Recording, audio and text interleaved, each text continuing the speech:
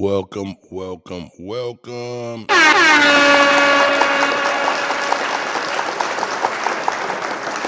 Hopefully the mic sounds good. I got new equipment, new software and shit like that. Been hooking that stuff up for the last day and a half. So hopefully I sound well, coming through great, whatnot. You know what I'm saying? Yeah. Another week. You know what I'm talking about? Yeah. Another week dealing with these backs. They smile in your face. All the while want to take your place. The backstabbers.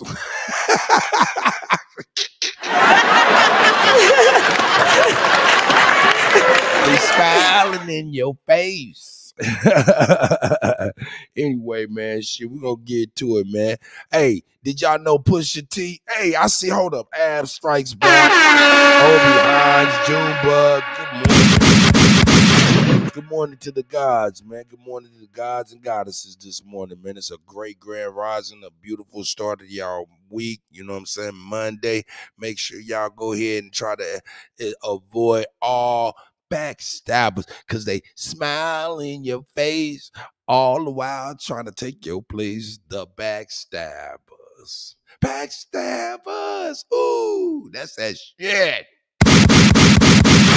Anyway, man, did y'all know Pusha T and Jim Jones was into it? Did y'all know Pusha T and Jim? Hey, Pierre, I see you, God. Yeah, Pusha T and Jim Jones into it. It's crazy, dog. This shit is dope, man. Say, man, I don't care if they strike on, bitch ass YouTube. Fair use is in use right now.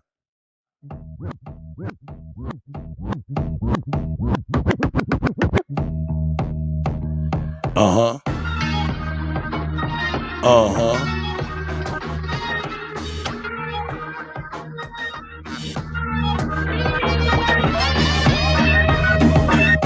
Hey.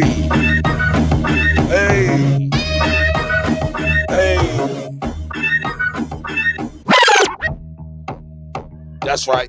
Uncle said, nigga, you must be sick. All you talk about is just get rich.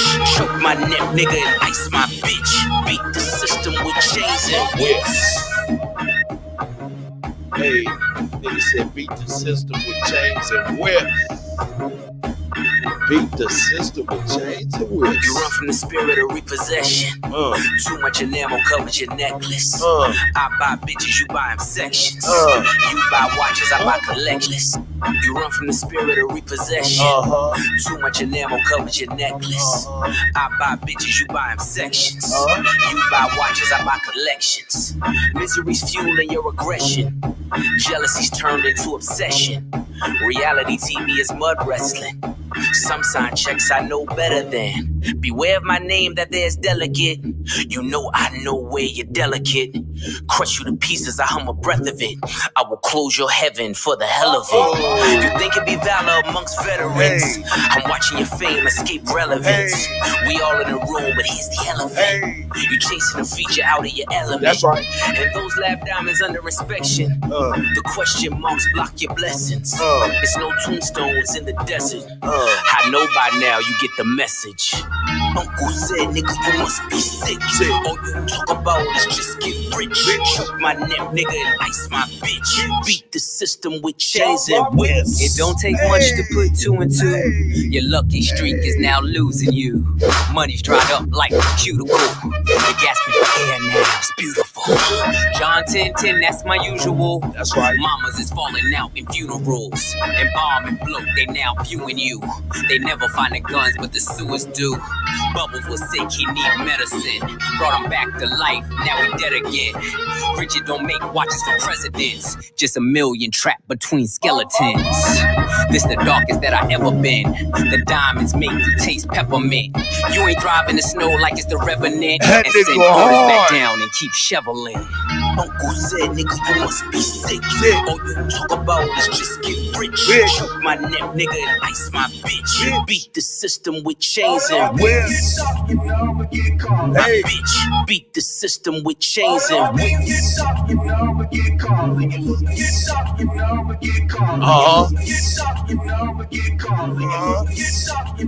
That's right.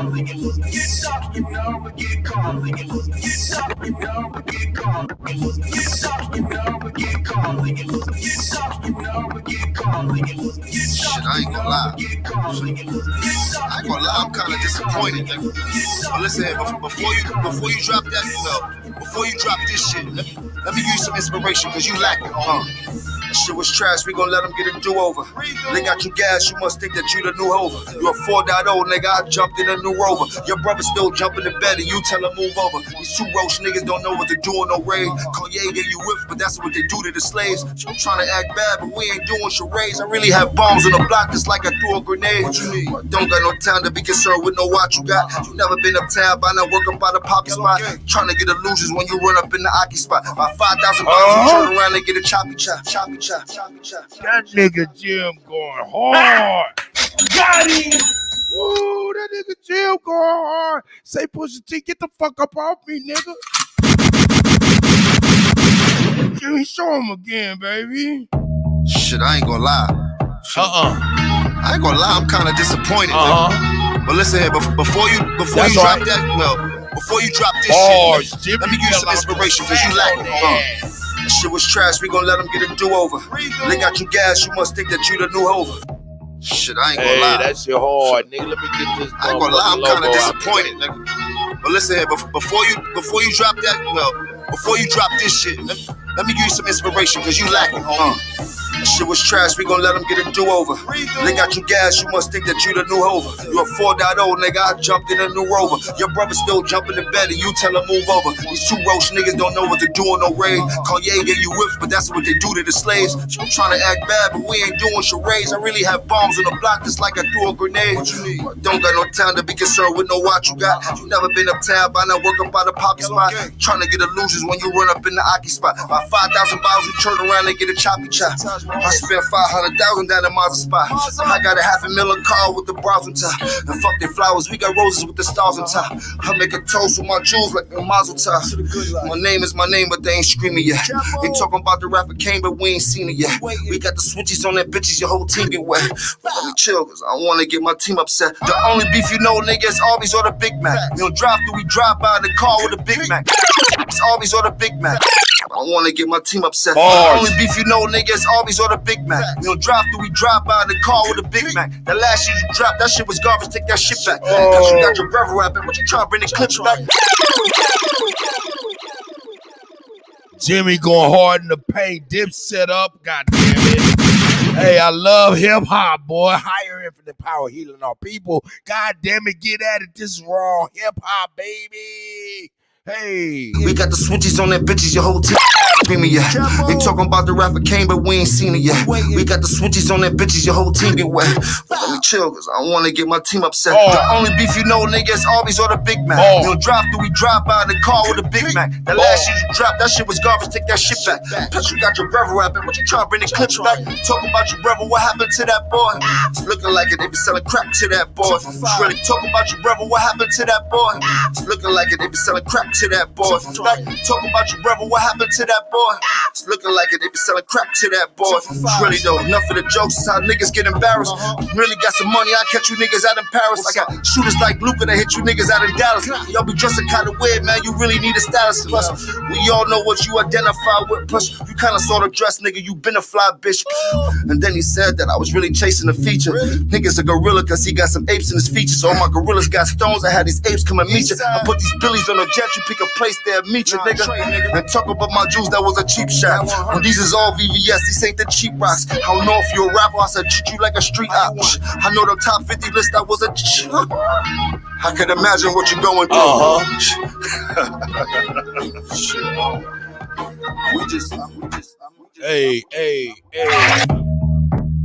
Hey, shout out to everybody, man.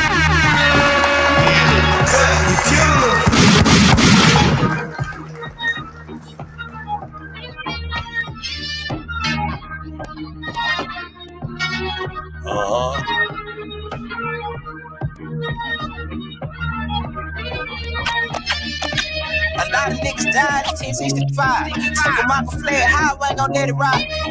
A lot of niggas died in 1865. Took them out for flare, how I ain't gon' let it ride.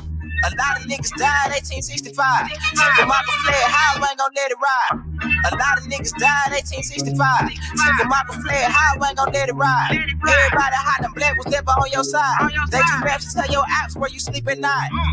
They put that white man on. Got you begging them for answers like that white man know. Had you swearing you was African, that's that white man home. Had you proud to be a savage, that's that white man's zone. And I ain't talking shit, this my definition. If being savage was our nation, y'all be non-existent.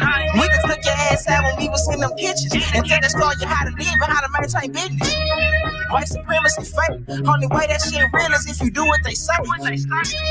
White supremacy fake. Only way that shit real is if you do what they say. We the God to the gate, so when they say they fear God, now you know what they mean. We the God to the gate, so when they say they fear God, now you know what they mean. Choose some, move some, choose some, move some. Put us in the same room, it gon' go down. Hit a nigga with that broom, he gon' go down. Choose some, move some, choose some, move some. Put us in the same room, it gon' go down. Hit a nigga with that broom, he gon' go down. They my niggas dying, they don't know the truth. How the hell you close to God, we don't know it's you. Yo, how the hell you supposed to survive, we don't know the shoot. He should've died, you let him slide, cause he look just like you. They my niggas dying, they don't know the truth. How the hell you close to God, we don't know it's you. Yo, how the hell you supposed to survive, we don't know the shoot. He should've died, you let him slide, cause he look just like you. I tried to tell him all skin ain't in. Everybody ain't your partner, everybody ain't your friend. How the hell they supposed to help when they the ones that put you in? They don't struggle how we struggle, they can't get it how we live. Can't be scared to die when we already dead. Either way, your life is stake no matter how you play. My higher self said we should choose remain godly. My lower want these motherfucking bodies.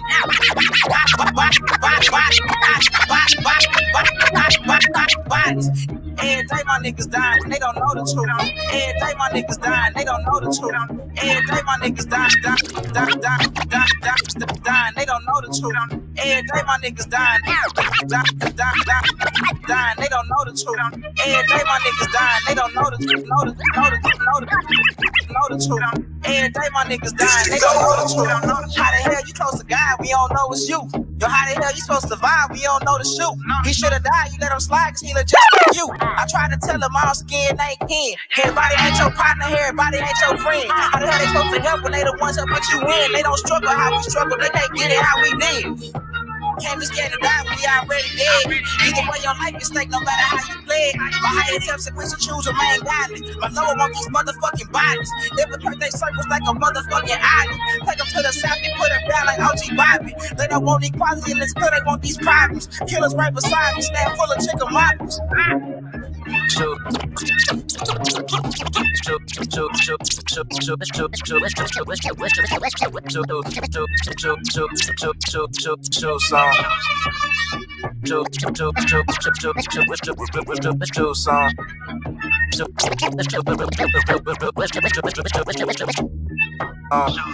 Move some, choose some, move some. Put us in the same room, it gon' go down. Hit a nigga with that broom, he gon' go down. Choose some, move some, choose some, move some. Put us in the same room, it gon' go down. Hit a nigga with that broom, he gon' go down. Put us in the same room, it gon' go down. Hit a nigga with that broom, he gon' go down. Choose some, move some. That's right. Move some. Put us in the same room, it gon' go down. Hit a nigga with that broom, he gon' go down. Choose some, move some.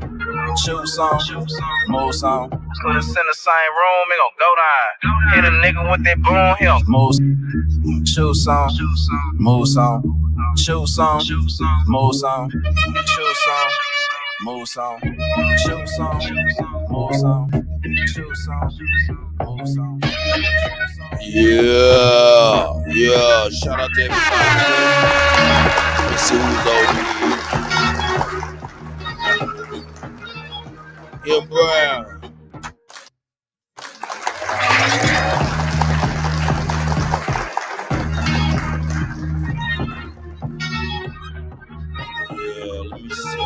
up real quick.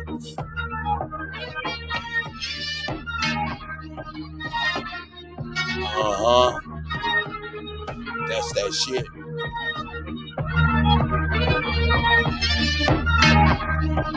That's that shit.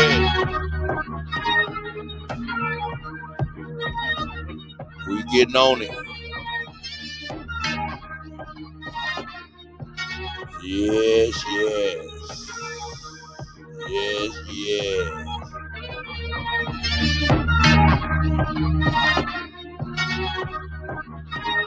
Hope y'all ready. Let me see what we got going on here, man. We got a lot of stuff going on today, man. Or this past weekend, all kind of shit going on, man. You know? All right, let's get this shit cracking.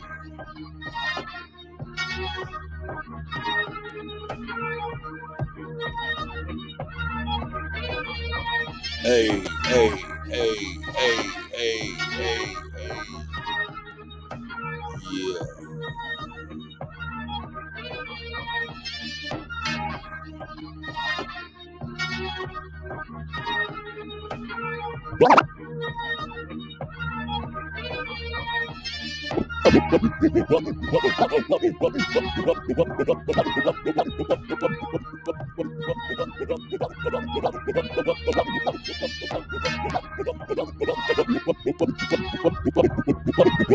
Well, that was fast. The West was having fever dreams and fantasies that Putin was about to be overthrown in a civil war. Yes, they called it a civil war, actually.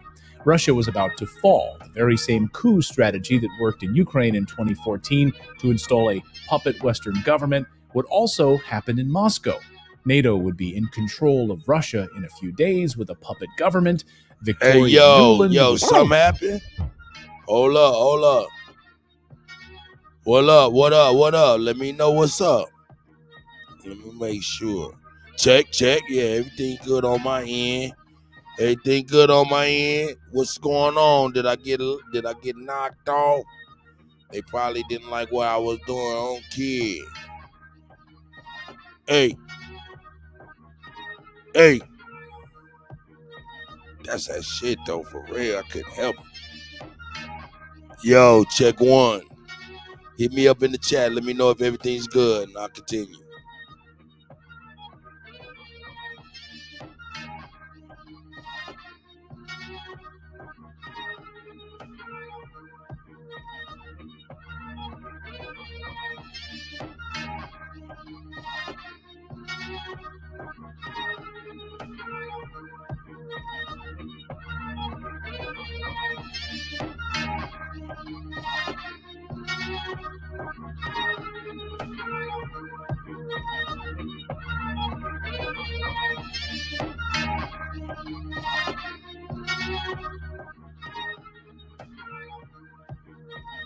Newland would get to pick out a new...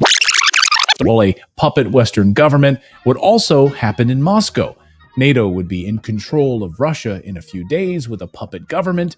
Victoria Newland would get to pick out a new apartment in Moscow. It was all very convenient. Instead, the coup has collapsed and forces are leaving. Patrick Lancaster just arrived in Rostov-on-Don and filed this report. I'm Patrick Lancaster, and right now we are in the center of Rostov-on-Don, Russia, with a special update for Redacted.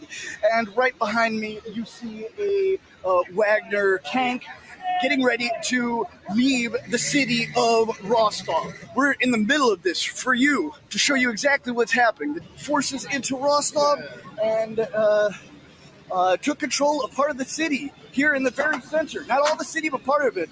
We've been trying to cover this from a distance as we've been driving 10 hours to get to this place right now to show you what's happening here on the ground, because the Western mainstream media won't.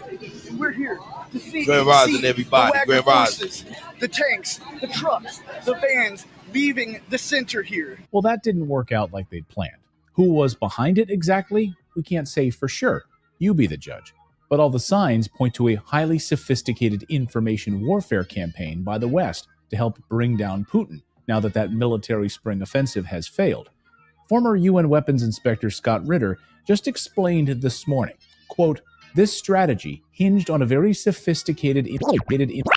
This strategy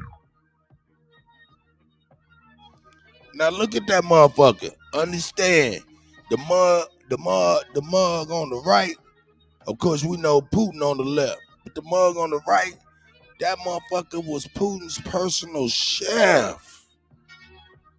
That's Putin's personal chef. That's crazy. Motherfucker went to jail for went to the penitentiary for robbing banks or something. You know what I'm saying? Get out, start a hot dog stand. Then he opened up another one.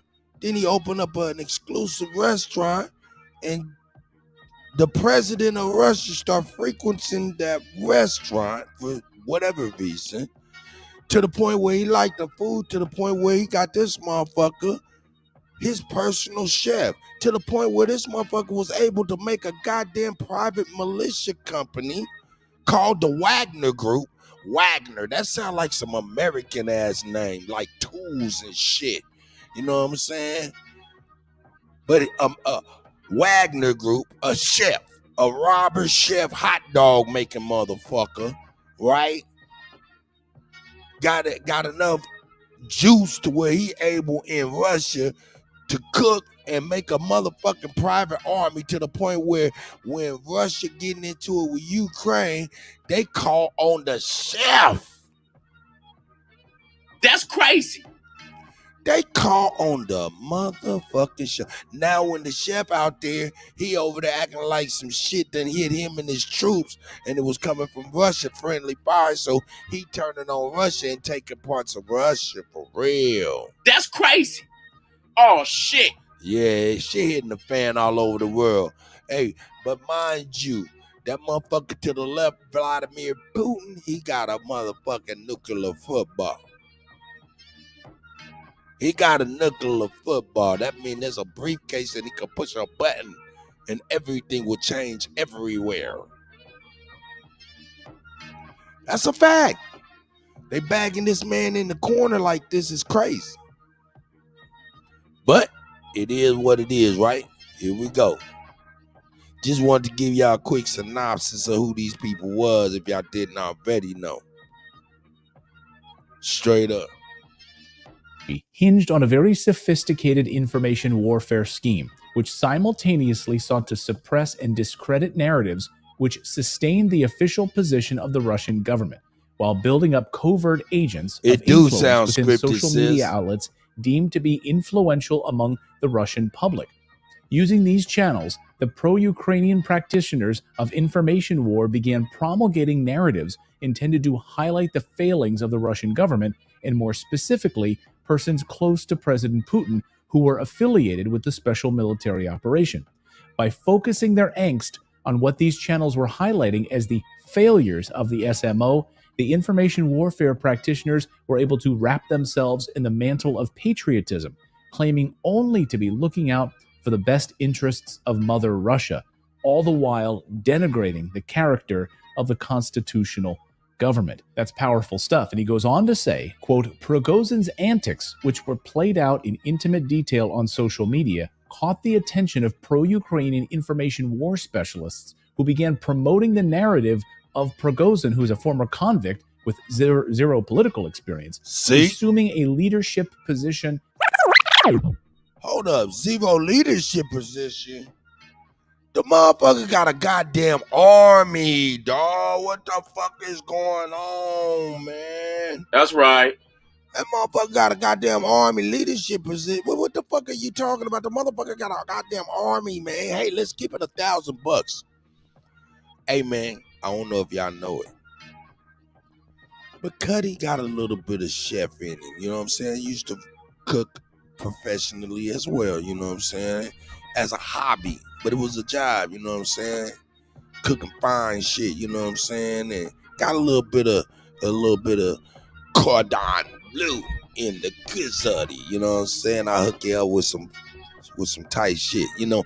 But reason I'm saying this is because as a cook, man, I mean, and a chef and shit, man, your team is like a little squad, a little squadron, a little brigade. That's what it's called, a brigade.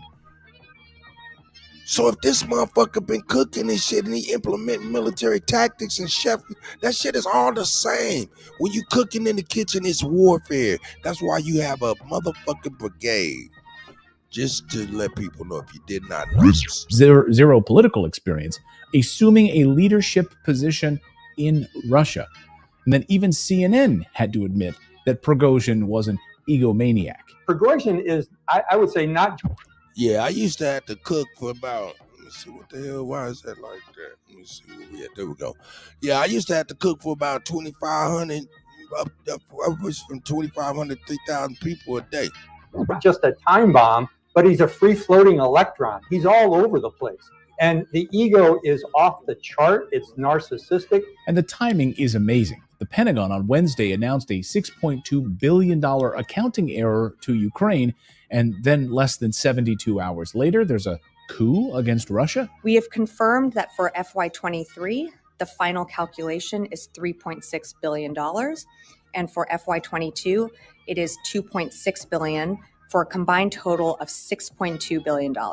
Who is that? These valuation errors in no way limit or restricted the size of any of our PDAs or impacted the provision of support to Ukraine. I don't believe in coincidences, but the timing is impeccable.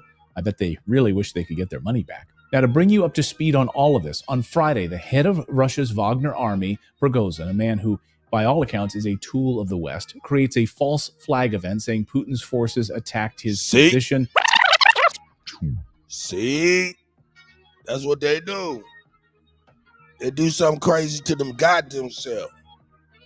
They do something crazy to their goddamn self and say you did it, so they have an excuse to do some more bullshit. Oh, this shit is wild. Tool of the West. Tool of Got them niggas in the back dancing and shit, you know what I'm saying?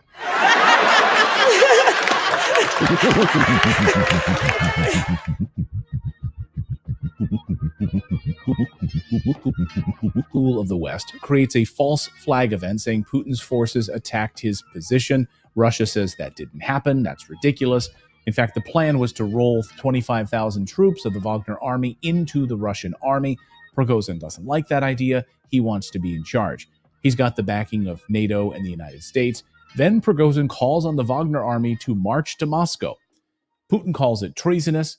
Mutiny, calls for the traitor Prigozhin to be arrested. Anything that can be used and is being used to subvert us from within. And therefore, any actions that split us is a betrayal of your people, betrayal of the comrades that are fighting on the front line, a knife in the back of our people. And then about 2 hours later, it's all over. Videos emerge showing the Wagner army embracing citizens, yes, hugging and celebrations on the street, taking selfies before heading back to their field camps. Prigozhin gets exiled to the allied country of Belarus, where he's going to be protected as a free man by all accounts, and perhaps he'll get to live out his days. Now, did you hear that? That motherfucker got ran out of Russia trying to do a goddamn coup. Where did he run? He went to the allied places. Hold on. The allied country of Belarus. The allied country. What do they mean by allied country? Do they mean like, you know what I'm saying, NATO allies? Are they saying people that's within NATO? He started some shit in Russia, tried to do some shit, it didn't work, and he had to get the fuck out of Dodge, back to the people who helped him start some shit? Is that what's going on there? I don't know. Is that what's going on? That's right. I think so. That's crazy. I know.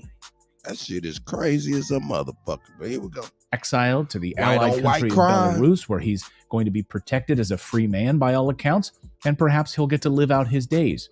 And the plan failed. Even Zelensky's top advisor in Ukraine, Podolyak, released a message wondering why Prigozhin didn't follow through with the plan to continue on to Moscow. Hey, you didn't follow the plan. So Ukraine is pissed. Oh, see that? He said you didn't follow the plan. Oh God, that motherfucker. Now understand this, a Putin chef. They talking about on Twitter. You didn't follow the plan. Podolyak released a message. That's if you believe what the fuck that shit say. All right, man, man. I don't know what the fuck that shit, but if you believe what that shit say, that's what he say, man. Why ain't the Ukraine dude like, yo, why ain't you follow the plan, brother? We had a plan. You ain't follow, you ain't stick to it. Now we fucked. Message wondering why Prigozhin didn't follow through with the plan to continue on to Moscow. Hey, you didn't follow the plan. So Ukraine is pissed. Prigozhin let us down. You let NATO down. This might be the shortest failed coup in history. Not exactly what the West was hoping for. The situation was resolved without anyone being killed. An agreement reached that the Wagner forces would return to their camps. Some of them would sign contracts with the Ministry of Defense if they wished to become part of the broader Russian army. As for the rest of the fighters, will they be prosecuted? We don't know at this point. But in other words, we identified the rats, the traitors through this event. We identified those who were not... Yeah.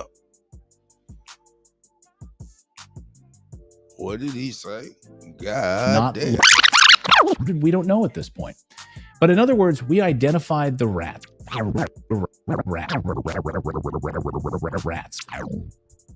Yeah, he talking about rats. Oh shit. Why are you so invested in what you deem as rats? Why are you so invested in that shit? That don't make no sense to me, man. Why you calling them? I guess they are sneaky rats. Rats. The traitors through this event. We identified those who were not loyal to Russia, they'll say. This is very similar to what happened after the war started. Those who weren't loyal to Russia left, and many in Russia said, hey, fine, good riddance. But of course, over the past few hours, the Western media wanted you to believe something entirely different. This was the greatest threat to Putin in history, they said. The Western media wants you to believe that what you saw over this weekend was Russia collapsing, a civil war. See this as a clear sign of Putin's failure, they said. What we're watching is Putin on the brink. Yes, multiple newspapers saying this is Putin on the brink. Or my favorite headline, Putin has suffered a mortal blow. Yes, he was mortally stabbed. He's dying right now. So we're watching something very big indeed happening, but it's not exactly what you think. These are the last desperate throes of a Western hegemony trying anything they can do to stop the inevitable. And we are at the most dangerous point in this war right now, the chaos. There's nothing more dangerous than a person losing power. They do crazy things. Sentiment has changed, and the West knows this. Last year, across most of Europe, when you traveled to the major cities, you would see massive amounts of Ukrainian flags being flown everywhere, on street signs and on bars and outside of streetlights, all over the place, subway stops, train stations. This week I was in Lisbon, Portugal, an area once had many Ukrainian flags all over the place. Guess what? They're all gone. The massive Ukrainian flag that hung above the port in Kuttack, gone. Ukrainian flags in the train stations, gone. The billboards telling you must support Ukraine. These were in intersections and roundabouts, gone. Now that the spring counteroffensive has failed, the West is getting dangerously close to making a massive mistake. Overnight, Putin threatened the United States, don't you dare try to take advantage of this coup and do something stupid. So we are at the most dangerous moment in this war right now.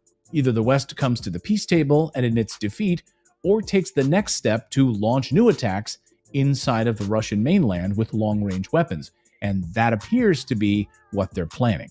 This is, in fact, the most dangerous moment in this war so far. That's the news update for now. Now here's the sponsor for today's special video. Yeah,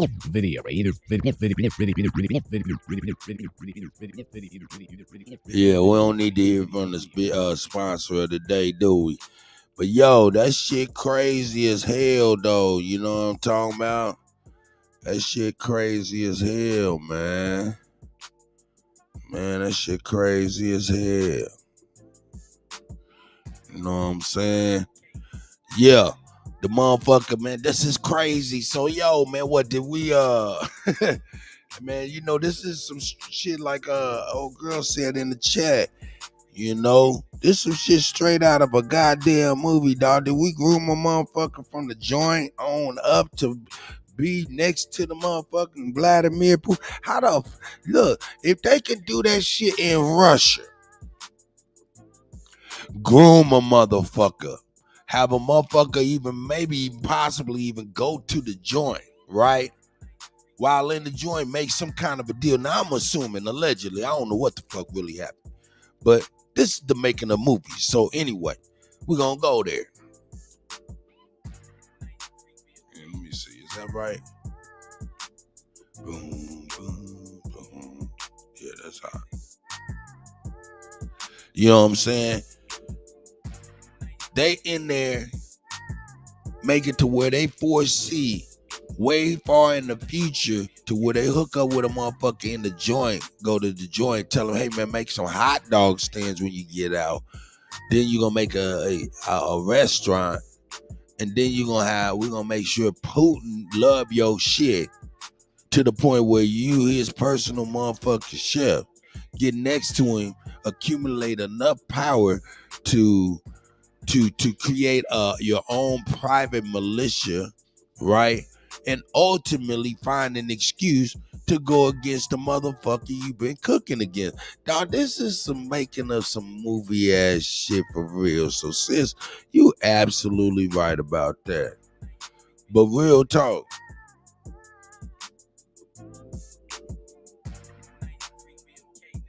Yeah, that's that shit. Yeah, man, shit, man, that shit is crazy.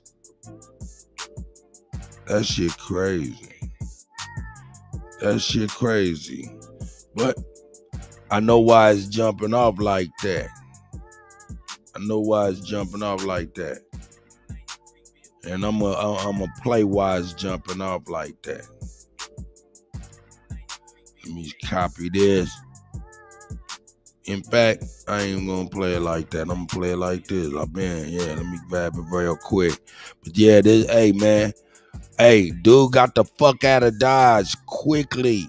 He got the hell out of Dodge very quickly. He got the hell out of Dodge quicker than shit. Because your boy Vladimir Putin is not a motherfucking joke. That motherfucker ain't a goddamn joke, and they must already know it. They must already know it. So let me put this in here real quick. Well, let's jump off real quick. We get rid of that.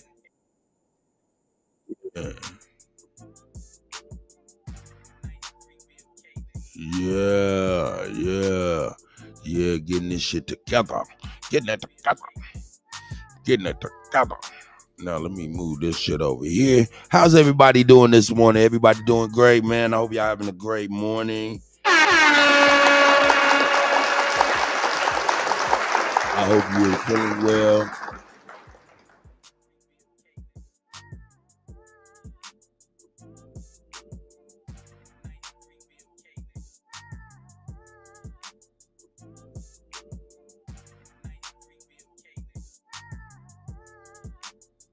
You know what I'm saying? It's a beautiful day. I'm looking outside. Sun's came up, man. It's beautiful outside. I hope everybody's having a beautiful morning.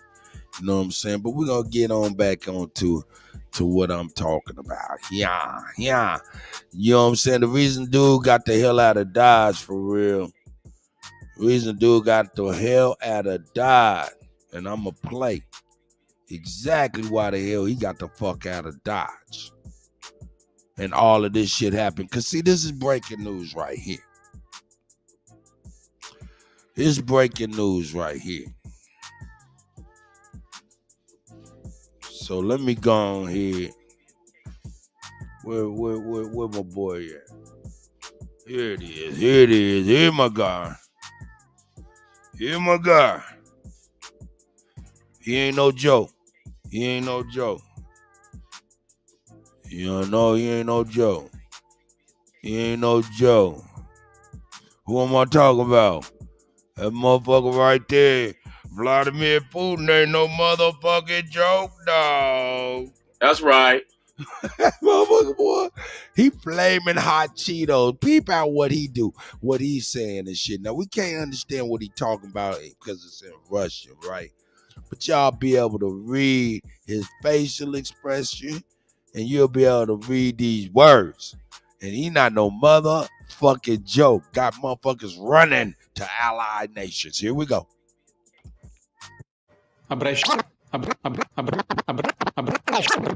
Обращаюсь к гражданам России, к личному составу вооруженных сил, правоохранительных органов и специальных служб, к бойцам и командирам, которые сейчас сражаются на своих боевых позициях, отбивают атаки противника. Делают это героически, зная, сегодня еще раз ночью говорил с командующими всех направлений. Обращаюсь и к тем, кого обманом или угрозами втянули в преступную авантюру, толкнули на путь тяжкого преступления, вооруженного мятежа. Россия сегодня ведет тяжелейшую борьбу за свое будущее, отражает агрессию неонацистов и их хозяев. Против нас направлена фактически вся военная, экономическая, информационная машина Запада. Мы боремся за жизнь и безопасность наших людей, за наш суверенитет и независимость, за право быть и оставаться Россией, государством с тысячелетней историей. Эта битва, когда решается судьба нашего народа, требует единения всех сил, единства, консолидации и ответственности, когда в сторону должно быть отброшено все, что ослабляет нас. Любые распри, которыми... Whoa, Putin said ain't no GMO foods being grown or sold in Russia. You are considered a terrorist. Wow, shout out to him for that, goddammit. I mean, wish he was over here, but at least it's for somebody. Shit, if you ain't no motherfucker hater, man, you could be happy for the people that it is for. Here we go. Которыми могут воспользоваться и пользуются наши внешние враги, чтобы подорвать нас изнутри. И потому действия, которые раскалывают наше единство, это, по сути, отступничество от своего народа, от боевых товарищей, которые сражаются сейчас на фронте. Это удар в спину нашей стране и нашему народу. Именно такой удар был нанесен по России в 1917 году, когда страна... He said, yo, we're gonna go back to 1917 when this shit happened before. He like, man, let me put some history on y'all, man, and let you know exactly what we're gonna do in the future. Here we go. В 1917 году, когда страна вела Первую мировую войну, но победу у нее украли. Интриги, склоки, политиканство за спиной армии и народа обернулись величайшим потрясением, разрушением армии и распадом государства, утратой громадных территорий. В итоге трагедии гражданской войны. Русские убивали русских, братьев. А корыстную выгоду извлекали разного рода политические авантюристы, да зарубежные силы, которые делили страну, рвали ее на части. Мы не дадим этому повториться. Защитим и наш народ, и нашу государственность от любых угроз. В том числе от внутреннего предательства. А то, с чем мы столкнулись, это именно предательство. Непомерные амбиции и личные интересы привели к измене. К измене и своей стране, и своему народу, и тому делу, за которое бок о бок с другими нашими частями и подразделениями сражались бойцы и командиры группы «Вагнер». Герои, которые освобождали Солидар и Артемовск, города и поселки Донбасса. Сражались и отдавали свои жизни за Новороссию, за единство русского мира.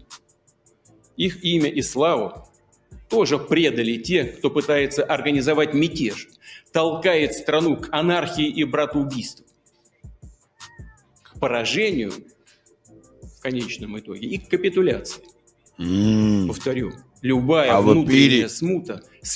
Any trouble at home is a deadly threat to our statehood. He's speaking directly to these motherfuckers, got them moving around today. Смертельная угроза для нашей государственности, для нас, как нации.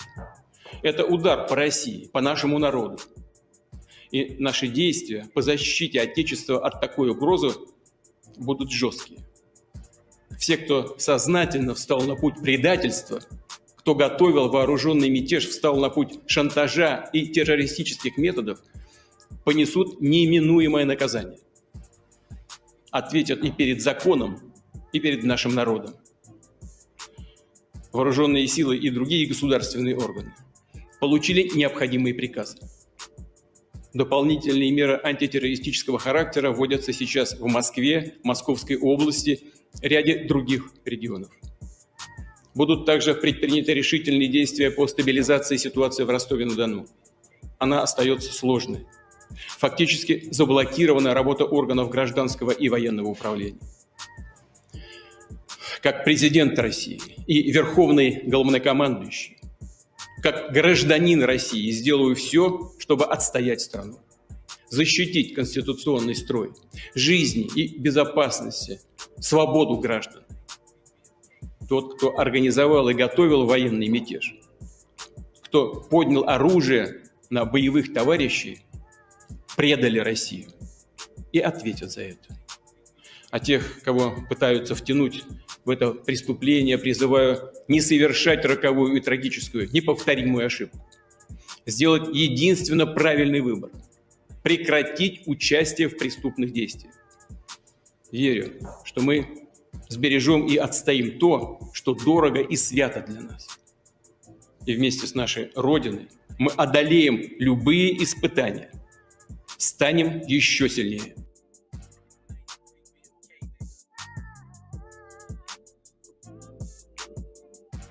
Oh yeah, man, this shit crazy. This shit crazy. He not bullshitting. He was not bullshitting about what he was speaking on. He said everybody is definitely knowing exactly what to do. You know what I'm talking about? Straight up. You know, he not bullshitting. He over there representing his country, and he ain't having none of that bullshit. I ain't mad at him, man. That's a strong motherfucking president. You know what I'm talking about? You know what I'm saying? That motherfucker wrestle bears. Our motherfucking president falling upstairs. That motherfucker wrestle bears. Our motherfucking president falling upstairs. You know what I'm talking about, dog? Hey, I ain't gonna front. It's real. So I ain't gonna trip. I ain't tripping. We gonna get on back to the shit though. Bring these current events.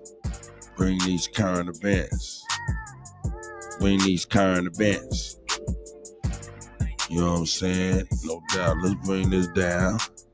Let's get back where we going. Get over here. Motherfucking dogs, man, before they run after and bite some motherfucking body crazy motherfucker. Get your ass in here and sit down somewhere, man. Yeah, y'all get real life Kutty on YouTube straight up, man. My air day, you know what I'm saying? These motherfucking crazy ass goddamn dogs and shit, and kids and grandkids.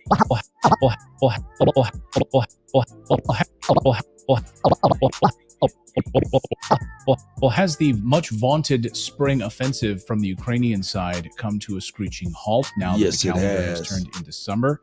Well, that's what we heard yesterday from Russian President Vladimir Putin, who says the signs are that the strategic reserves from Ukraine have been depleted and that their counteroffensive has come to a grinding halt.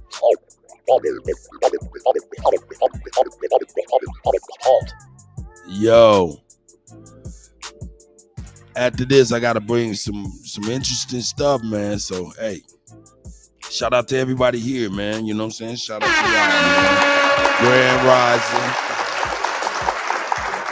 Beautiful start to the week. Positive energy to everybody. Hey, I advise everybody before you go to work or go into wherever you're going or do whatever you got to do, take your shoes off, take your socks off, and walk in the grass at least for 20 to 60 seconds, just so you can let some of that built up negative energy flow to the earth, to the ground, to the negative, so you can fill yourself with positive energy from the sun. So yeah, man, take your shoes off, take your socks off, walk around in the grass for 20, 30 seconds, you know what I'm saying, 60 seconds, as long as you possibly can, just to get rid of negative energy that's built up inside of you. You know what I'm saying? And the sun will replenish it with positive. So, man, happy Monday, everybody. Here we go. So what does this mean? Take a listen. Мужики наплатили 245 танков против и примерно 678 бронемашин разного типа. И, судя по всему, противник занимается тем, что сейчас комбинирует из бригад, которые понесли серьезные потери.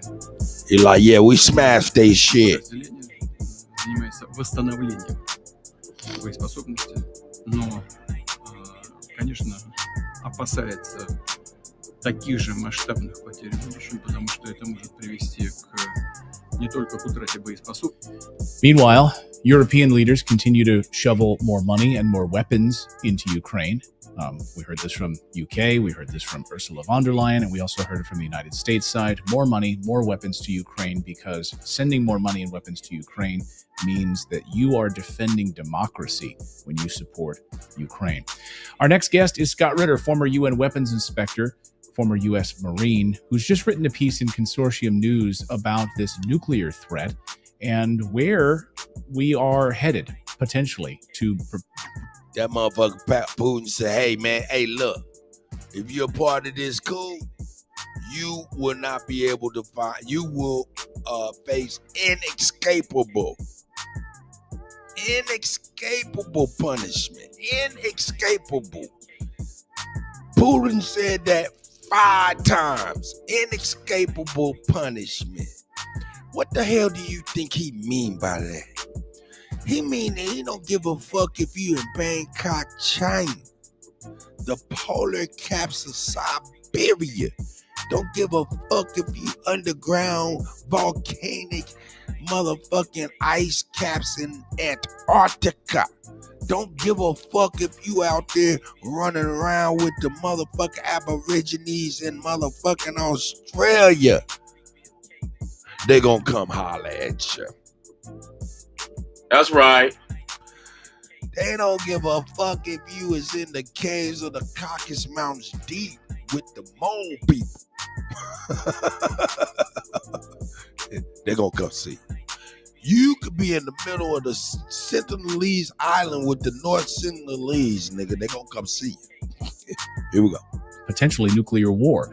Scott, thank you so much for joining us. Welcome back to the show. Thanks for having me. So I want to unpack all of these things. I first want to touch on your most recent piece, which we heard from President Biden over the past 48 hours on a fundraising trip, by the way, that he's been warning us, of course, about Vladimir Putin. So he thinks that there's a real possibility that Putin's going to use nuclear weapons. And meanwhile, the other side, on the Russian side, seems to be saying the exact opposite. So you've written this new piece on that specific question on nuclear war. Can you unpack that? Explain to us what your piece is about and where we're headed in this mess right now. Well, I think we need to understand, first of all, that we live in a world where there's 2 competing nuclear doctrines. One is the American nuclear doctrine, which Biden has inherited from Trump, who inherited it from Obama, who inherited it from Obama,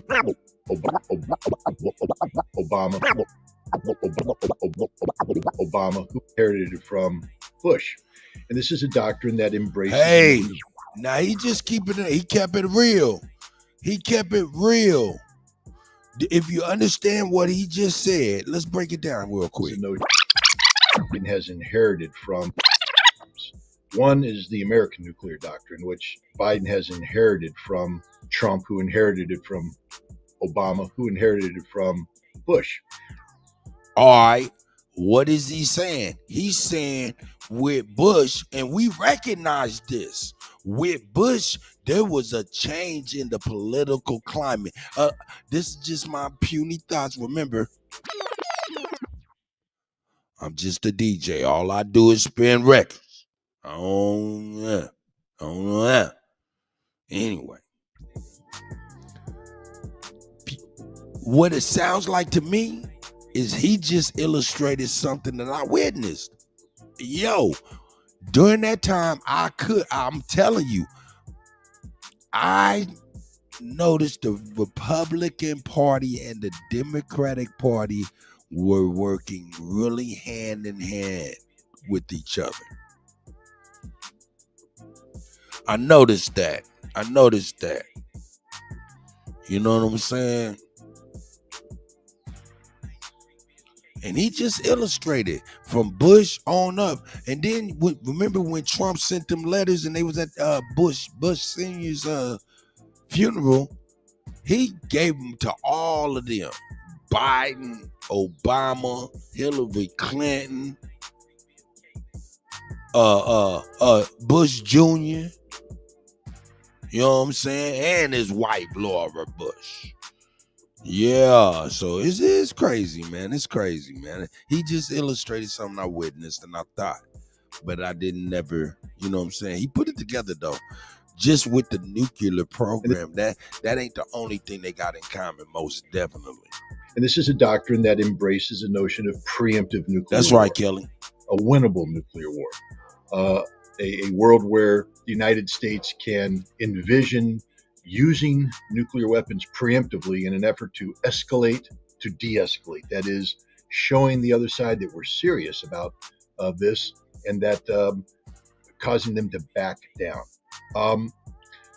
And you know, we have to keep in mind that the doctrine that exists under Biden is the doctrine that was in place when a senior Trump administration defense official said, our goal in having this doctrine, and this is a direct quote, our goal is to ensure that every morning when the Russians and Chinese wake up, they don't know whether or not we're going to nuke them. That's the American nuclear strategy. I want people to understand. Let that sink in. And that's the Biden strategy. This is the strategy that Tony Blinken has behind him as he goes forth and does his aggressive policies. The strategy that Jake Sullivan is backed up with when he makes his aggressive policies. And it's the strategy that should be bouncing around inside the muddled brain of Joe Biden when he says ridiculous things such as, I've been warning everybody about Putin. I've been warning them that, you know, the threat of nuclear war is real.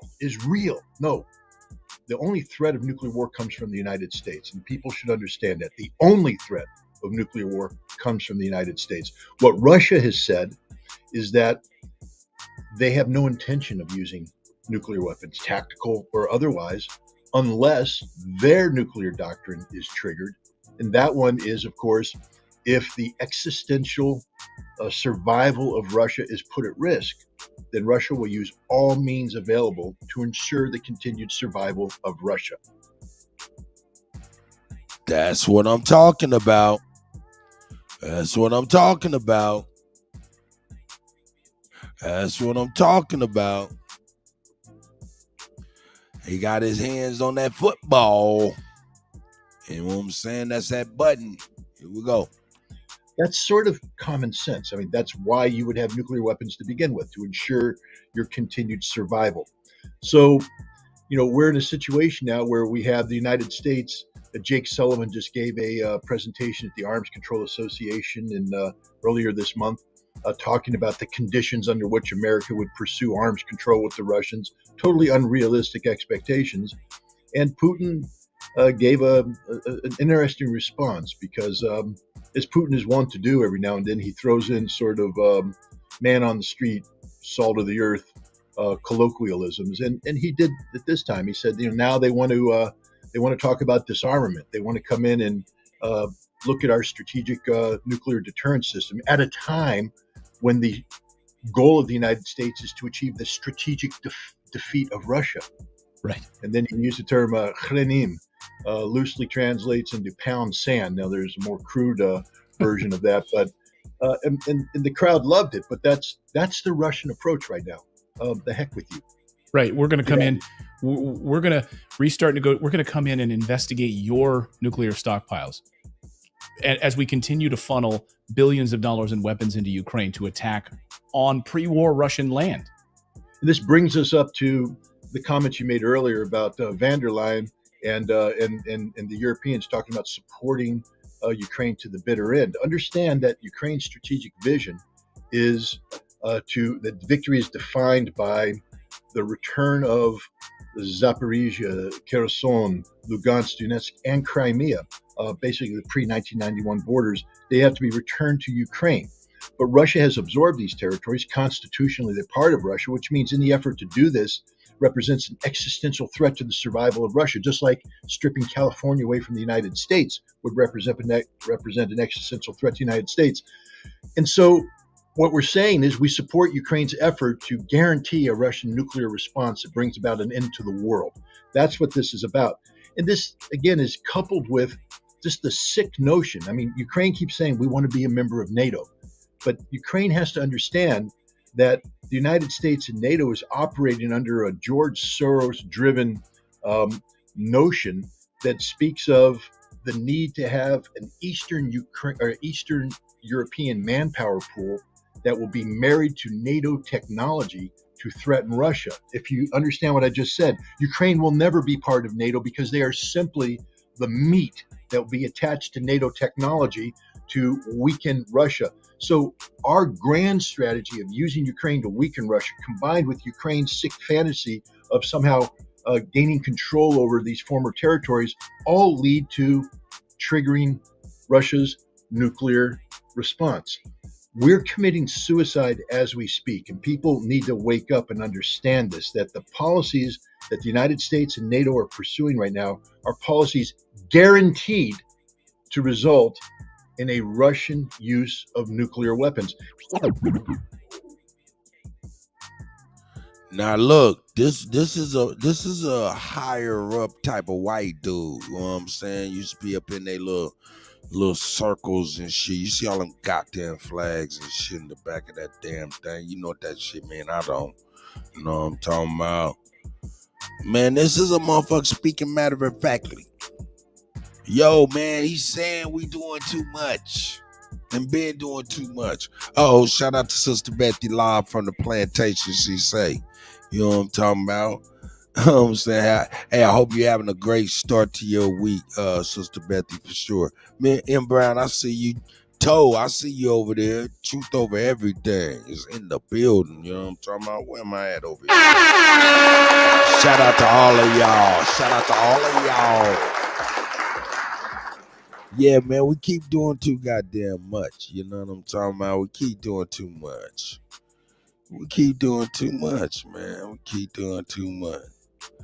But you know, hey, that's the nature of who we is, right? That's the nature of who we is. That's the nature in which who we are. But you know what? I seen something else, man, that was crazy too.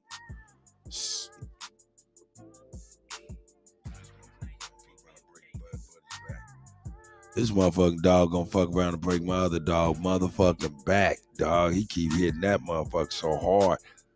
Hey. Hey. Gage. Sit on down. Sorry about that. Yeah, I seen something else, man. I guess, you know what I'm saying, they coming out with truths more and more. You know what I'm saying? So yeah, man, shout out to Redacted once again. Let's get it. When you think of 9/11 2001, you'll likely think about the Twin Towers collapsing in Midtown Manhattan. But what you might not know is that another building in New York City collapsed that day. That building was called 7 World Trade Center. Many just call it Building 7.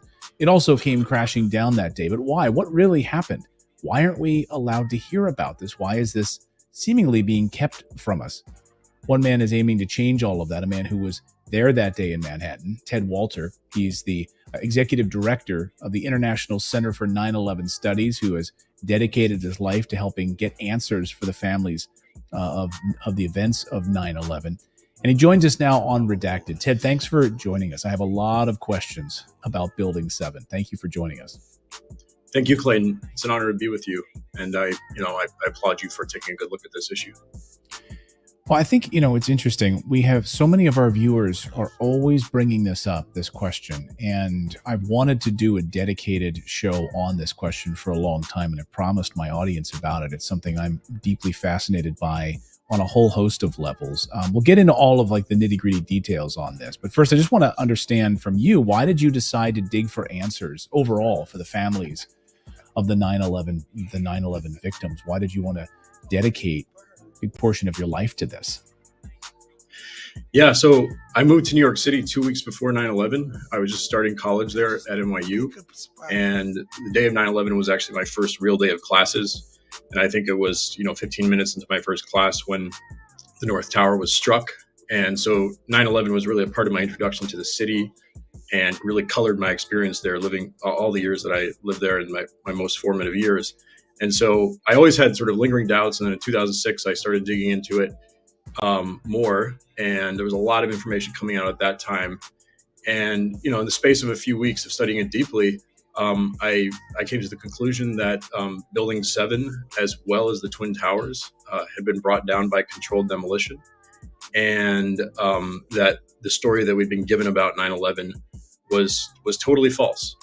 And, a lot of people react in different ways when they come to that conclusion. And for me, I was, I couldn't help it. I couldn't tolerate that this huge lie, this huge deception had been perpetrated and was sort of dictating so much of our, the way that our society was organized, our policies, just culturally, it had a profound impact, obviously. And so I just, I ever since then, I've had this burning desire to try to correct the record on what happened that day, to try to help steer the direction of our country or in a different direction, in a more positive direction, get us away from the policies, the permanent war that's been perpetuated since. And over the years, I've grown very close to many 9/11 family members who have been involved in the same struggle. And to this day, almost 22 years later, are still trying to expose the full truth about what happened to their loved ones, and to get justice and to get answers, and to try to ensure that something like this never happens again. So it's just a deep, sort of profound spiritual drive to correct the record on this and live in a society that is not governed by such a profound deception and lie. Well, thank you for that. That's why you're here. That's what our show is dedicated to. So you have an open forum this afternoon for us to be able to talk about this. So in 2006, you mentioned a lot of information was starting to come out. You started to see things that were challenging your belief system. Was there one particular piece of evidence that was shared with you or you discovered that changed everything for you? Were you in the belief system that jets hit large aircraft hit the World Trade Center? That's what brought it down. They've been lying like a motherfucker. And we didn't know about Building 7 really at all. So what hey, listen, hold up. Started. Hey, man, I'm going to be honest with you. I only know about 2 buildings, dog. And maybe another building that was close to them. It might have been that building. I thought it was called 10, but I could be wrong. That shit crazy, man. Man, look at the government. To uncover in 2006. Yeah, it was looking at both at the Twin Towers and Building 7. I think in the case of Building 7, if you just look at it, your first suspicion has to be that it was a controlled demolition. The way that it comes down symmetrically, straight into its footprint, and you learn that steel frame buildings have never collapsed due to fire. So why did 3 come down in one day? And you look at Building 7 and you say, well, unless there's overwhelming evidence to the contrary, this was a controlled demolition. And there isn't overwhelming evidence to the contrary. All of the evidence points in the direction of it being a demolition. Some of the most good morning, rock solid evidence relating to Building 7 and the Twin Towers is the evidence morning, of extremely high. Good morning, all the ladies and all the gentlemen up in here. Ladies and gentlemen, Grand Rising, happy Monday. While we look at this, at this white man, tell us about a building that they, man, come on, man, they did a whole bunch of shit. Allegedly. Here we go. Particles of iron and other materials that reached several thousand degrees in temperature. There's no reason that those materials would be in the dust those kind of particles be in the dust unless there was a very, extremely hot event that happened in the destruction of the buildings. You actually had molten metal pouring out of the South Tower before it came down. And this, the official explanation came down. I was seeing that shit, but I thought that was just fire. Hey man, that shit was about damn near, that was 24 years ago. I remember seeing that shit. We got the power to control slow motion. That shit crazy. That shit looked like somebody welded. And this, the official explanation is that this was, aluminum from the aircraft that had melted and was pouring out of the building. But aluminum at the temperature it would have reached would not be this bright yellow orange molten metal. It would be silverish, and so it's right there in front of you. And I think the thing that most affected me at that time was really understanding that the tops of the towers came down, almost at free fall, and yet, which implies no resistance whatsoever from the structure below, and yet all of the materials in both buildings were completely pulverized. The steel structure was completely shattered, and so which implies a huge collision of materials. If you're going to have that much destruction, the top really has to slow down and be crushing what's below it, and it doesn't slow down. As if you measure it, it constantly accelerates. So the idea, the only thing that could reconcile the fact that it came down so quickly at almost free fall, and yet there's this huge destruction of materials, pulverization of all the concrete, is that it was explosives doing the job. Oh shit! That's right. That's crazy. Oh shit. Oh shit.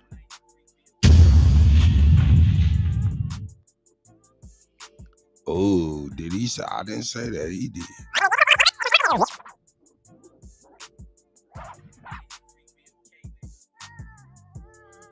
Word, King. Shout out to King, man. Shout out to Kimmy King. You know what I'm saying? Yeah, let me know what adjustments need to be made. You know what I'm saying? Things can be done like that. You know what I'm saying? With you on the phone.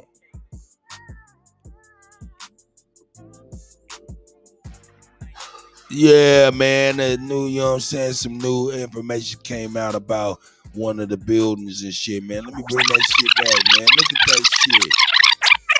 We'll bring you on back. Think I won't when I will. Almost at free fall.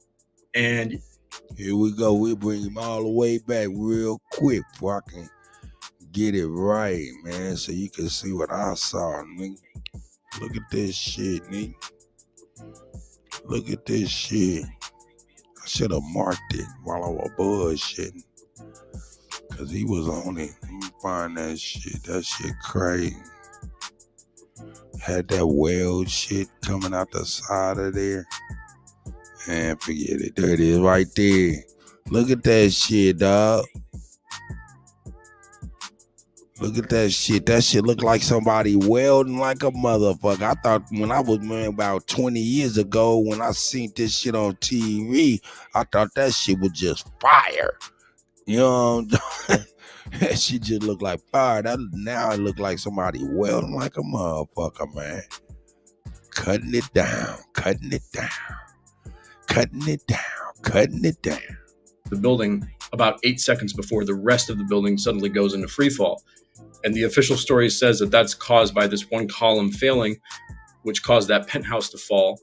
And then you get this chain reaction of all the other columns starting to fail, first in the core and then in the exterior. But if you had all that happening, you would see a tremendous amount of deformation on the outside of the building. You would see all this stuff happening. And if you look at their computer models, it's a sort of a combobulated mess of columns failing. And if you look at the video, there's nothing happening. It's motionless. And then it goes into free fall. And if you had a chain reaction of structural failures, you'd see sort of one part of the building start to fall first, start to like cave in first, and then the other part, and then it would sort of like in a very uncontrolled, messy way might start to tilt or whatever. But the idea that just comes straight down is clear-cut evidence that all the columns were removed at the same time. As to that upper penthouse, we believe, and I think Wow. the evidence, So they saying that building didn't have nothing to do with them other two buildings, was brought down anyway, is what they're saying allegedly, correct? That's some evil shit. Cause man, if one person in that building, you know what I'm saying? If one person was in that building,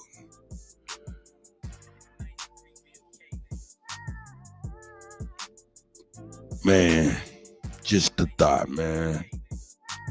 But see, they come out with this shit. They make sure they put out laws where you can't access the truth until well after these motherfuckers is dead or too old to where you're like, man, we can't get them, motherfucker. We can't do nothing with him. He on his way out.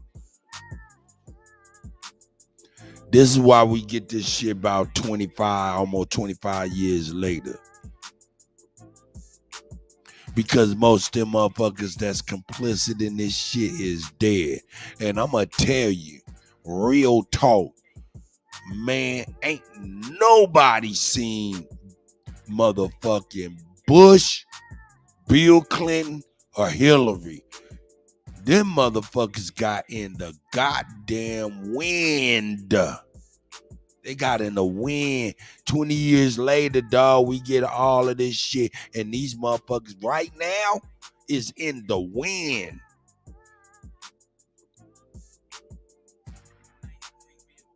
Just a thought.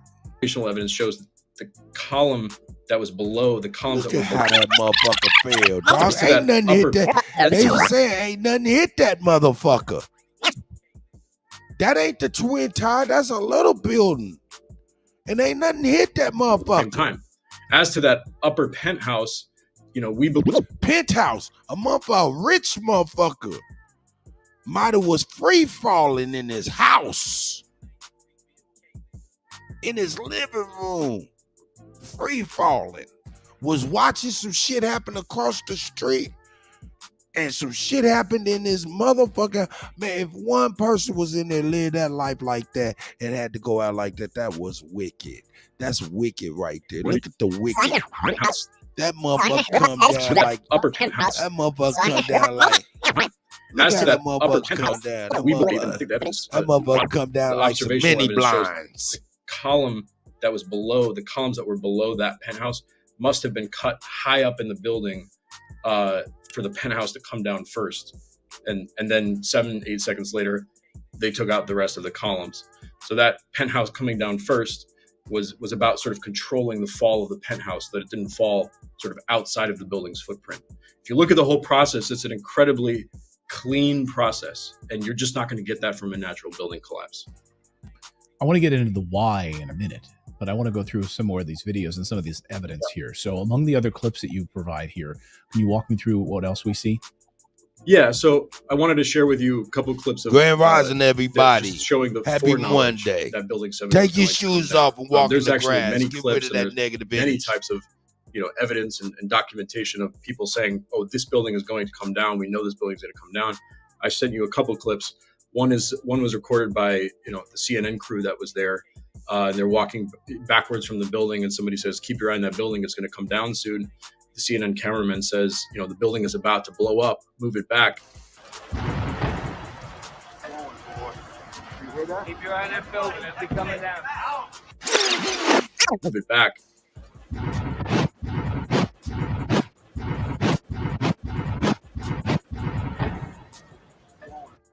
Cut, you killing them.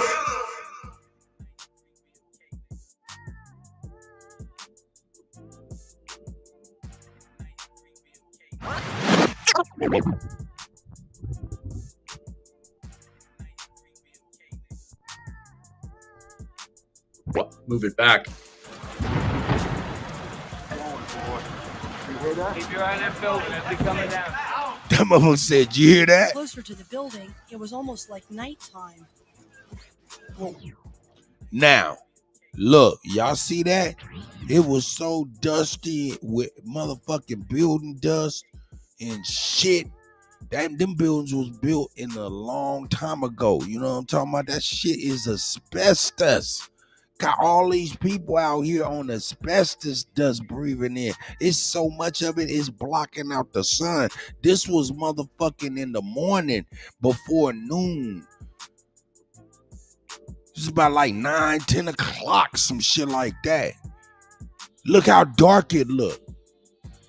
That shit crazy. What was left of the building was a fiery hulk. The firefighters thought it might collapse. Pieces of the building kept falling.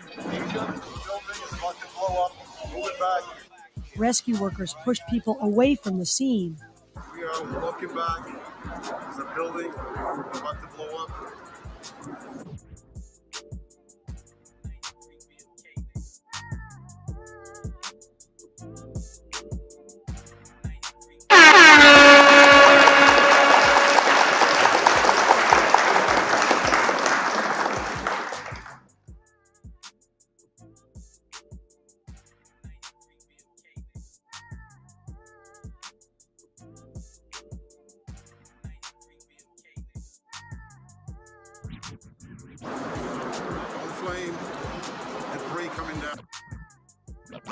In the other clip, you have a firefighter, David Restuccio, tell Brian Williams on MSNBC that they had reports all day that the building was damaged and that it might come down or would be taken down. We are on the phone with New York Fire Department Lieutenant David Restuccio. Lieutenant, where are you right now?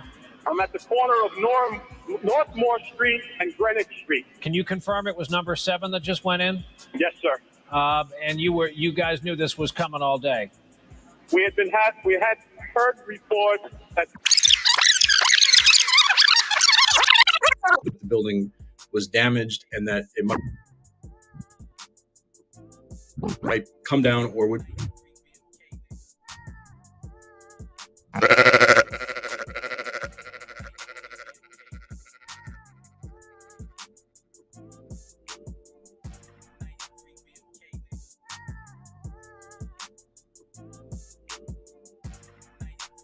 Would be taken down. We are on the phone with New York Fire Department Lieutenant David Restuccio. Lieutenant, where are you right now?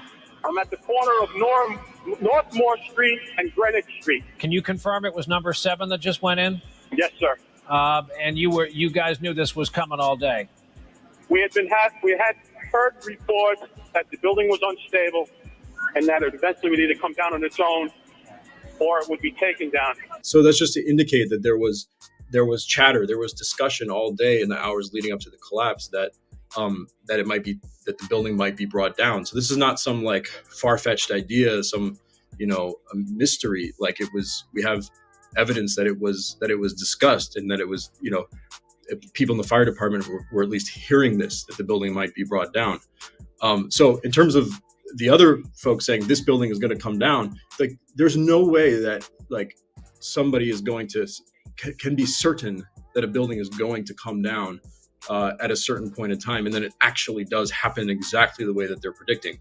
The city officials started saying as early as 11 a.m., 11:30 in the morning, just an hour and a half after the Twin Towers went down, that Building 7 was going to come down, and they were saying it with certainty. 5-6 hours in advance. This is it's never happened before. So there's, yes, the towers had just come down, but you might be concerned about certain buildings in the area. Like, there's a risk here. We need to be cautious. But to like hone in on Building 7 and say, this building is going to come down. We got to get people out of here. And then it actually does come down in the exact manner of a controlled demolition indicates that the warnings that were being put out that the building would come down ultimately came from people who knew that the building was going to be brought down. You then fast forward to like a month after, and you see reports in the New York Times saying engineers are baffled by the collapse of Building 7. They can't explain it. They're stunned. And even 6 years later, the people at the National Institute of Standards and Technology investigating the collapse said we've had trouble getting a handle on Building 7. They were investigating. Yeah, you ain't gonna be able to get a handle on it. Why? Because motherfuckers is lying. And in order for you to get a handle on it, you have to get what's known as an understanding. And you'll never get that understanding when you're under the liar's foot when you're under the standing of a liar. That's it. The shit coming out is how we starting to figure out what really happened. Here we go. Beating it for like 4 years, and they're still having trouble. And why? Why? Because we want to know the wickedness of these people who call themselves in control in the events in which they motherfucking manufacture, and the despicable nature in which that shit could be.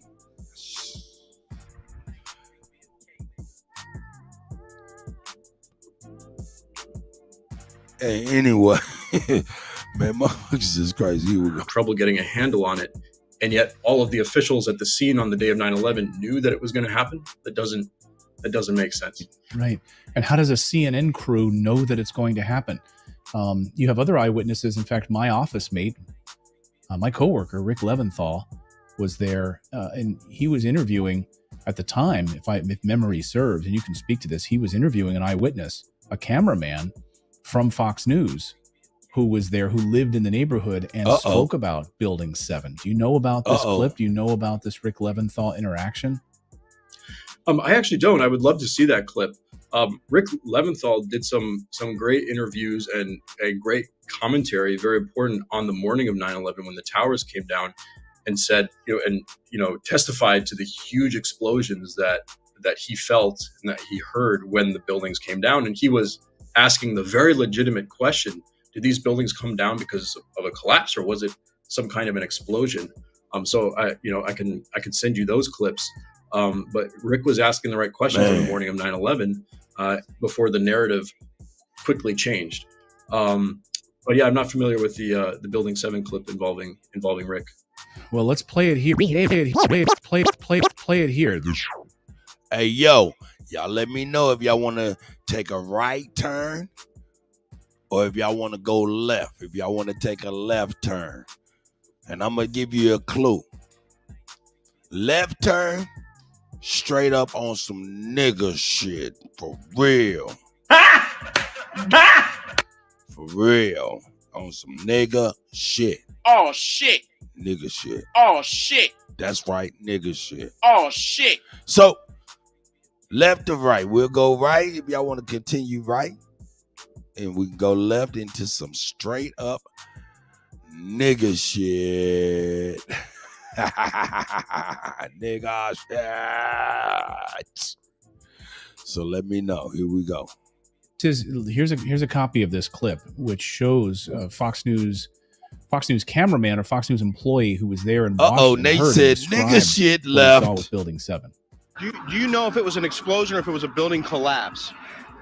To me, it sounded like an explosion. Then the building, the rolling sound sounded like the building collapsed. Were there other people? There must have been a lot of people on the ground nearby. Look at all that goddamn dust. A lot of that dust in there. A lot of the people that was out there. Them people is gone. May they rest in peace. But a lot of them people are gone because they simply was breathing that dust. By when it happened. Where that happened, it was mostly law enforcement. I don't think there were many civilians there. And we were standing here when there was some sort of collapse or explosion, and everyone started running in this direction. When the building did. Listen, buildings collapse. Get the fuck away from the area. Get on away. Just get on away from the goddamn area. All that dust is crazy too. Leave. Did collapse or whatever it was that happened. It was a huge explosion, If you in the middle of some shit that done happen like that, take off your shirt, whatever cottons you got, wet that shit as damp as you can and put it over your face and your nose and get the fuck out the area. For real. That's right. Here we go. Huge rumbling cloud of smoke and fire came across Church Street and then started billowing this way. And all we saw was people running in this direction. Everyone, law enforcement, people, a woman pushing. Hey man, this white on white crime. A baby carriage. That's right. This is actually we believe, debris from one of the planes that hit one of the towers on the World Trade Center. The FBI is here, as you can see. They had roped this area off. They were taking photographs and securing this area just prior to that huge... Oh, shit, I had to talk about a Jim Jones bar. That nigga said, what he say? He say, talk about beef. You ain't talking about nothing but Arby's or a Big Mac. This motherfucker Jim Jones. Hey, man, I'm going to play that Pusha T and Jim Jones again, man. You know they battling. That shit hard. We're going to go back into some nigga shit in a minute. But, I got some real crazy left turn shit. So, left turn it is. Yeah, y'all see. Y'all said left. Okay, I think we will make a left turn after this. Here we go. Huge explosion that we all heard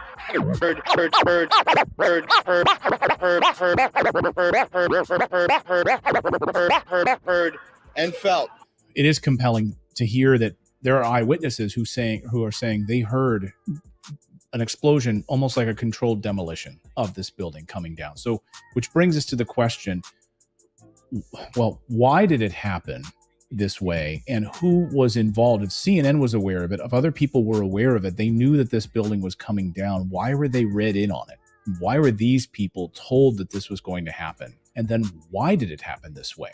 The official narrative is, of course, that terrorists struck these buildings, and that's why we launched a never-ending war, which we know the outcome of that, and the military-industrial complex piece of this. You can piece that together for yourselves. But why that official narrative, and then why did this happen this way? Can you talk to that? Yeah, as far as members of the media being down there and being told, I think that let me put this link out here for this nigga shit, because niggas gonna need this early. Y'all keep the link circulating if anybody needs it. Definitely involved the media who was there. So they were just being told, get away. This building's gonna come down. And please help the Kutty out and keep the link circulating. We about to get into some nigga shit. Here we go. They might have heard explosions. So it's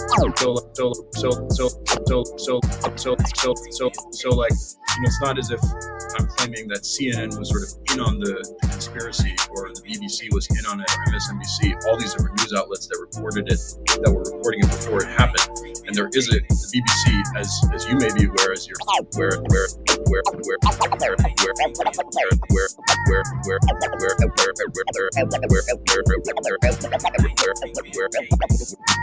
whereas your viewers may be aware, actually reported the collapse having occurred 23 minutes before it did. So there was this, this certain foreknowledge that officials on the scene had, sort of mutated into the media reporting it, saying it's going to happen, and in the case of BBC, actually reporting that it did happen before it did. So the why of it is,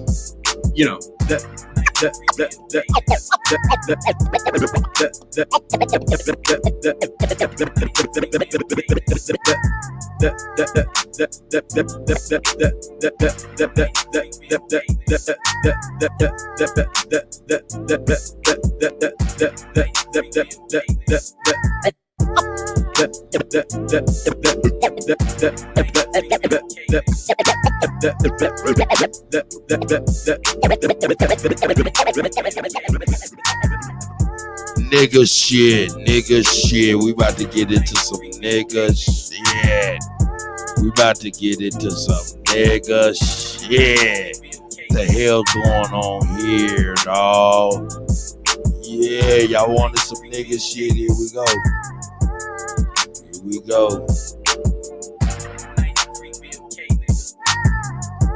Let me see.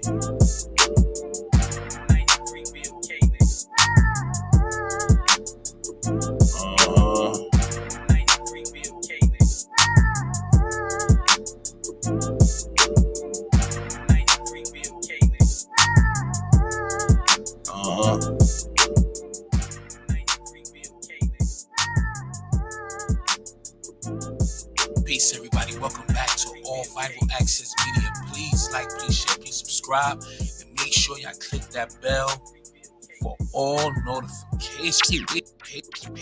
Paces, family. Shout out to Mike Larry, man. We got Keith Murray on some fucking dust crystals, man. Now we know he had a problem with some drugs. You know, it's been rumors that he's been smoking dust blunts and shit like that, and you could tell from back in the day how he was then and how he was now. Take a look at this crazy shit. This shit is not a good look. This shit is sad, and this is why his Kutty career UnKutt live really took off the way it should have, because he was one of the dopest lyricists at one point. But just take a look at this sad situation. God damn it, Yo, Keith, man, Yo, Keith. Situation, God damn it. Yo, Keith, man. Oh, Yo, Keith. shit. Oh shit. Yo, Keith. Oh shit. Oh shit. Yeah. Oh shit. That's the Keith Murray. That's crazy. Yo, Keith.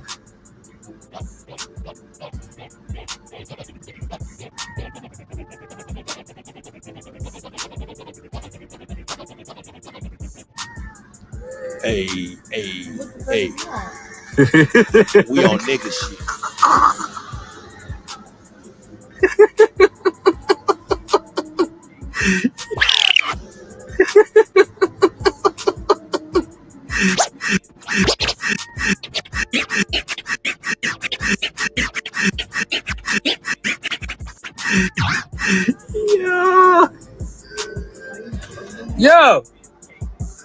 Yo, Keith. Yo, Keith. Yo, Keith. Yo, Keith. Yo, Keith. Yo, who is Dula?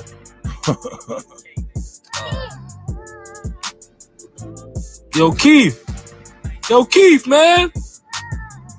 Yo, Keith. Yo,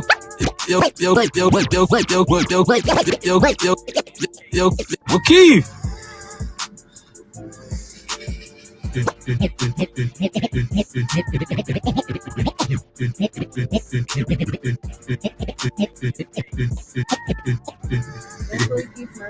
Yeah, that's the Keith Murray. Yo, yeah, that's the Keith Murray. Yo, Keith.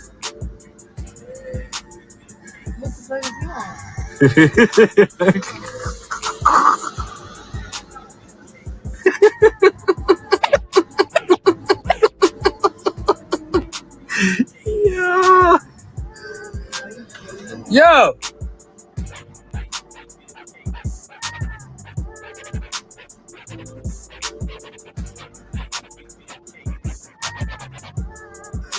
Yo, Keith. Yo, who is Dula?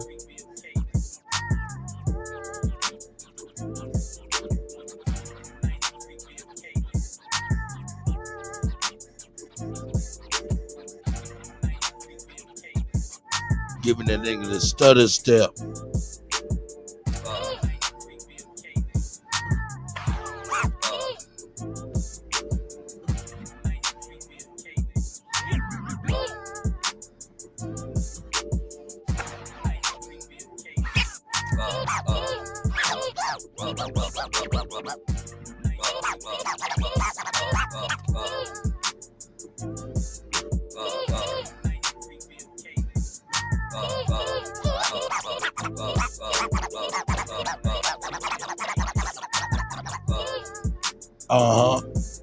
We on some niggas. Man, shit. that's sad, man.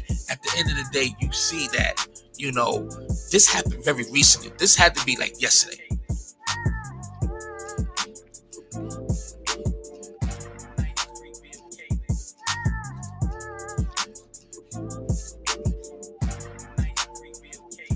A day or so ago. I'm doing too much. In Long Island, the Long Island legend.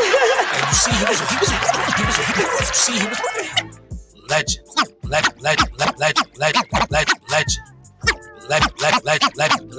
Legend.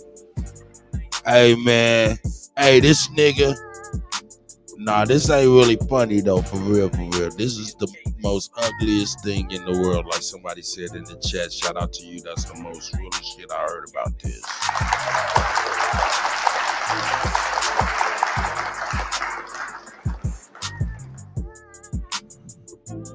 Y'all said nigga shit. I jumped out the ledge with some class A nigga shit.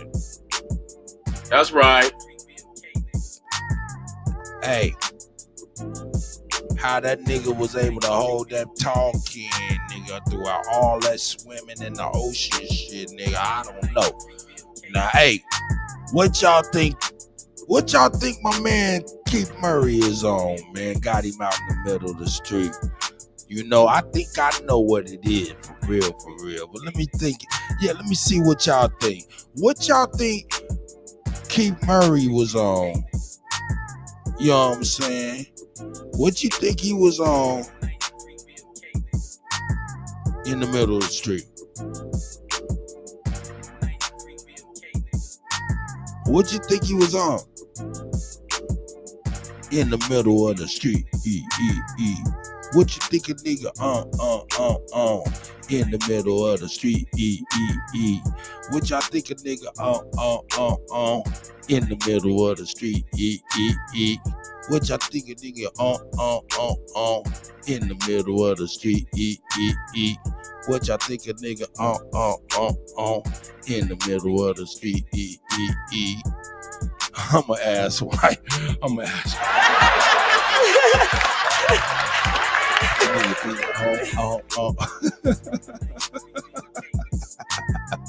Hey man, I'm fucking crap. Hey, okay, all right, my man said. Okay, high on life. Okay, that's right. All right, we got high on life, muscle memory. Kelly Green said, "Class A nigga shit."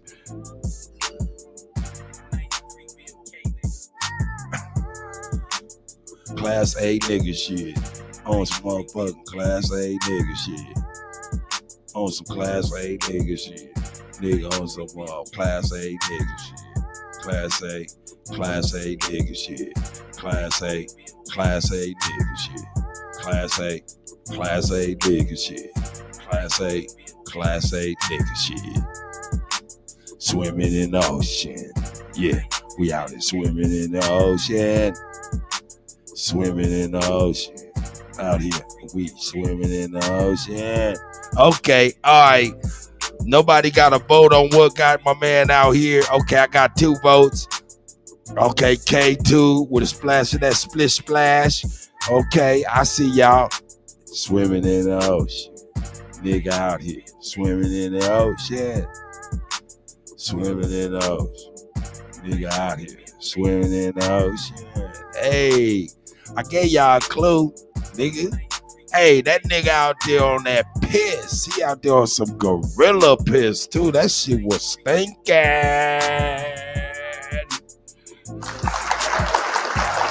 That nigga out there on that piss, that gorilla piss, that shark stick, that dipper ripper, that dip, that more, that he on that stick. He out there, we lucky he ain't butt naked out there talking about he hot. Straight up. That nigga, hey, I'm telling you, man. Hey, Kansas City, Missouri, man. I'm talking about, man, the home of the dipper ripper. You know what I'm saying? The home of the gorilla piss.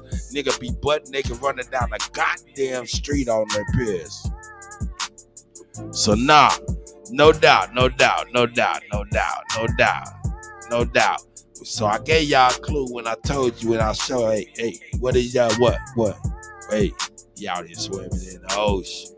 Yeah, wetter than the motherfucker. Swimming in the ocean. Wetter than a motherfucker. Nigga swimming in the ocean. Out here swimming in the ocean. I'm about to make a song called Swimming in the Ocean on y'all niggas. Out here swimming in the ocean. Y'all just swimming in the ocean. Let me leave Keith Murray alone, man, for real. Let me leave Keith Murray alone, man.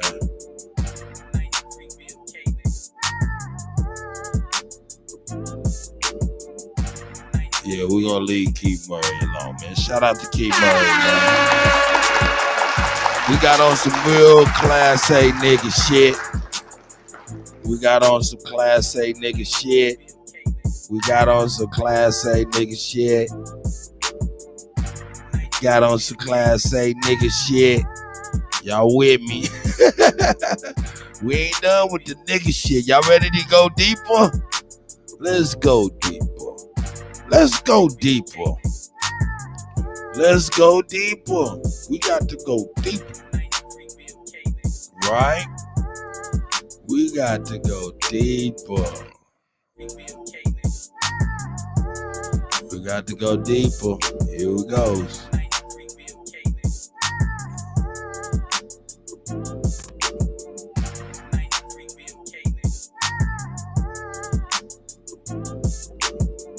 Games out here, bro. So, exclusive. Cause you coming sideways, nigga. Stop. Cause you coming sideways, nigga. Stop playing with me, man. Yeah. So, Class A nigga shit. Come on, bro. You've been doing this shit for months, my nigga. Stop playing with me. I'm not none of these little niggas, bro. Nah, nigga. No, nigga. Run my fucking money, my nigga. Nigga, run my fucking money, you pussy, nigga. Step to the street there. Street there. Bring it right here, nigga.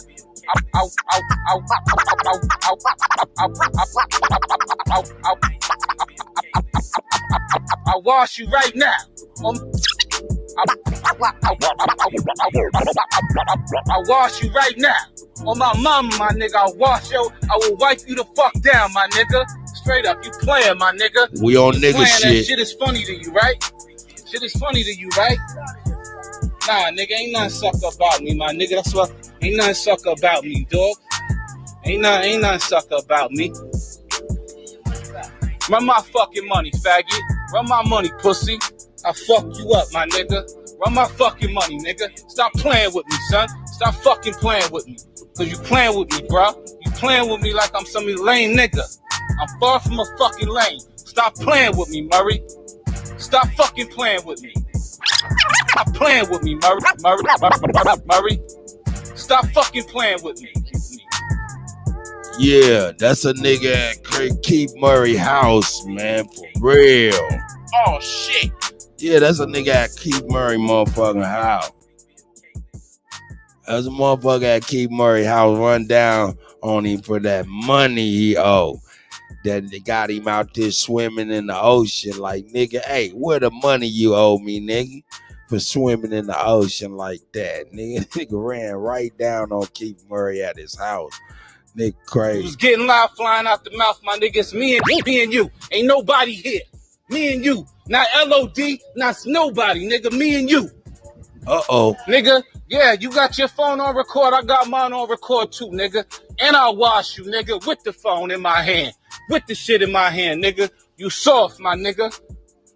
Lucky I don't want to run little fucking dust my face. Yeah. It got real in the field. Got real in the field. Man, it got real in the motherfucking field. Niggas be out here talking all that shit until the shit hit the motherfucking fizzing. When the shit hit the fizzing, then you're meeting another mizzen. You know what I'm talking about? Yeah, we on some motherfucker. Hey, nigga, shout out. Y'all wanted to take a left turn. We on some nigga shit. We're going to even go deeper than that. We're going to get deeper than that. Shout out to Keith Murray and his nigga shit of the motherfucking day. We definitely appreciate some good nigga shit. That's right. We do appreciate some good nigga shit. That's right. So we can get a good laugh on. A good laugh. You know what I'm saying? But anyway, let's get back on some nigga shit. This shit crazy right here, dog. This shit crazy. Here we go.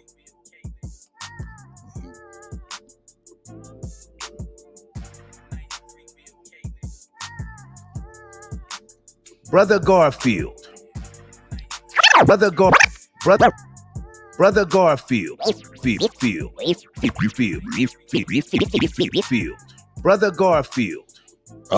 Is he taking shots at Sarnetta?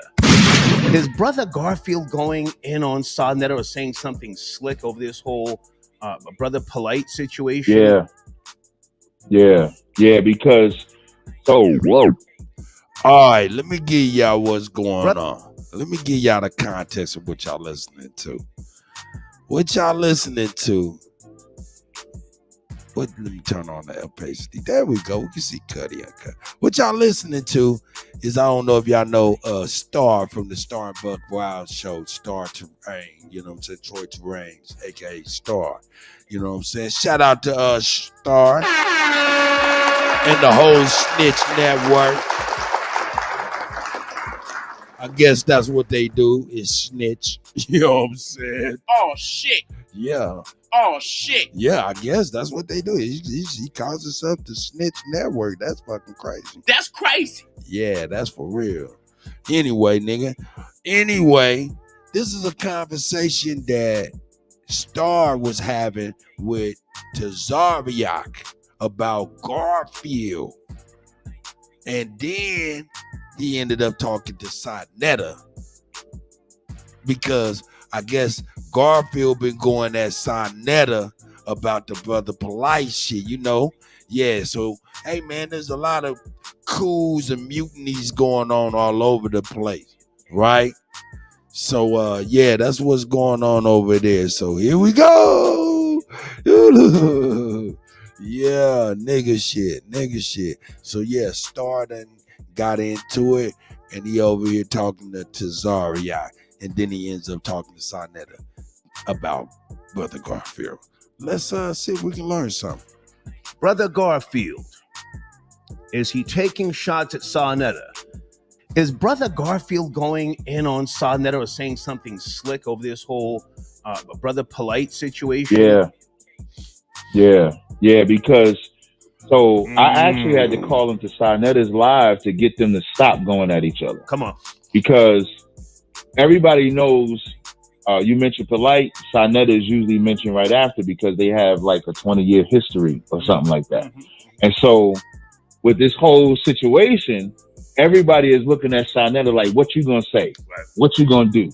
Are you gonna support, if he's guilty, you still gonna support him? And so Sarnetta's position has been, if he's innocent, I'll support him. Right. If he's guilty, I'm not gonna support him. So Garfield is of the position that Sarnetta should just cut him off, shouldn't do no interview, because I believe Sarnetta is supposed to interview Polite on July 7th. Like when what happens July 7th, Polite is supposed to go on Sarnetta's platform and then talk about the case. And so Garfield don't want him to do it. So in the midst of them going back and forth, Garfield has said some slick shit about Sarnetta, and Sarnetta has said some slick shit about them. Okay. I actually went on Sarnetta's live and just told them to stop, at least not publicly. Yeah. Like they don't need to publicly, bash each other, because they ain't really at odds. They just at odds over what Polite is going through. So that part is true, to answer that question. I appreciate you having me on. I don't want to tie up your line like that. Stay with me. I just want to say this, and I mean no disrespect to whatever they're going through, and I don't know. I don't know if Sarnetta has any inside knowledge of what has any inside. I don't know if Sarnetta has any inside knowledge of what Polite is accused of. I don't think so. Hey, I like Tazariak too, man. Despite his philosophies, beliefs, and shit like that, seems like a straight shooter and tries to keep it honorable. So I can appreciate that. I think Sarnetta. You don't think what? I don't think Sarnetta has any inside information. I mean, he may know of some things, but did he see anything? I don't believe that. Sarnetta, in my opinion, is a social engineer. He's a fucking pioneer. He put boots to the ground. He's older than me and you, right? I mean, I'm 59.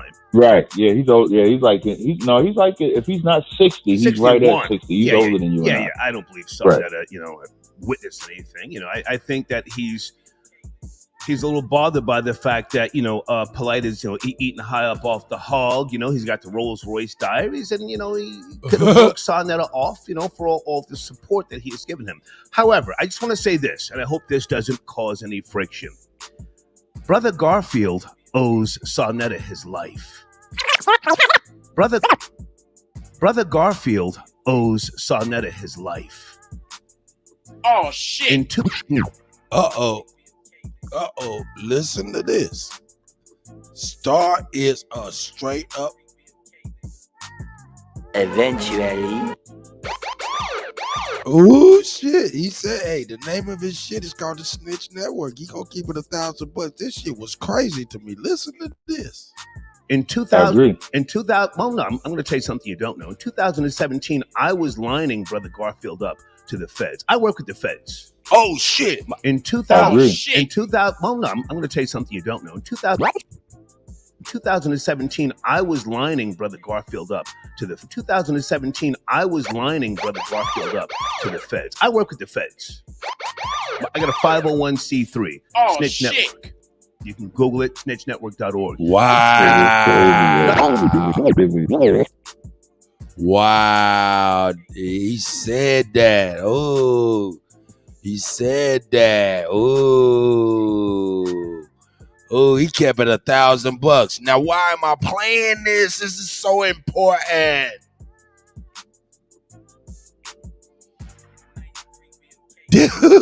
Stars, hey, Mississippi. That's my girl. Hey, why am I playing this? This is a popular radio show host for years. Has like radio show host awards, right? Then he's a popular YouTuber. For real, serious. He lets it be known all of his exploits and his dealings with the police. You know what I'm saying? It's no secret. He's keeping it real when others ain't. What am I trying to say? A lot of these motherfuckers is motherfucking police. And they may not be, accurate with no shooting abilities or physically fit to pass physical tests, but they done gotten some goddamn trouble, so they just as motherfucking, hey, anyway, all I'm saying is my man told you out his mouth that he works with the feds and he was lining Garfield up. That's crazy. That's crazy. So you think he the only one? Get the fuck out of here. That's crazy. In 2017, I was lining Brother Garfield up to the feds. I work with the feds. I got a 501c3 Snitch Network. Whoa. You can Google it, snitchnetwork.org. That's crazy. Yeah, no, I'm as serious as colon cancer. And I was lining up Brother Garfield. I'm not going to say what he was into at that particular point in time, but I called Sarnetta barking. And he was, come on, Brother Star, come on, Brother Star. He was calling me brother, 40 times in fucking less than 3 minutes. And he called me brother 40 times in less than 3 minutes. That nigga Star's an idiot.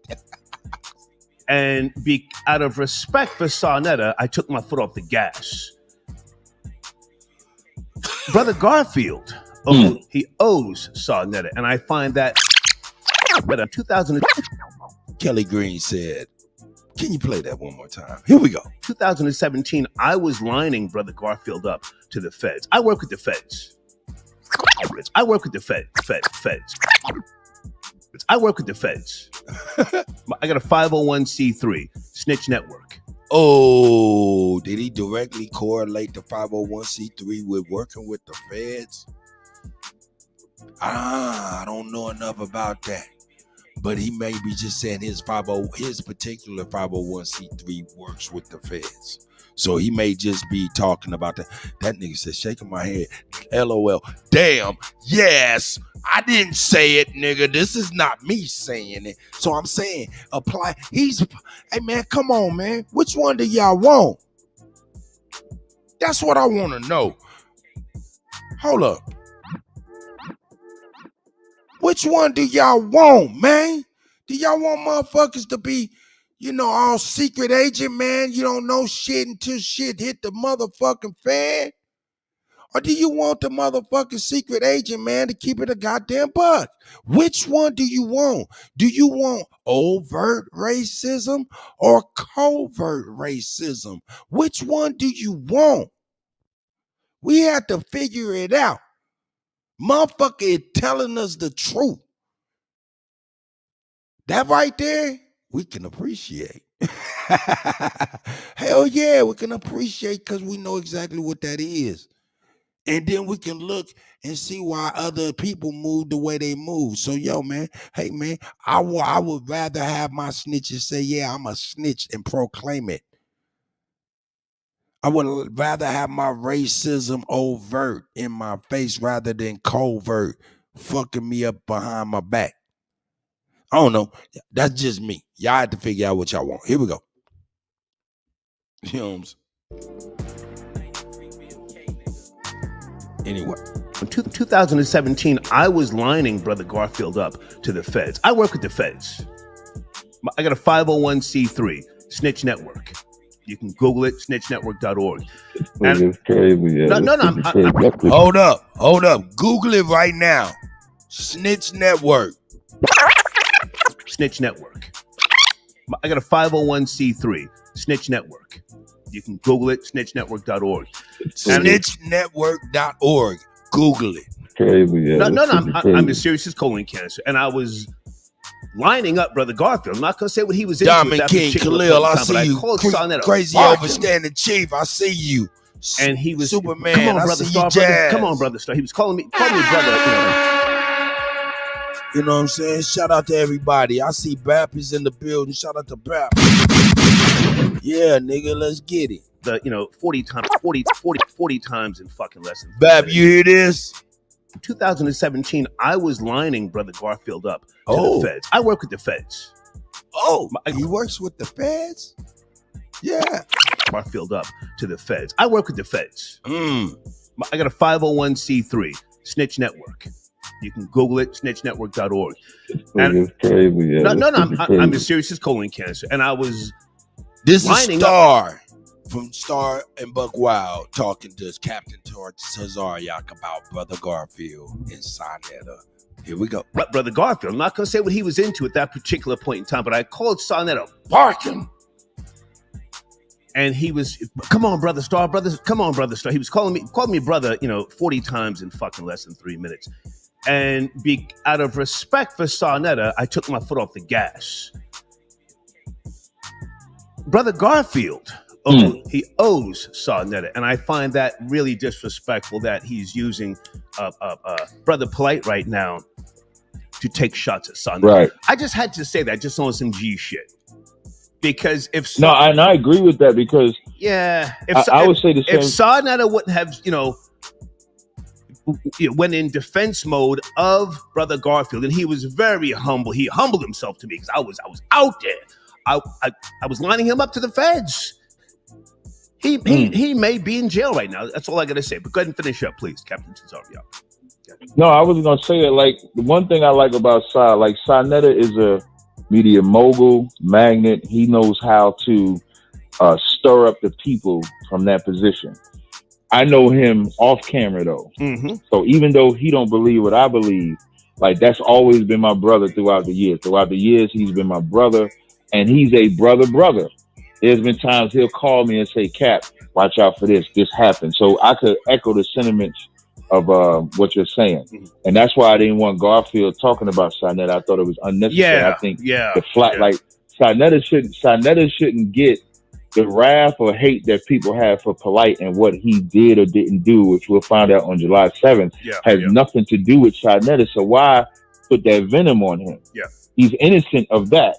Now, it could be something else that you want to talk about, but of this issue, it has nothing to do with Sonetta at all. Yeah. And so I damn near been having a champion to make sure people don't bother Sonetta about this shit. So I echo those sentiments as well. Sonetta's a good brother. If Sonetta knows something I don't know anything about that. But and again, for those who don't know, Sonetta was right there, arm in arm with Dr. Khalid Muhammad. And for those of us who know that era and how crucial that moment in time was. And when the Minister Farrakhan, was hating on Dr. Khalid Muhammad, Sarnetta held him down. So I will always have respect for Sarnetta with regards to that. But anyway, reach out to Sarnetta next time you talk to him and tell him, say, hey man, that fucking star dumbed out and he told about you, him, and Brother Garfield. I was texting him while we was talking. See what he says. I was texting him while we was talking. I'm gonna call him because I know he's doing it live now, but I'm gonna call him and tell him. Brother Garfield is not in the penitentiary now because of Sarnetta, who said, Brother Star, come on, man. Come on, Star. Come on. Anyway, Captain Cesaria, good to talk to you, man. Salute. Thank you for calling in. Good to talk to you too. Yes, sir. No Thank sweat, you. brother. Yes, sir. All right, Thank take it you. easy. All right. And somebody said Sarnetta in the queue. Wait a minute. Queue. And somebody said, we got an exclusive. You know what I'm saying? I gotta play this. We play this. This is the exclusive. So, you know what I'm saying? We're gonna carry on real quick. Here we go. Sarnetta's in the queue. Wait a goddamn minute. Area code 646. Who? 646. Yeah, peace, Star. This is Brother Sarnetta. What's happening? Peace. Hold on a second. Hold on. Alkaline City, I'm going to put you on hold. Rory, I'm going to put you on hold. Peace, Sarnetta. How are you, man? Good to hear from you. Man, I'm good. I just been hearing some things, so I said, let me come on and drop by where the Brother Star could ask me any question he would like. I understand that there's going to be haters out there, Star, because them haters ain't just come out of nowhere. Right. It was always in their heart. Right. They act as though I was with Polite holding the girl down while Polite was doing what he want to do. I've said many times, Star, on my program and on other people's program, if Polite is found guilty and he did this to this little girl, he needs to be put in front of a firing squad and he needs to be set in prison next to Dr. York. I have made that statement countless thousands of times. I know. I've said it. If I can interrupt for a second. They always felt that in their heart to say, yeah, I could go at Sarnetta now. Right, when Umar done something wrong, they came at me because of Umar. Sarnetta, if I can interrupt, just give me a second, Sarnetta. I don't want you to feel... You come from my platform. Sarnetta. They accuse me. Yes, go ahead, brother. I don't want you to feel like you have to call in and defend yourself. I have been objective the last couple of days here. I've even said, in case you did not hear, I don't think Sarnetta had any firsthand knowledge of what Palais is accused of. I've already said that. Captain Tazariak and I had a great conversation. And even though you and I have had a couple of speed bumps back and forth, I was bothered. Right. I was bothered to hear that Brother Garfield may have been talking slick. And I even told the story, I hope you're not mad at me, about when I called you about... I hope you're not. And I slick. And I anything. I don't believe that. Sarnetta, in my opinion, Captain Tazariak and I had a great conversation. And even though you and I have had a couple of speed bumps back and forth, I was bothered. Right. I was bothered to hear that Brother Garfield. Smell, I see you, brother. May have been talking slick. And I even told the story. I hope you're not mad at me. About when I Nike, I see you, Hawkeye, I see everybody, American Gal, I see you, sis, Mississippi. You stop me. Get ready to put Brother Garfield in the fucking penitentiary. You stop me. Yes, I did. I remember that. Hey, Brother Garfield. Because I be loyal to my people, man. Brother Garfield owes Sarnetta his fucking life because Star, the rat, the fucking snitch, owes Sarnetta his... Brother Garfield owes Sarnetta his fucking life because Star, the rat, the fucking snitch. I was working with the feds and I called you, turned the fuck up, and I said, I'm gonna get that nigga. And you said, come on, brother. Come on, brother Star. He's a good nigga. Thank you, Star. You right. I remember that. Yes. You saved that nigga. But I just heard you say, I just heard you ask the question to my brother. Yeah, nigga. but I just heard you ask the question to my brother, Alkaline City. We do not condone Polite. Polite has never been, no, I ain't gonna say never been, but Polite has not been one of the consciousness members for like damn near 3 to 4 years since he's been going through this case. Okay. And so what I said was, I don't want to make a mistake and speak out of line. So I said, brothers and sisters, if y'all want to bang on him, go ahead and do what y'all do. I ain't got nothing to do with that. Tear his ass, give him a new asshole. I know. But on the 7th is when I will make my statement, because now I will have every record in my face where I don't want to trip back on something I don't know. You know what I'm saying? I want to wait until I see the report, till I see the paperwork. Don't everybody always say paperwork? So I want to see the paperwork. And when that come out, and if this man have done anything wrong to that baby, you will hear a statement from Brother Sarnetta. Because we don't roll with none of that.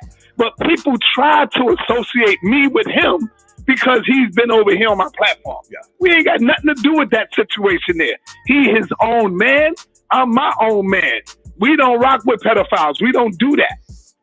Not over here, we don't. If I can jump in and listen, man, your pedigree is solid with me. Solid with me. Solid.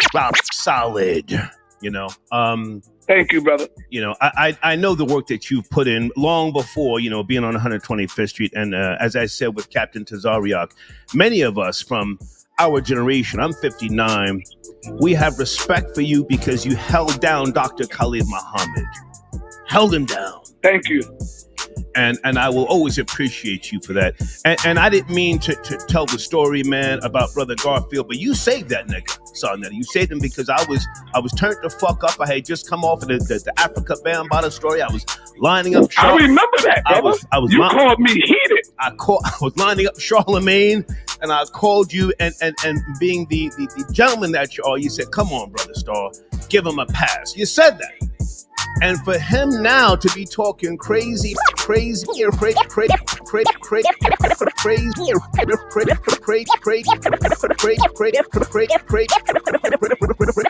and spicy, maybe he doesn't understand because I'm a stupid nigga.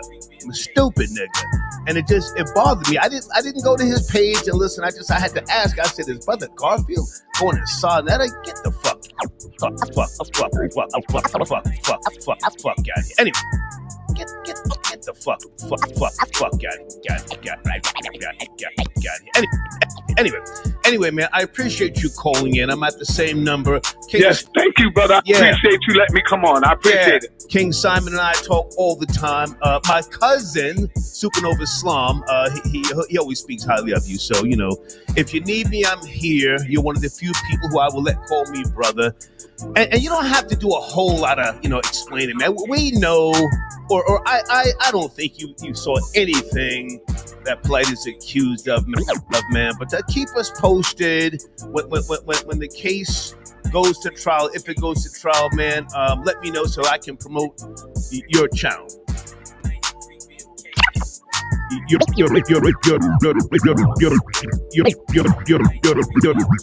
channel.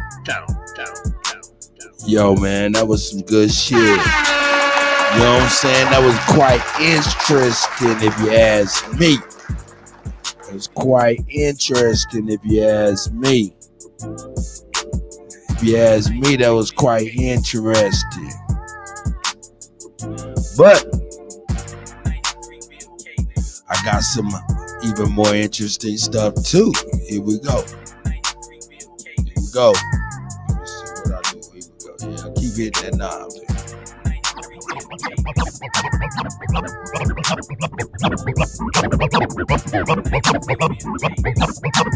Know what he's been charged with. You named 2 of them. I said I don't remember. You named 2. I know you don't remember all of them. And we don't know exactly what he's going to be pleading out to. But you named 2 of the initial charges out of the 4 to 5 of what he was charged with. Now, all those that you name are pertaining to violating the child. Are we in agreement to that? Yeah, I believe he dropped off. It seems like he's kind of defending Polite. Hey.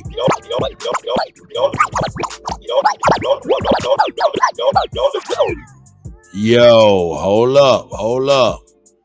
Y'all don't know who that is? Y'all don't know who that is? Let me get it together for y'all can see who that is. Y'all know who that is.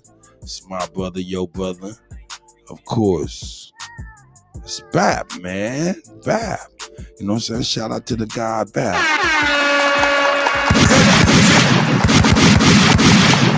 Shout out to Bap, man. You know what I'm saying? He doing this thing, you know what I'm saying?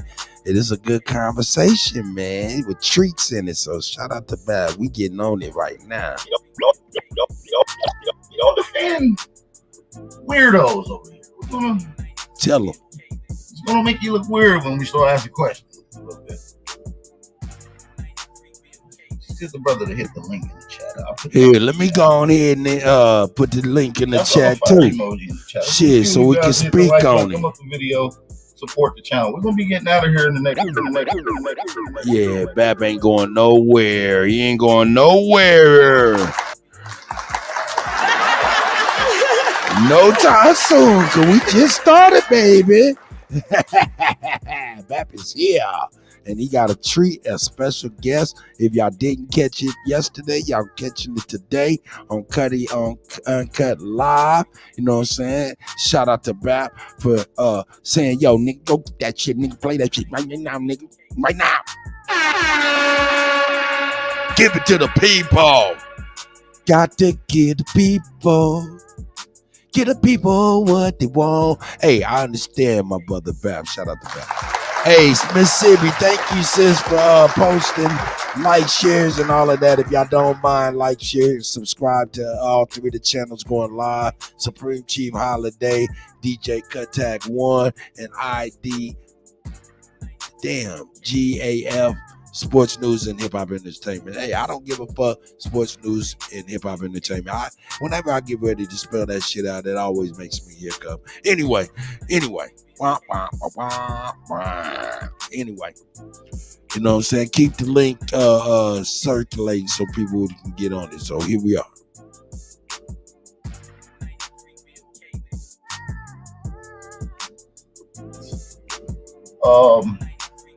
I got another show we're gonna be doing today on the brother Atlantis in America, the Forgotten Nation of America. Atlantis, the Forgotten Nation of America. So make sure y'all tune into that, featuring my brother Jaguar Omek, man. It's gonna be one of those ones. So make sure y'all tune in and be ready for that, man. It's gonna be one of those. You know, so I just need. Yo, shout out to Arthur, man, for the Cash App donation. I appreciate it, man, for the cup of coffee. I appreciate it for a cup of coffee. Go get me some Joe, man. I appreciate it, Arthur, most definitely. Here we go. So I just need everybody to hit the like button, thumb up the video, and support the channel. That's very important for you guys. Drop a fire emoji if you can hear me clear. I want to make sure we're clear on this whole ordeal. We want to make sure we're clear on this whole ordeal. You know, understand what I'm saying? All right, let's get some of the family to hit that like button. Let's get some of the family to hit that like button. We got Amor on her. Hold on, which one is this? Amor Killer? Who is that? Oh, there's two of them on her. My bad, I logged off and tried to log back. Oh, my bad. I was like, who the hell is that now? Somebody trolling me? Went to log back in, but I was already up. Now you good, but you can go ahead. I forget where the hell we was with the whole conversation. So what I was saying, right, is because you got a lot of examples. And that ain't me defending them. I'm talking about, I'm just being objective. You got a lot of people that when they take pleas, especially when they have multiple charges, they'll cop out to the one that might give them the less charge, even if they ain't. That's true. No. I'm with you. So I just want that to be clear. No. That's usually why you accept the deal, because it's in benefit to you and somewhat benefit to the DA as well. Okay, and But I want to make clear also is that it's going to be pertaining to violating that child in some form or fashion, because there's no other charges that he's been charged with that's not pertaining to violating the child is what I'm saying. Yes, but okay, so putting all of that into perspective, right? If he's affirming that I'm not gonna cop out to anything that's related to touching the child, but he cops out to something like the alcohol charge, right? And this is just objective law. What I'm saying is no, I'm with you, and we know that distributing to a delinquent, right, does not carry guaranteed incarceration up to 4 years. We know that. So I'm just eliminating the charges and what they come with and what they carry. But my main point is that charge has nothing to do with touching a little girl. That's it. We got I'm not saying it's right. I'm not saying hold on just a second. I got Dane Calloway on here. Shout out to Dane Calloway. Peace and blessings. Shout out to the brother Dane. Peace and blessings. What's going on, brother? How are you? We're chopping it up. Calloway. Peace and blessings. Shout out to the brother Dane. Peace and blessings. What's going on, brother? How are you? We're chopping it up. We're talking about this polite situation, and we're just getting into some of the legal factors. How are you, brother? I'm doing good. I'm doing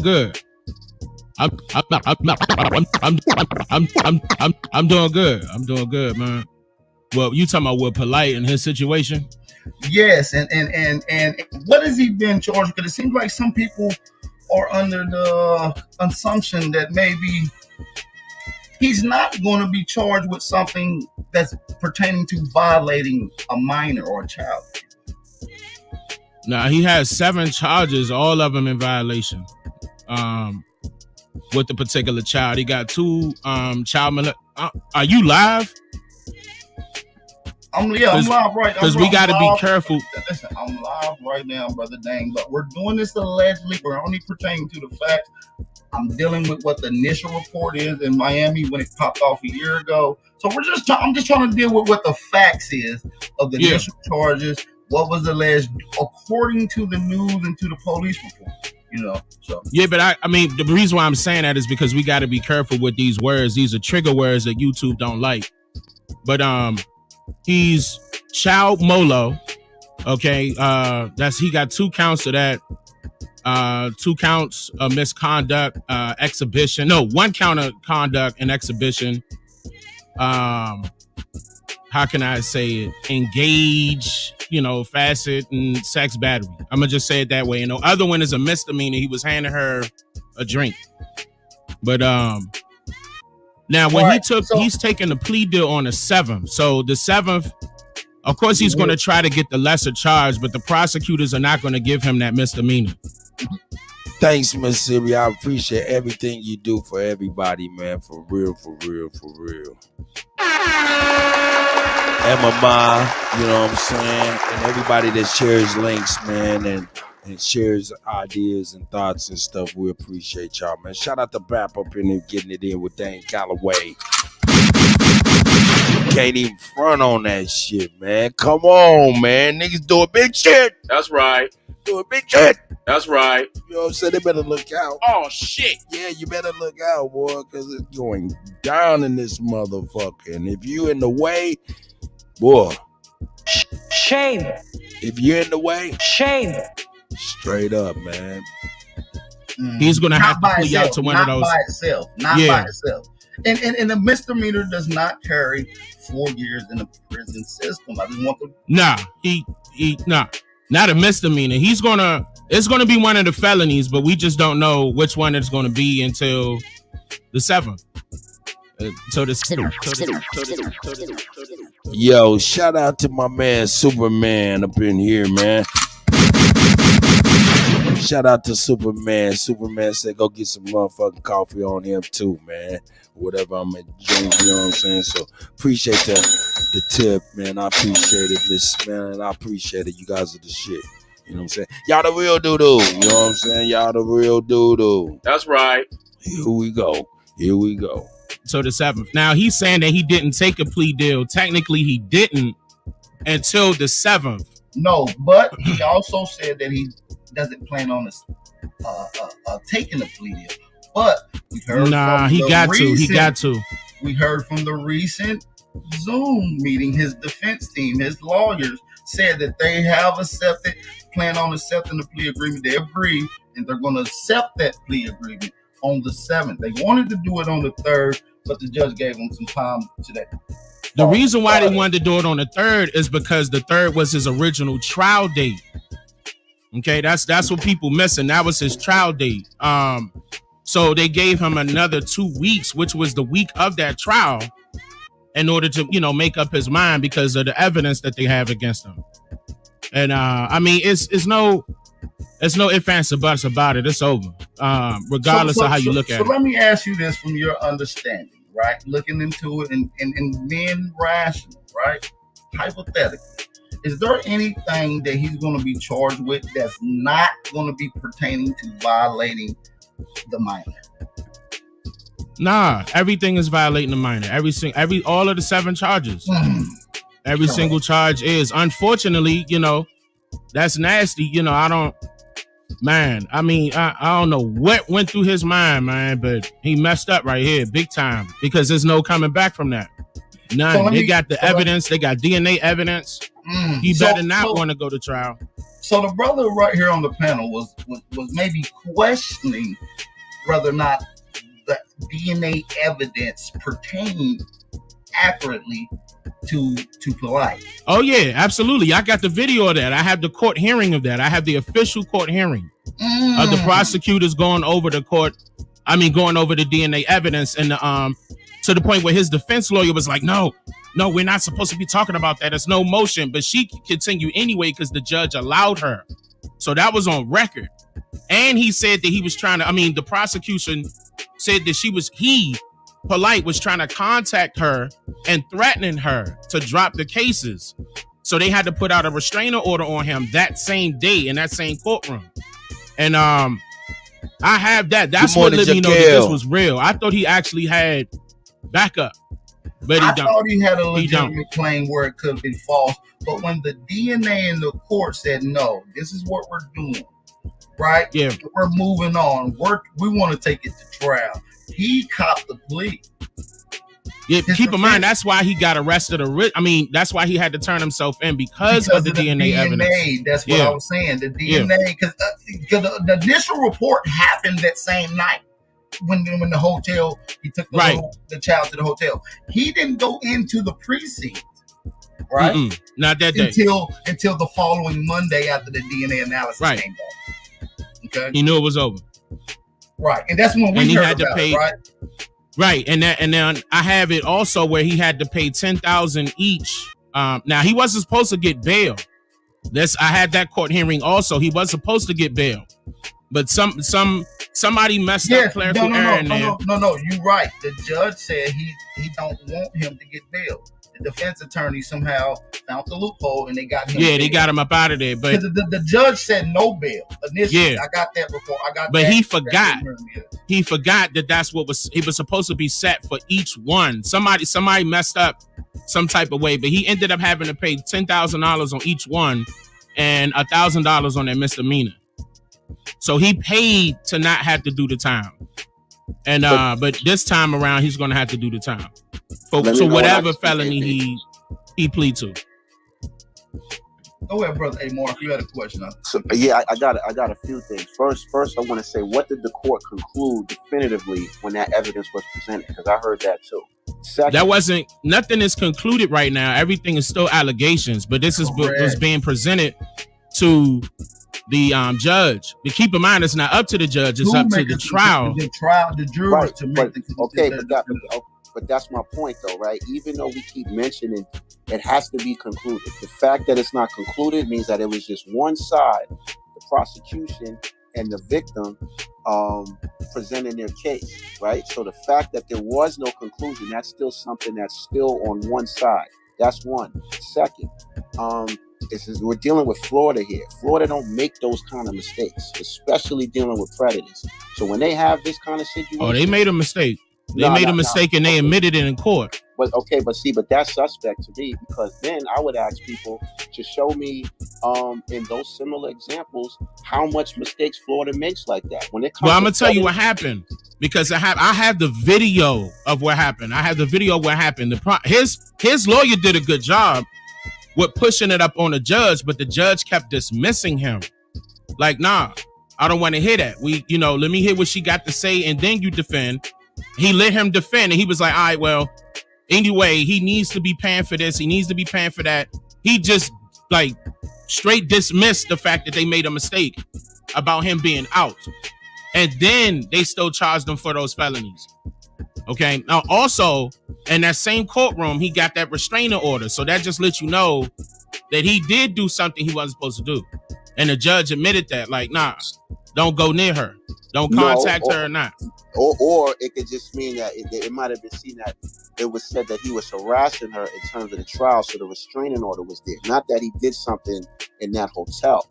No, I'm not talking about the hotel. I'm talking about the fact that he was definitely harassing her. Big time. Right. So the restraining order is something separate than the actual events that supposedly went down in that hotel. Yeah, it is. It's separate. But that still doesn't dismiss all of the charges that's against him right now. Regardless of how you look at it, every single one of these charges are a felony except for one. Yeah, no, he's going to have to plea out to one of these felonies. So regardless, he's going to have to do time. So there's no if, answer, buts about it. Regardless, he doesn't want them to conclude anything, because then he will be in jail even longer. So this is the reason why he's trying to cop out to a lower felony, so he won't have to do as much jail time right now. So even before they do conclude anything, he want to cop a plea like, I forget it. Look, that one. And I'll do my time for that, and it's over with. So regardless, he's still guilty. He's admitting to guilt right now. No. He's taking a plea because they have charges on him. So he's taking a plea and not taking the risk for trial, according to him. That's right, but that's still admitting to guilt. Why not take that risk if you know that you're innocent? Though? Right. You would go all the way to trial. That's right. You would go all the way. Like me, my situation, me being sued. I want them to go to trial, but they don't want to. They're scared because they know better. Hold on. I want to ask you some questions on that in just a second. I want to ask you. We can talk about it. I want to talk about that in just a second, but let's finish chopping it up about this. But just to correct people, because I know people got it wrong. I'm not being sued. I'm not being sued for copyright. I'm being sued for discrimination. This is what they don't have evidence for. This is 42 USC 1983. This is the KKK Act. That's what I'm being sued for. Well, what you're being sued for is civil, correct? No, yeah, it's civil. At the same time. So I don't have no felonies, no misdemeanors. That's not what this is about. Let me ask you this. Are you going to take a plea to this civil case? Hell no. Okay. Hell no. Hold on. Please let me finish, AP. Civil and criminal is two different things. That's one. Because OJ was found not guilty criminally, but found guilty civil. But the point of me saying that is if I would have pleaded, then they would have said, okay, I'm guilty of discrimination.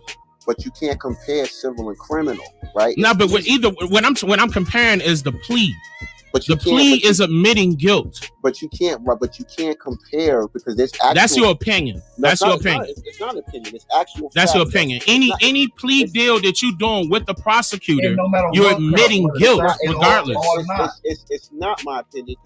That's your opinion. It's not my opinion. I can prove it. You have people that actually pled, and they'll tell you that they're innocent, but they pled. But they telling you and what is being put down in paperwork is two different things. No. Again, because Bill Cosby was innocent, they let him out, so that's false. Again, Bill Cosby. Okay, the reason why they let Bill Cosby out is because paperwork was used against him that wasn't supposed to be there. They let him out, is what I'm saying. So what I'm saying. Wait a minute. His situation is totally different. His didn't have nothing to do with the plea. Totally different. Well, he was found guilty. He was found guilty. He was found guilty due to a deposition that wasn't supposed to be used in court. They had to let him out because the prosecutors used that deposition that was supposed to be private that both parties signed off on. I did a whole documentary on Bill Cosby. No. So I'm not. So the bottom line is. So that ain't got nothing to do with this. Just know this ain't got nothing to do with a plea deal. But what it does have something to do with is because you could be found guilty, right, and then be found innocent. Just because you take a plea, I agree with that. All right. So just because you take a plea And if means you're guilty. You're admitting to guilt. No, it doesn't. Keep in mind, if you take a plea, if you take a plea, hear me out. If you take a plea, you can't say that you're not guilty. So if you take a plea, you're telling me that I can't find name a person that said that they're not guilty after taking a plea. Y'all, please let me finish. Y'all telling me that I can't find no court case where they pleaded guilty and then they found that they didn't commit the crime? Because I'll be happy to present That's something different. That's not something different. It's you said that they found guilty and they found out that they didn't commit the crime. They pleaded guilty. Okay. Later on, evidence showed that they was not guilty. You're telling me that doesn't exist? Because I'll be happy. I'm not saying that doesn't exist, but that's something different. But what It's I'm not saying something is, listen, different. hey, more, let me say this. It does happen. I want to confirm.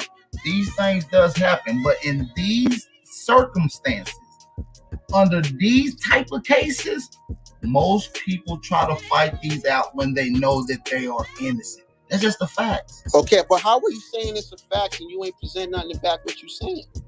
Bro, you like haven't what? presented anything. Right. Anything All right. yet. So You haven't presented anything. No, and that's fair. So what I'm gonna do is I'm gonna find a bunch of court cases where they pleaded guilty. Okay, and then listen. it shows, This ain't got nothing to do with this one. What I'm saying is that Listen. You got to prove his innocence at this point. I'm They ready don't let to you have out on bail if Florida will not let anybody out on bail if they got this kind of evidence on a predator or alleged predator. I agree with you on that, and it's the reason why they admitted in court that they made a mistake. Come on. But what they gonna do? Get now? on the system itself? What they gonna do? So you telling me someone that's a notable figure with this kind of charge, all of a sudden they made a mistake? That's what they said in court. I'm not telling you that. I'm telling you that's what was said in court. They made is by letting his ass out. That's it. Goddamn mistake. And they made sure they got their money for that too. But how are they making that kind of mistake in this kind of profile? Ask them. You gotta ask them. That don't make sense to y'all. That makes You sense acting to like y'all? this is an imperfect, like this is a perfect system that doesn't have any limitations. So And then you got humans dealing with this stuff too. On top of that, anybody can make clerical Hey, errors. but listen though, brother. Hey, more listen. I appreciate you for coming on, but I'm about to get to something else real quick. You know what I mean? I'm gonna come back on and build with us though. You know what I'm saying? I'm gonna just transition because I wanna stay focusing on the facts. I'm not here to help protect predators. Anybody that's been alleged. That's what it sounded like he was shit. doing. I'm not doing that. We're here to protect the babies. I just want to make that clear. Mike, check. Shout out to the American Aborigines, American Indians across the planet. Shout out to the truth searchers and the researchers. We're here to protect the babies. You understand what I'm saying? And this will happen for anyone that's being brought up in this and who's going through the court process and pleading out to these, whatever it is that's pertaining to violating the child. You're going to get the same energy. This is the type of energy you got to give people that deals with this type of stuff. So, I'm not here to help Polite's case in any way.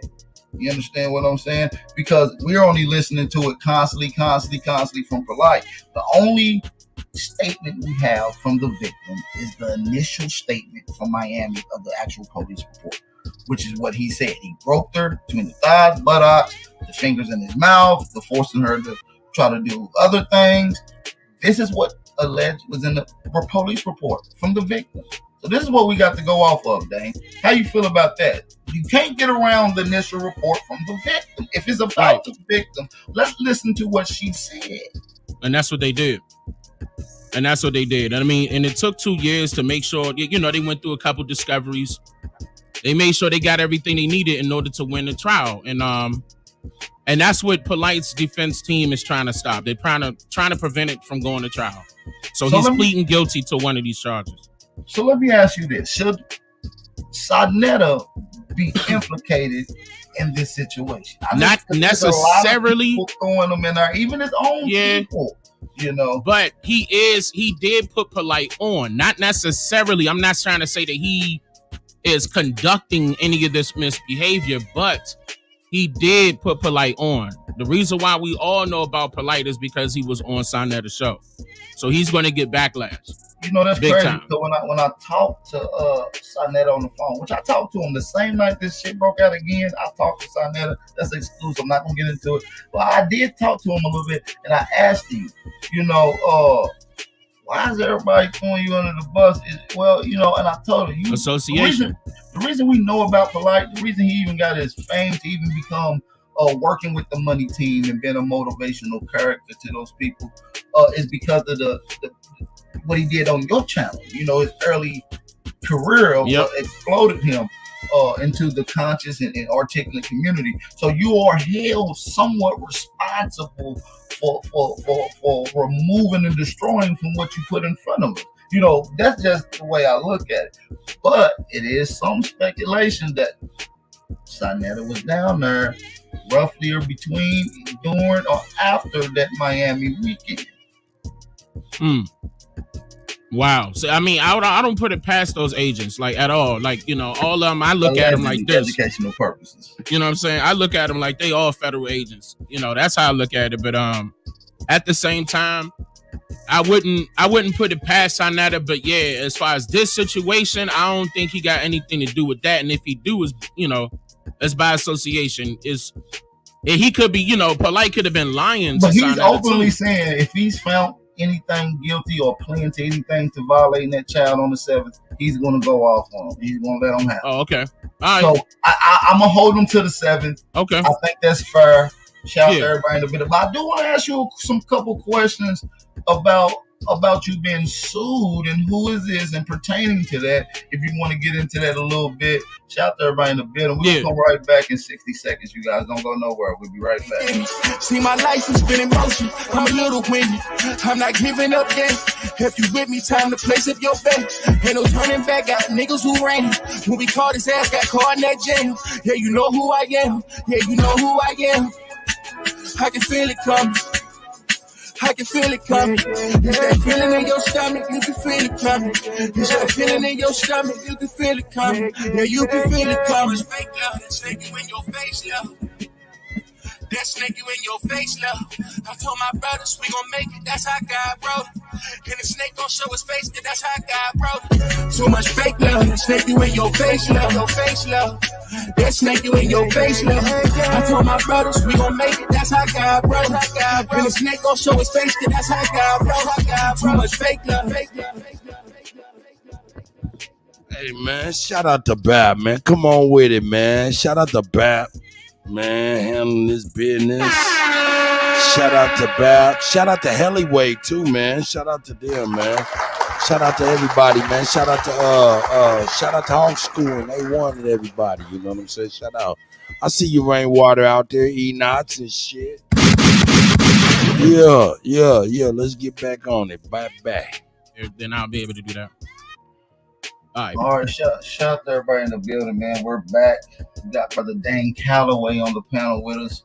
Yeah. Live stream, hit the like button. So Dane, there's been allegations you sued for plagiarization. That's incorrect. Stealing, defamation of character. This is what's uttered. I think I recently seen something about Brother Jabari and Sonetta. I believe a couple other YouTube personalities is uttered. Yeah, they were wrong too. What's going on today? Just break it down for us what this is. I'm gonna get that guy for that too, because he lied and said I had a black attorney. Ain't nowhere in the world. Okay, ain't nowhere in the world I'm gonna go like that. Ain't no way. And then on top of that, he tried to say Native American. Yeah, that was funny. When the so-called Native American tribe don't even got Native American attorneys. Everybody in there white. Of course I got a Jew. I got Jews. Of course. I got the top attorneys in New York. He was right about that. But yeah, man. 42 USC 1983 is the charge. That's discrimination. They tried to claim that I was discriminating against them by videos and my books. And with a proof at. Hold up. So what? Is Dane Calloway saying that Jabari and Sonetta suing him? What the fuck is this? Oh, no, this is some crazy shit, man. Is that what he's saying? Jabari? This is crazy. Or he's just being sued for plagiarization. Please clarify in the chat if y'all can, please. Hey, I see you, Greedy. Greedy vegan out there, you know what I'm saying? Talk your talk media, you know what I'm saying? Bring your own bars and all that. You know what I'm saying? Shout out to the guy. Yeah. Is he talking about Sonetta and them sued him? Oh, that's crazy. Or is he just being sued for plagiarization? Let me listen closely. Yeah. Where the proof at? So who exactly is the alleged person? I don't know who this person is. So you haven't got your motion to see who this is? It a? Oh yeah, I see who the person is. Yeah, I know who the person. I don't know the person, but I seen the person. Yeah. Okay. I seen the person and her affiliation. I seen both of them. And so what exactly are they alleging against you? That I'm discriminating against them. That I'm discriminating against them. Wow, he's being sued by somebody for discrimination. This is crazy. Let's see what the fuck. Let's go. I haven't mentioned them.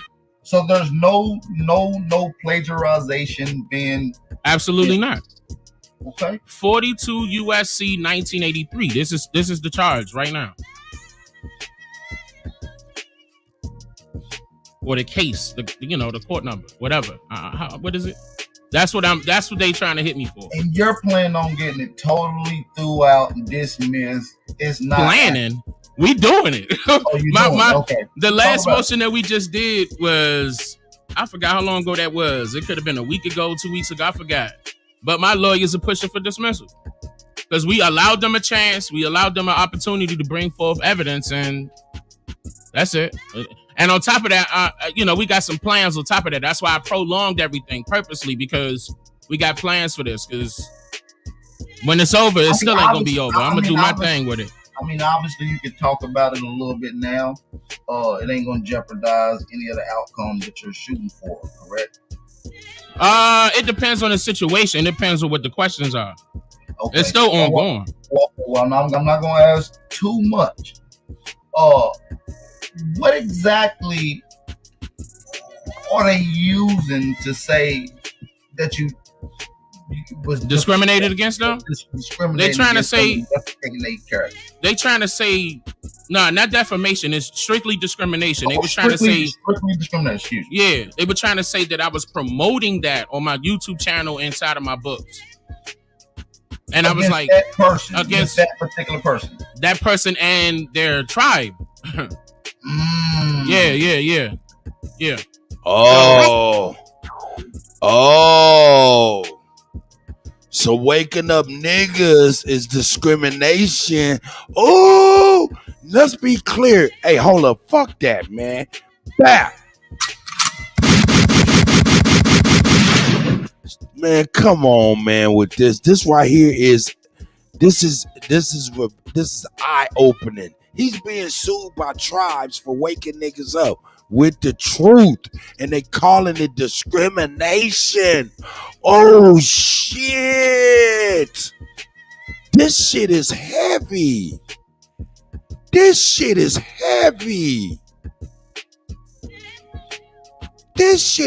Shut up, Bab.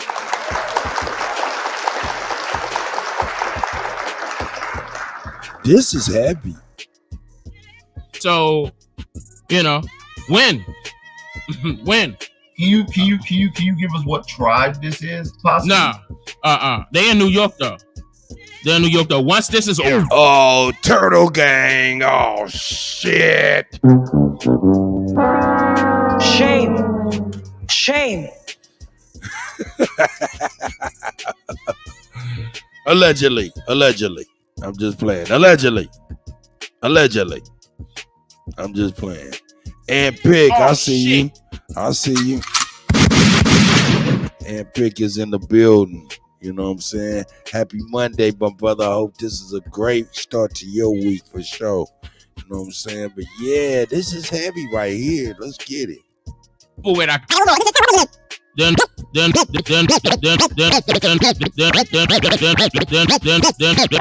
New York though. Once this is over with, I can give it to you. Yeah. Is it tied? Let me ask you this now. Is it tied to a guy that's from New York that doesn't like you? Is he goes by the name of Turtle something, right? Yeah. No, it's not tied to. He ain't affiliated with. He ain't nobody. He ain't nobody. Well, he ain't card carrying. Hey, man, I hope everything goes well in court. And Man, that brother's on boots on the ground, nigga. Or better yet, Stacey Adams on the motherfucking vinyl floor, the motherfucking marble courthouse floor. Stacey's on the courthouse floor. Is Anthony Big? Not boots on the ground. Stacey's on the courthouse floor. Here we go. He said he's card carrying. Nah, he ain't card carrying. Nah, man. Neither is his best friend or whatever that guy is. These are wannabes. They want to be Native Americans. They ain't nobody. Two talking about brother. What's the Narragansett fella name? The one that whatchamacallit made Fanta for. What's the nigga? What's his name? Hemlock. Yeah. Check out my exclusive interview with Hemlock. He breaks down the whole thing between him and Tupac, how he created Fanta. Yeah, he created Fanta. That's the truth.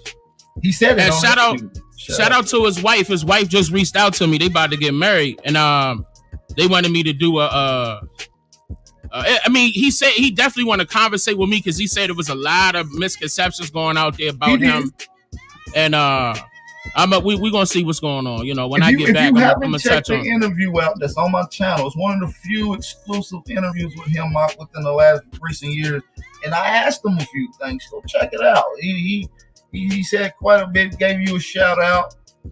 Shout out to him, you know, OG around here when it comes to, you know, at least standing up for American heritage, lineage, and who we are as a people. You know? People were basically, even I had the misconception about him. People were knocking him down before he even got up.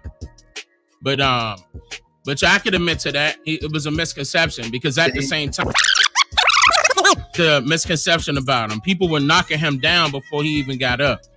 Yo, I can feel that type of feeling, you know, motherfuckers be knocking you down before you even get up. You know what I'm saying? Not that I know this dude Hemlock's plight. I just know my plight. You know what I'm talking about? Motherfuckers, it's crazy.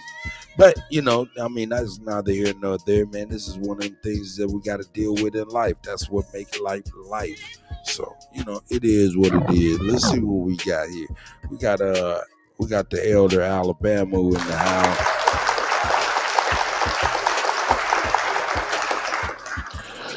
You just keep putting the burden on my heart, DJ. So I need you to understand this is only a part of the layer of why I called you with a heavy heart. Starting with Frederick Douglass and 5 speeches. I'm going to talk with you specifically about this, though. Someone should be sending it to you. Is me, 13. Yeah, the Empress that you helped produce the Declaration. Yeah. You know, we kind of need to put all this stuff together. Help produce. Yeah, I produced the audio portion of it. No, I didn't produce. Yeah, no, that's what I'm saying. Cause I'm giving you your props, bro. I definitely didn't produce. I'm giving you your props about you helping the oratory.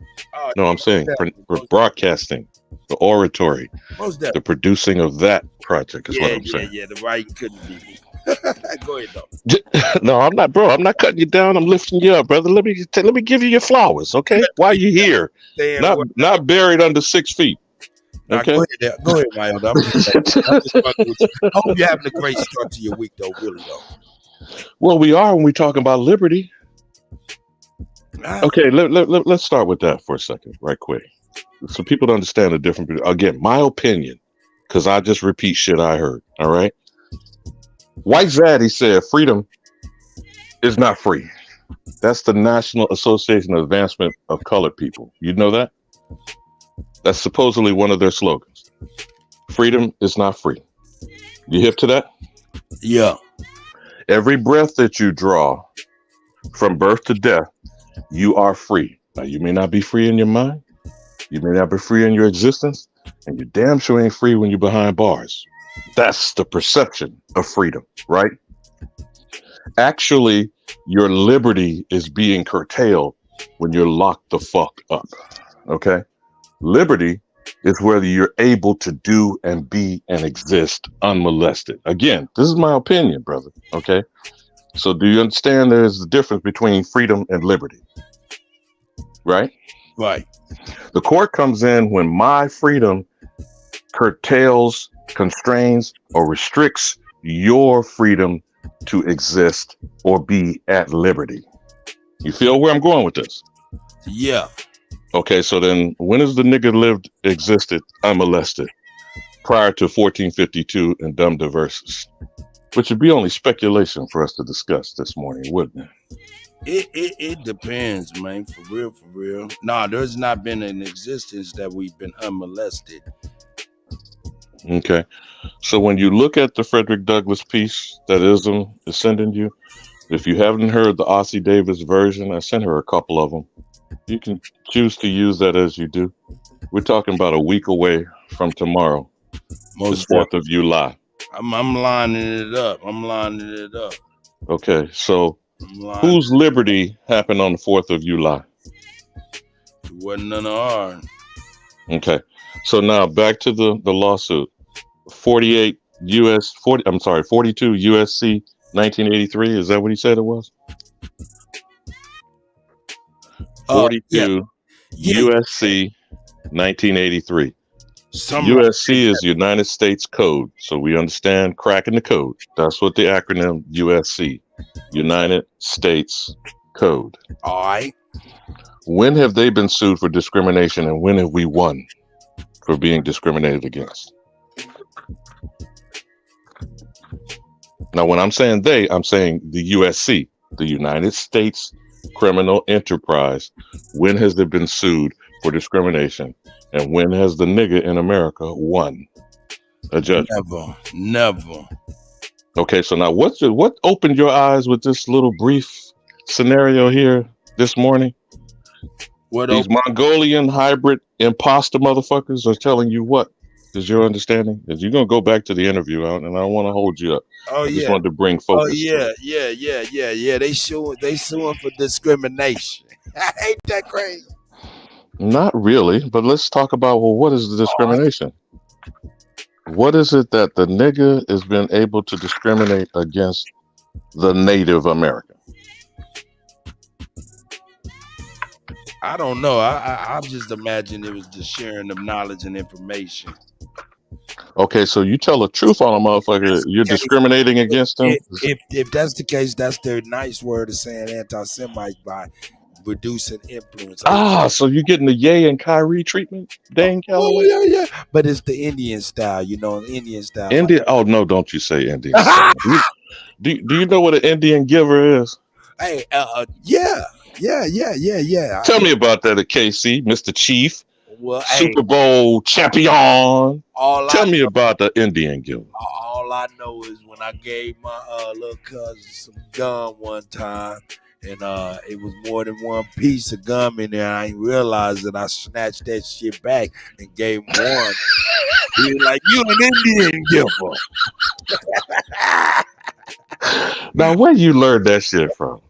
I don't know where he was. I learned it from him that day. And I figured that was, you gave me something, took it back. You an Indian giver. And ever since, everything, all the condescending definitions kind of, Let me fuck you up with a brief movie reference. Stephen DeCoon said, "Honest Injun, Django." Do you remember that? Yeah, honest Injun. Yeah. Why the fuck did he say that if he's a coon from Africa? I don't know. I thought he was just self-identifying, or more or less, you know what I'm saying? No, he was trying to get a nigga to come out from hiding while they was threatening to kill his Brunhilde, German name, by the way, lovely wife, Kerry Washington, scandal thing. He said, "Honest Injun, Django." What's honest Injun? We ain't gonna kill you. Or we ain't gonna kill her, we'll just kill you. So being an Injun and honesty means what to you, cuz? Feel where I'm going with this, Kutty, about cultural references. Obviously, culturally, they think our word ain't shit. No. You're looking at it through that. Should I even say rose-colored glasses? You see where he phrases coming my under glasses this. are rose-colored at the moment. Remember, I'm putting cultural American Indian phrases. Who speaks with forked tongue? White man. I'm sorry. How quickly did you come to that conclusion? Milliseconds. So who put that phrase into the lexicon of American English? That who speaks with forked tongue?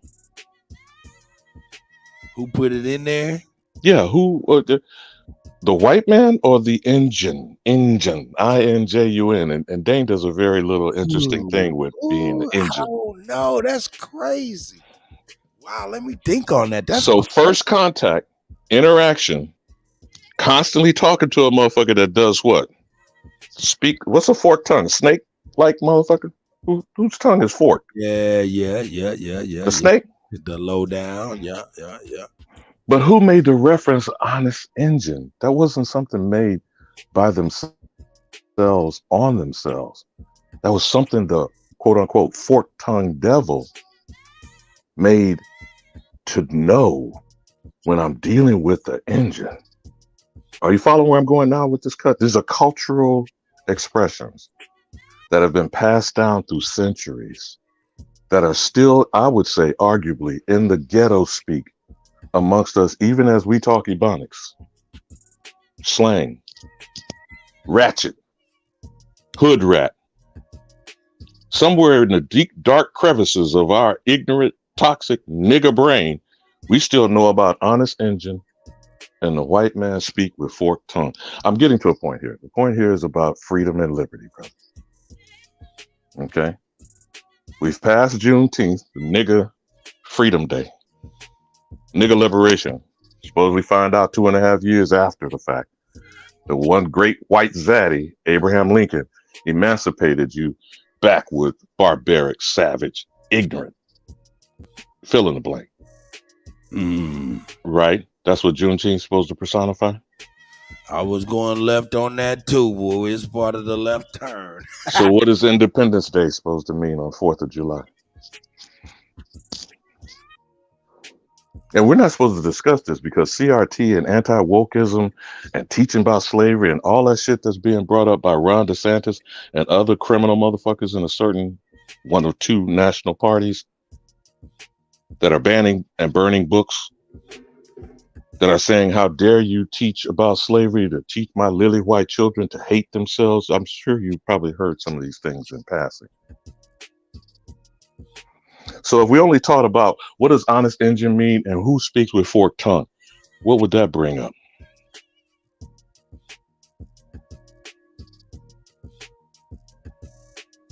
If we only taught about those two cultural phrases, does that come from first contact and colonialism?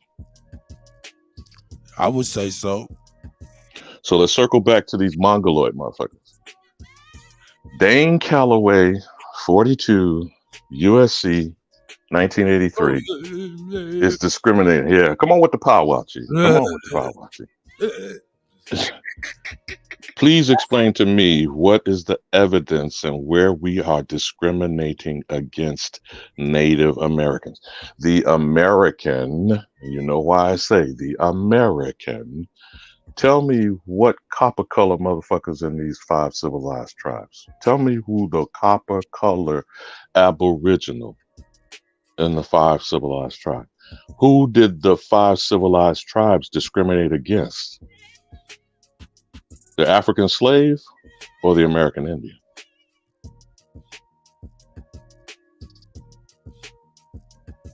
Isn't that the discussion about the freedmen? The freedmen of Cherokee, the freedmen of Chickasaw, the freedmen of Creek, the freedmen of Choctaw, the freedmen of Seminole. Now, I always got that. Is that not what's in discussion literally today in the Congress and in the courthouse? Well, I'm gonna be honest with you. The freedmen and all of that stuff, that stuff is kind of wishy-washy in my brain. How that deep? If those was, I don't know who those men they attribute to. Freedmen, I don't know who they are for real. They say they're African slaves. That's what I thought. That's why I'm like, man, I don't know who they are. They say they were forced by Uncle Sam and the federal government after the Civil War as late as 1866 to free the niggas. I'm trying to stay on the discussion of discrimination. I'm trying to stay on the topic of discrimination. You understand what I'm saying, Kutty? So Your Indian giver self was trying to keep from giving an extra piece of gum to somebody. Hell yeah, and then get my shit back. Okay. What did they try to keep from the American Indian? The land. Is that discrimination or is that fraud and theft? That's theft and fraud. So I'm still trying to understand what is the basis of Dane Calloway's discrimination against any Native American individual or tribal organization who is a criminal enterprise set up under 501c3, the Department of Interior, the Bureau of Indian Affairs, and the Bureau of Land Management. See, we don't identify the actors, do we? Nope. So please explain to me how the nigga in America is racist or discriminating against who other than themselves? Because we got niggas in organizations, the NAACP, the Urban League. We got niggas who run businesses. We got niggas who work for the same criminals in corporate America, firing other niggas. I mean, correct me if I'm in error in any of these observations. No, I'm not. No correction is needed. Please carry on. So then where does the nigga have control over anything to prevent someone else from what? Maybe we should look up the discrimination definition, Kutt. Let's look it up now. Discrimination. And while you're pulling that up, the brother shared with you the U.S. Code 42 USC 1983. All right, let's check this out real quick. Share. And we'll look that up next. That's rather lengthy. Oh, I'm sure they got a lot of shit in fine print. But how many times has there been discrimination cases that have been won in behalf of the nigga in America? And by the way, Ketanji Brown Jackson sat on one. I forgot the company. I forgot the Negro employees. I'm sure someone in the chat could bring it up while they're doing some quick typing with their fingers. Yeah. How Ketanji Brown Jackson ruled against the niggas who filed a discrimination lawsuit against white corporate America, discriminating against the Negro. All right. Discrimination. Now, the unjust or prejudicial treatment of different categories of people, especially on the grounds of ethnicity, age, sex, or disability. 2. Hold on, bro. Hold on. Did you hear the R word? You need to go back to the beginning of that and read that definition again. Oh, wow. Wow, I didn't. Unjust or prejudicial treatment of different categories of people, especially on the grounds of ethnicity, age, sex, or disability. Would the R word be involved with ethnicity? I'm bro. I don't know. I just repeat what, Kutty? Because I qualify all the shit that comes out of my mouth. But I didn't hear the R word, did you? No, I did not. So race is not a basis of what? Discrimination. So if it's in this definition, I don't know which definition you're using or which dictionary this came from, or whether or not this was Black's law, okay, etc. But you follow where I'm saying now. That's the first one that came up in your search. Was that Webster's? Was that no? Just starting with the definition you're looking Oxford. So that's Oxford from the Crackalackers from England. Okay, so now US 42 USC 1983. And you know you're going to miss niggas when you start talking laws, right? And you do understand this is not a law. That's the United States Code. That's what that acronym stands for. USC stands for United States Code. All right, you say US 42, USC. Right? No, just 42. You drop the US in the beginning because the USC is the code. 42 USC 1983 from our good brother Dane Calloway and his alleged, stress the word, alleged discrimination lawsuit. What does it say? This is from Cornell. Civil action for deprivation of rights. And you're getting that from the Cornell Law Library? Yeah, Cornell. Yep, exactly. What say you, brother? Too bad you ain't got Melania Trump to speak on this. Let this white slave tell us about this shit. Yeah, man. What's that paragraph saying, my good brother? Let's go on in and see if we can trump up some. Speak. Every person who, under color of any statute, Can you hear? ordinance, I regulation, can. custom, or usage of any state or territory or the District of Columbia, subjects, or causes to be subjected, any citizen of the United States or other person within the jurisdiction thereof to the deprivation of any rights, privileges, or immunities secured by the Constitution and laws, shall be liable to the party injured in an action at law, suit in equity, or other proper proceeding for redress, except that in any action brought against a judicial officer for an act or omission taken in such officer's judicial capacity, injunctive relief shall not be granted unless a declaratory decree was violated or declaratory relief was unavailable. For the purposes of this section, any act of Congress applicable exclusively to the District of Columbia shall be considered to be a statute of the District of Columbia. What? Repeat that one more time, bro, because I know this is legal speak, and we'll chop it down how you feel. But repeat it one more time, brother. I will do just that because, what? Here we go. Every person who, under color of any statute, ordinance, regulation, custom, or usage of any state or territory or the District of Columbia, subjects, or causes to be subjected, any citizen of the United States or other person within the jurisdiction thereof to the deprivation of any rights, privileges, or immunities secured by the Constitution and laws, shall be liable to the party injured in an action at law, suit in equity, or other proper proceeding for redress, except that in any action brought against a judicial officer for an act or omission taken in such officer's judicial capacity, injunctive relief shall not be granted unless a declaratory decree was violated or declaratory relief was unavailable. For the purposes of this section, any act of Congress applicable exclusively to the District of Columbia shall be considered to be a statute of the District of Columbia. I know that's a lot to comprehend, Kutt. Hell. Start with the first sentence. You say it yourself. Who? Me say it? Yes, you. Because you reinforce in your own head, even when you're speaking outward. Say the first sentence. All right, I got you.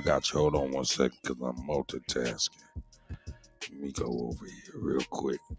Every person who, under the color of any statute. Stop. What does that mean? I don't know. I don't know. Yeah, you do. You do. It said color. You go ahead. It said color and it said statute. I don't know. It didn't say law. Explain, please. I appreciate the statutes are all this shit that these motherfuckers are creating. You're looking it up in the United States Code. That's why I keep repeating to you that acronym. USC means U.S. Code. Gotcha. Who's on code, bro? Shit. Are they on code? They on code. Are their code to be white and superior? There we go. Are they? Got that. So circle back to what is the color? The color of the statue. Now do you understand why these Moors beat you over the head with the color of law? And people's eyes roll back and glaze over and shit? Right. All right. I'm almost done. I had to do some clerical work here. Let me see. Now I'm back with you. The color of law. Now tell me this. Okay, so man. So when they talk about the color of law, they ain't talking about the racial component of law, are they?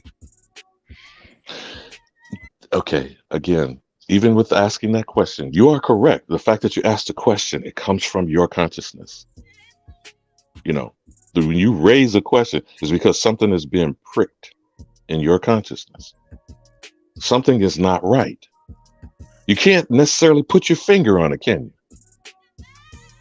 But if it was right, you wouldn't have a problem with it, right? That's real. Every time you draw breath in, you exhale breath out. Unless you can't breathe in, you ain't got a problem. Right? Right? You have to ask a motherfucker a question. I can't breathe. Now, when a motherfucker got a knee on your neck, that might be the cause of your wind being impeded and your lungs not expanding. That sounds like a problem, right? That knee on your neck is cutting your freedom, because your freedom is your breath, right? Right. So who's making color? Remember what I told you about that flag? I'm not going to repeat it because I don't want to make you, throw up in your mouth. But remember what I described to you about that white triangle of that color, the entire flag, the multitudes of the colors on that flag, no matter what the spectrum of the colors of that was, white was the smallest portion of that flag, correct? Yeah. Is that not a fact? Yeah. So white is the smallest percentage of existence, even if you pertain it to a so-called group or a people, right? So why is the smallest of existence dictating to the majority of people of color?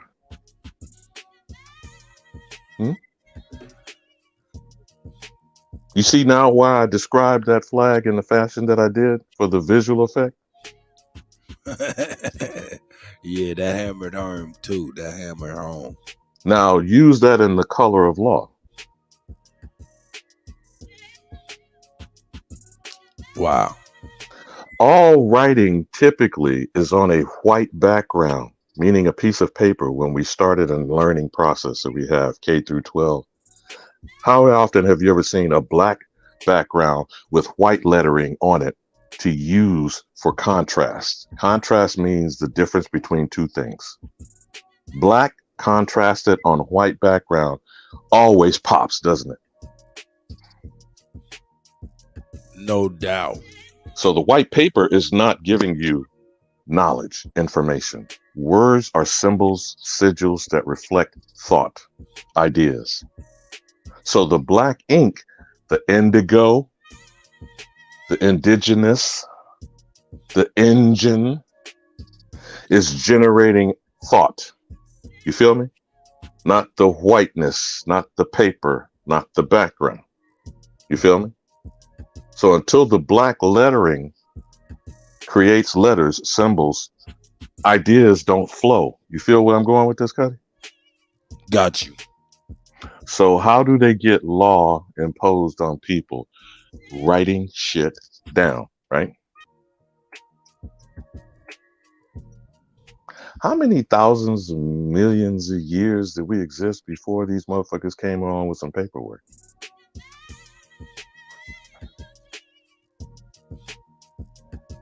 Doesn't mean we didn't write. You know there's cave drawings. You've seen hieroglyphics. You know about pictograms. They can't even date some of the so-called forms of writing, but they keep want to tell you that they come from, you know the phrase whitewash? You want to pull that definition up? What is whitewashing?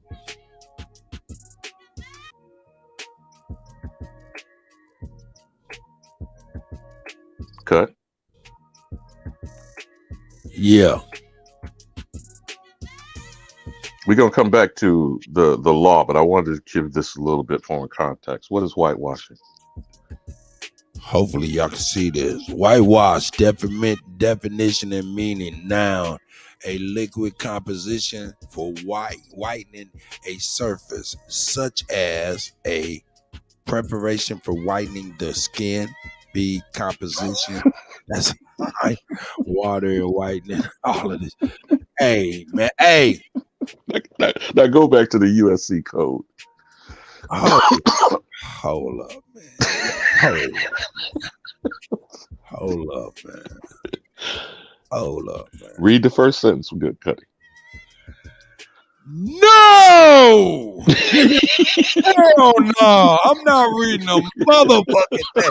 You fucking my whole You finna get that whitewash slave? Is that what you forget? Eyeballs, not glasses. You finna get that whitewash slave for you? Goddamn school. Hell no! I'm about to go outside and run and go play at Reed. I don't want to read. Because it's summertime. Summertime and the living is easy. Where my watermelon got that nigga is a straight idiot. No, I'm fucking with you. Hey, let me see. Let's get it up in here so our eyes can see. All right, so it said, yo, every person who under the color or of a statute or ordinance, regulation, custom, or usage of a state or territory or the District of Columbia subjects or causes to be subjected any citizen of the United States or the persons within the jurisdiction thereof. Stop right there, brother. Stop right there. Right here, that paragraph was a catch-all. Here's a gotcha. So you getting your legalese on now this morning. Yeah, that catch-all. You saw District of Columbia. You saw subjects or subject to. And the U.S. citizen. Right. What the fuck does that have to do with the nigga in America?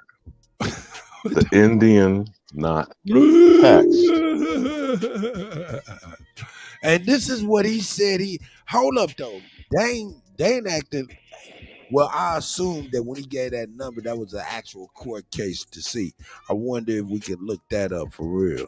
No. That's not a court case. You need his docket number for the court that it's in. And he already told you he has a small hat motherfuckers like Michael Cohen. Yeah. Okay. In New York City, get a rope. Okay.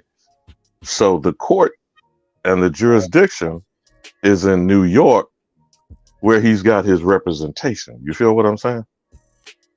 So you need the docket number of the lawsuit that would tell you the judge, the court, and the action. You feel me? But what we're analyzing is the code. I almost used the word law. Now I'm going to explain to you about why it's not law. The code is the manifestation of the District of Columbia, the subjects and those who are subject to its jurisdiction, referred to as United States citizens. You feel what I'm saying now, Cut? Yeah, all you motherfuckers do what I say. Now, what do you understand law to be? Like nature's law or common law? You've heard that phrase probably, but no one ever explains to you what is common law. Yeah, common law is the law of the land, if you ask me. If you say the law of the land, that means the law of nature, right? Most definitely. Like gravity? No doubt. Like sunrise and sets? Yep. Like the moon goes in its cycle, in its circle? Yep. Like the seasons come and go. We know they call 4 of them, but they kind of blurring that shit now with heart, huh? Yeah. And you know when to lay crops and you know when to harvest crops, right? Would that be considered laws? Yes. So we being taken off the land and we're being taken out from under law. You feel what I'm saying? Cut? I got you. So we're being taken out of law and put under code and statutes. Hold on. Now check this out. Alabama, hammer this shit home real quick for everybody there, so they can get a quick synopsis of how it's relevant to Dane Calloway. Dane Calloway actually gave us these codes to look up. That's why we're looking up. Go ahead, Alabama. He is saying, and it doesn't matter the name of the individual or the tribe. We already know a tribe is being federally recognized by the Bureau of Indian Affairs, right? Obviously.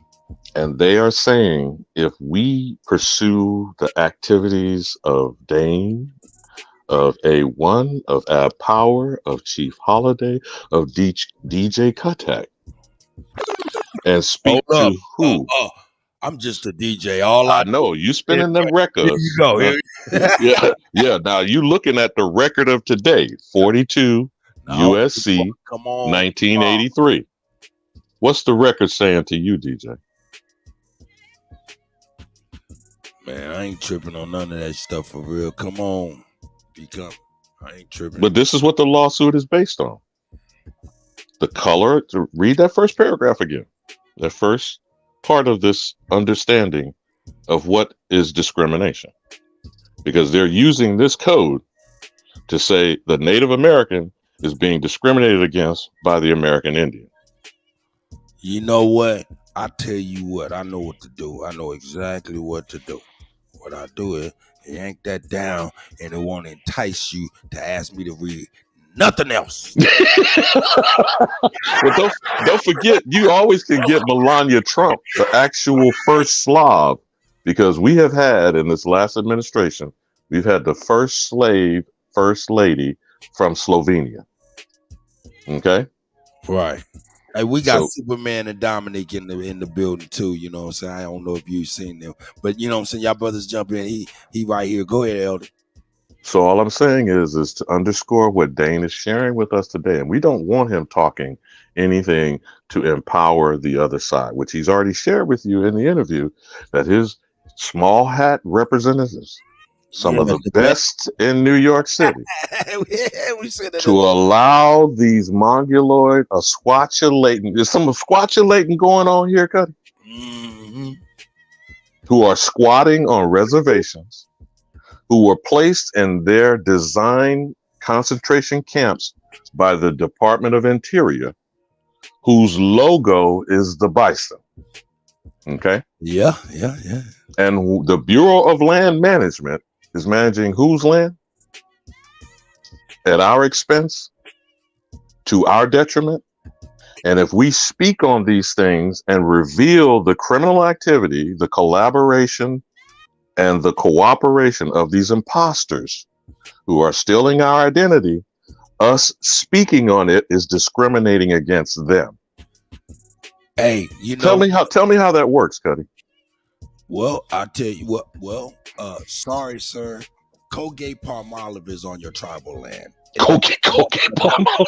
And don't say nothing about it, or you're discriminating against Colgate Palmolive. Here we go. I'm sorry about that.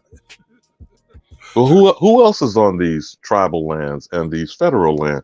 The Chinese government? How many hectares of they and Bill Gates have bought of commercial agricultural real estate? Hey, that should be against the people. The people should be not with that, for real. Just like one person owning a lot of agricultural land. Nah, that should be against the people. Are you familiar with a person that's been credited with saving the bison and bringing them back from extinction? Nah. Ted Turner, by the way. Oh, yeah. What'd he do? He bought up large acres of land, I believe, in Montana, Wyoming, Idaho. Anyone out there who wants to type their, their little fingers in the chat there and see where they claim that this super white zaddy brought the bison, the logo of the Department of Interior. Now, would it be more responsible for an individual to do it, or maybe the government Uncle Sam who tried to kill off the buffalo? Who do you think would be more responsible for bringing back from the brink of extinction? But now people want to pat Ted Turner on the back of saving the buffalo. Okay, who gonna bring the nigga back from extinction? Okay. Oh no, Keisha. Not if you put concrete in the new black vagina. I'm not gonna repeat the phrase. Neely Fuller Jr. Kutty. Just remember what they're trying to convince you with P-Valley and Pose and that flag. You feel me? I tell you what, all I know is I see buffalo all the time, and them motherfuckers is in the penitentiary in a cage outside of the house. Leavenworth, bro. I was going to ask you, did you know what Leavenworth was in your backyard? Yeah, Leavenworth, the big house, and in the big house in the yard in the front. But you know that's an army camp, right? You know that is an original army prison camp, right? Fort Leavenworth, right? Well, it's next door. It's right. They all in the one little joint, little something. You know what I'm saying? You know what? Someday you might look up where are the supermaxes located? I think the worst one is in Colorado. I don't know. Well, they got what, El Dorado? They got El Dorado. Then they got Florence in Colorado. Now, you just said El Dorado. You do know that's the city of gold, right? Yeah. El Dorado. El Alleged, Dorado. famed El Dorado was called Yeah. the city of gold. Yeah, El Dorado, Kansas. Then they got Florence. Then they got what is that down in not outside of, what is that outside of Oklahoma City? And then they got what, Missouri. They got Springfield, Missouri. All kind of motherfucking little spots, man. Notice you're naming Indian Territory.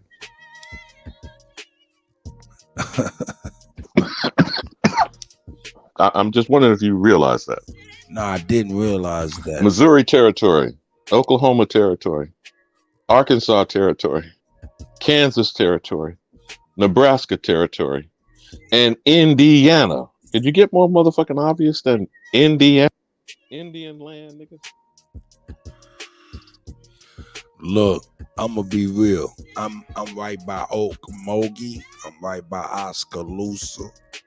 All of this shit, Potawatomi, all of that shit, and all that shit is a whole bunch of motherfucking Chinese-looking motherfuckers. I ain't going front. I ain't gonna even hold you.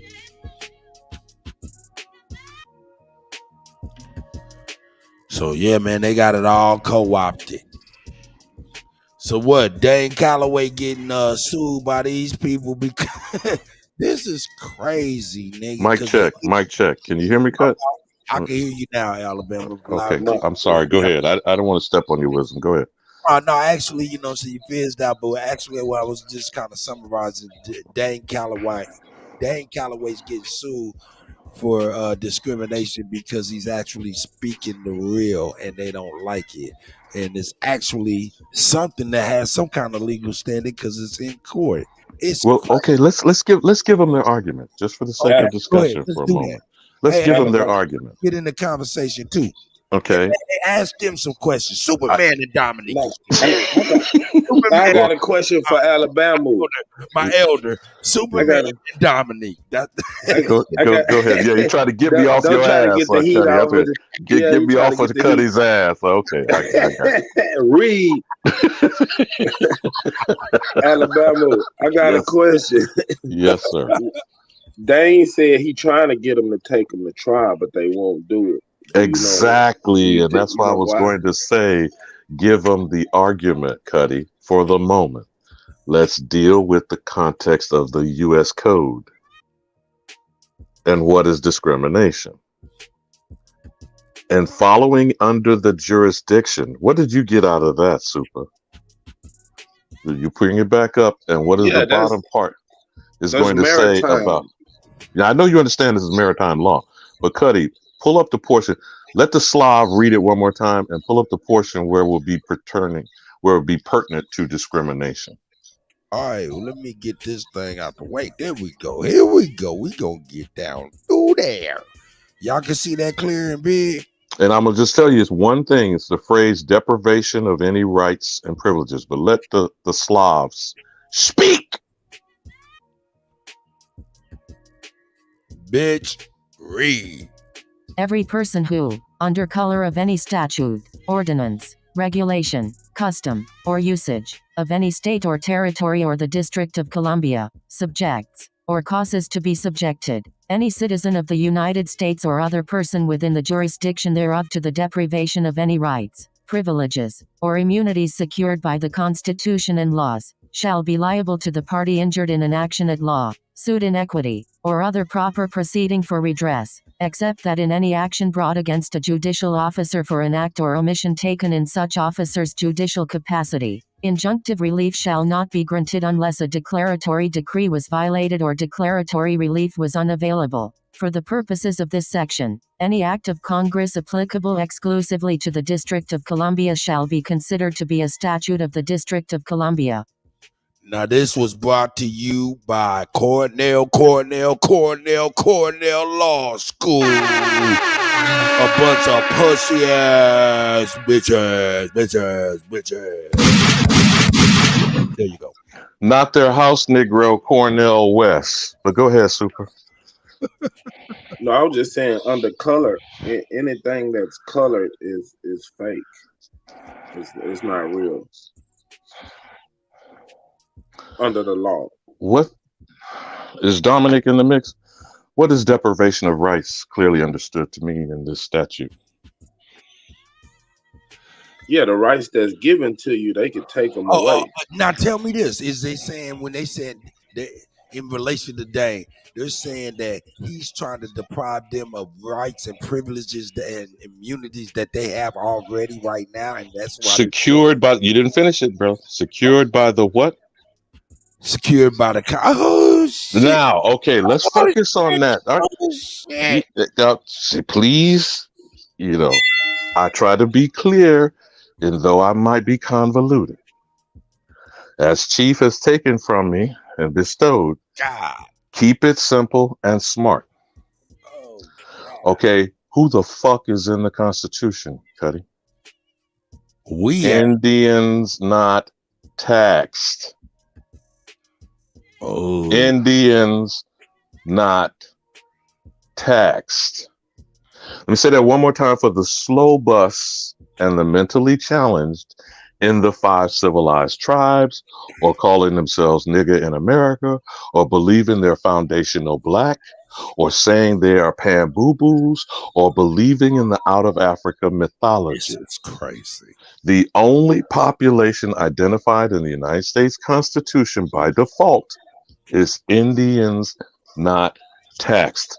Not Europeans, not Africans, not Asians, not Arabs, not Hispanics, not Native Americans. Now, do you understand why I say there's only one American, Kutty? Wow. So what are the rights and privileges that will be deprived of the Native American if the true American is defined? Hey, shit. If the true American is defined, would that deprive the Native American of their imposter status of identity theft? Man, there's so much shit done been done, so much shit we unfold, and they got so much shit for shit, man. It's just like, what are we gonna do? This is crazy.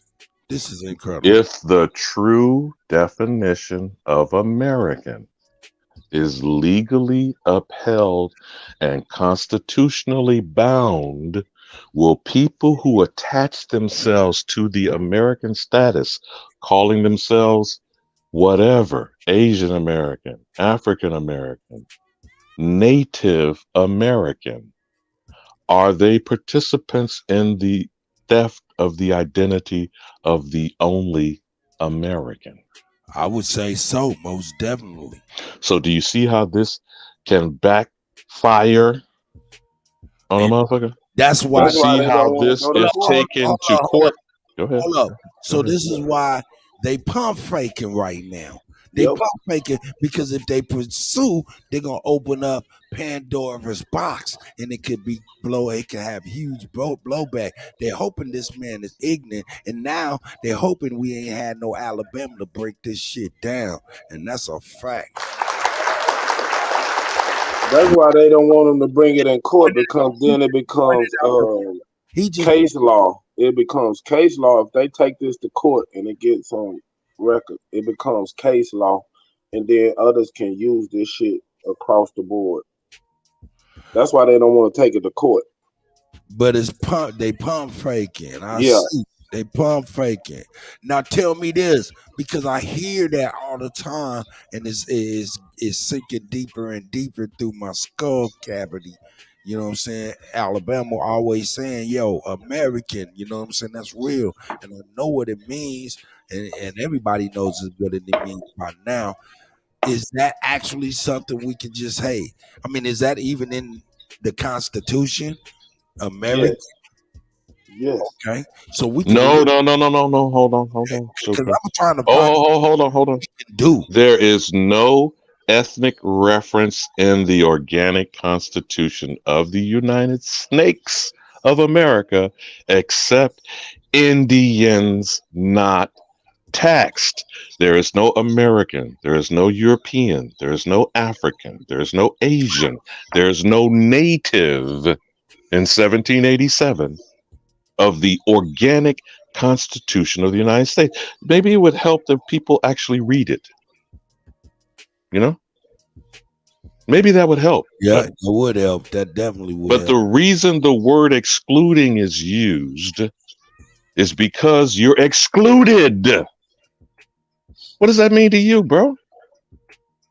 It don't apply to you. That ain't you.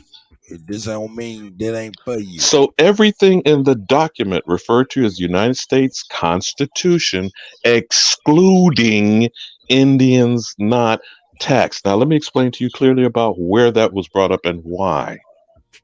In the first of the articles of resolving setting up this government, you start by counting heads. You feel me, Kutty? So the House of Representatives, which is the people's representation, which is the government on the federal level closest to the population, is through an enumeration done by the census, which was in 1790. You are to count whole free persons, including those bound to terms of service. Finish it, Kutty. Excluding Indians not taxed, 3/5 all other persons. What does that mean to you, Super? Shit, if they can do math, we worth more than them. No, again, we're seeing this side by side and misinterpreting. First of all, the Indians are a whole number unto themselves, not to be counted. I'm just talking shit. 3/5. I know, bro, but I want to keep clarity for the listening audience and the slow bus riding. Be enumerated, meaning we're not supposed to be counted or taxed. And those who remain that are not bound to terms of service. Wrap this shit up so we can go and continue with that video. I want to check it out and see what.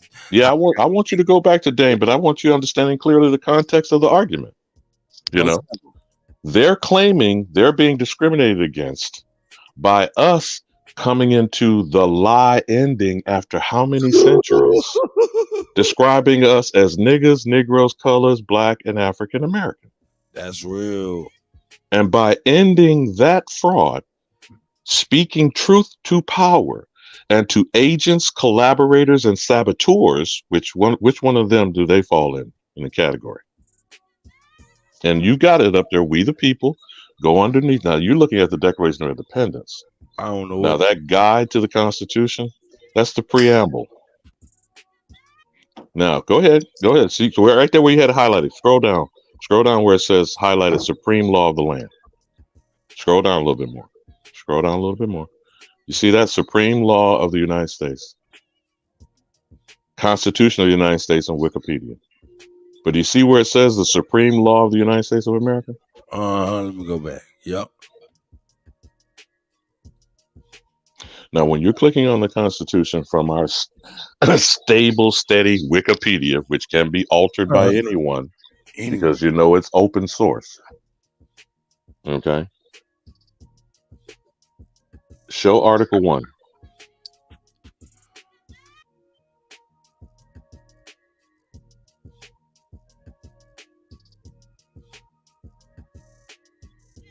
Let's see where we at here. Let's get to the articles. Now, it starts there with the Articles of Confederation, which predated the Constitution. But now, see, keep going, because you got to get to the Constitution. Let's get on there. But it's good for people to look up this, even if you do with Wikipedia. You need to understand how it got started. It's based on the Iroquois Confederacy, which is our ancestors. And it's even in the congressional record. You see where it said the amendments? Articles. Here we go. Article 1. The very first paragraph. Let the Slav speak, bitch. Let's get it together.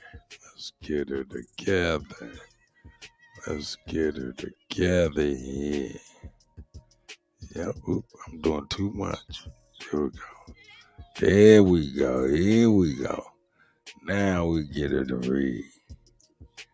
Article I. The Legislature Main Article. Article 1 of the United States Constitution. Article I describes the Congress, the legislative branch of the federal government. Section 1 reads, all legislative powers herein granted shall be vested in a Congress of the United States, which shall consist of a Senate and House of Representatives. The article establishes the manner of election and the qualifications of members of each body. Representatives must be at least 25 years old, be a citizen of the United States for 7 years, and live in the state they represent. Senators must be at least 30 years old, be a citizen for 9 years, and live in the state they represent. Article 1, Section 8 enumerates the powers delegated to the legislature. Financially, Congress has the power to tax, borrow, pay debt and provide for the common defense and the general welfare, to regulate commerce, bankruptcies, and coin money, to regulate internal affairs. It has the power to regulate and govern military forces and militias, suppress insurrections and repel invasions. It is to provide for naturalization, standards of weights and measures, post offices and roads, and patents, to directly govern the federal district and cessions of land by the states for forts and arsenals. Internationally, Congress has the power to define and punish piracies and offenses against the law of nations, to declare war and make rules of war. The final necessary and proper clause, also known as the elastic clause, expressly confers incidental powers upon Congress without the article's requirement for express delegation for each and every power. Article 1, Section 9 lists 8 specific limits on congressional power. Now, underneath that paragraph, you'll see where it says enumeration. Scroll down just a little bit. See, all this stuff is describing what the articles are, but hold on. You need to go back, and we need to pull up the actual Constitution. So when you go back to the other screen that you had and click on where it was highlighted, the supreme law of the land, because see, Wikipedia is describing it. Yeah, they went from Article 1 to Article 8. Click on supreme law of the land, see what happens when you click on that. Is that, it's not a hyperlink, or it's just highlighted? Nah, it's just highlighted. Okay, go back to U.S. online version, the U.S. Constitution. Says the full text. Now, what that did was that shared with you. You notice it said you're supposed to repel insurrections. You see the legislator? Right. What does it say there under Article 2? You see the enumeration? Representatives, right down. No, go down 2 paragraphs. Go down 2 paragraphs. You see representatives? You see that? Highlight that whole paragraph. Oh no, that's you're getting too much. You just want just that one paragraph. You see where it says representatives? Alabama. Mm-hmm. Calm down.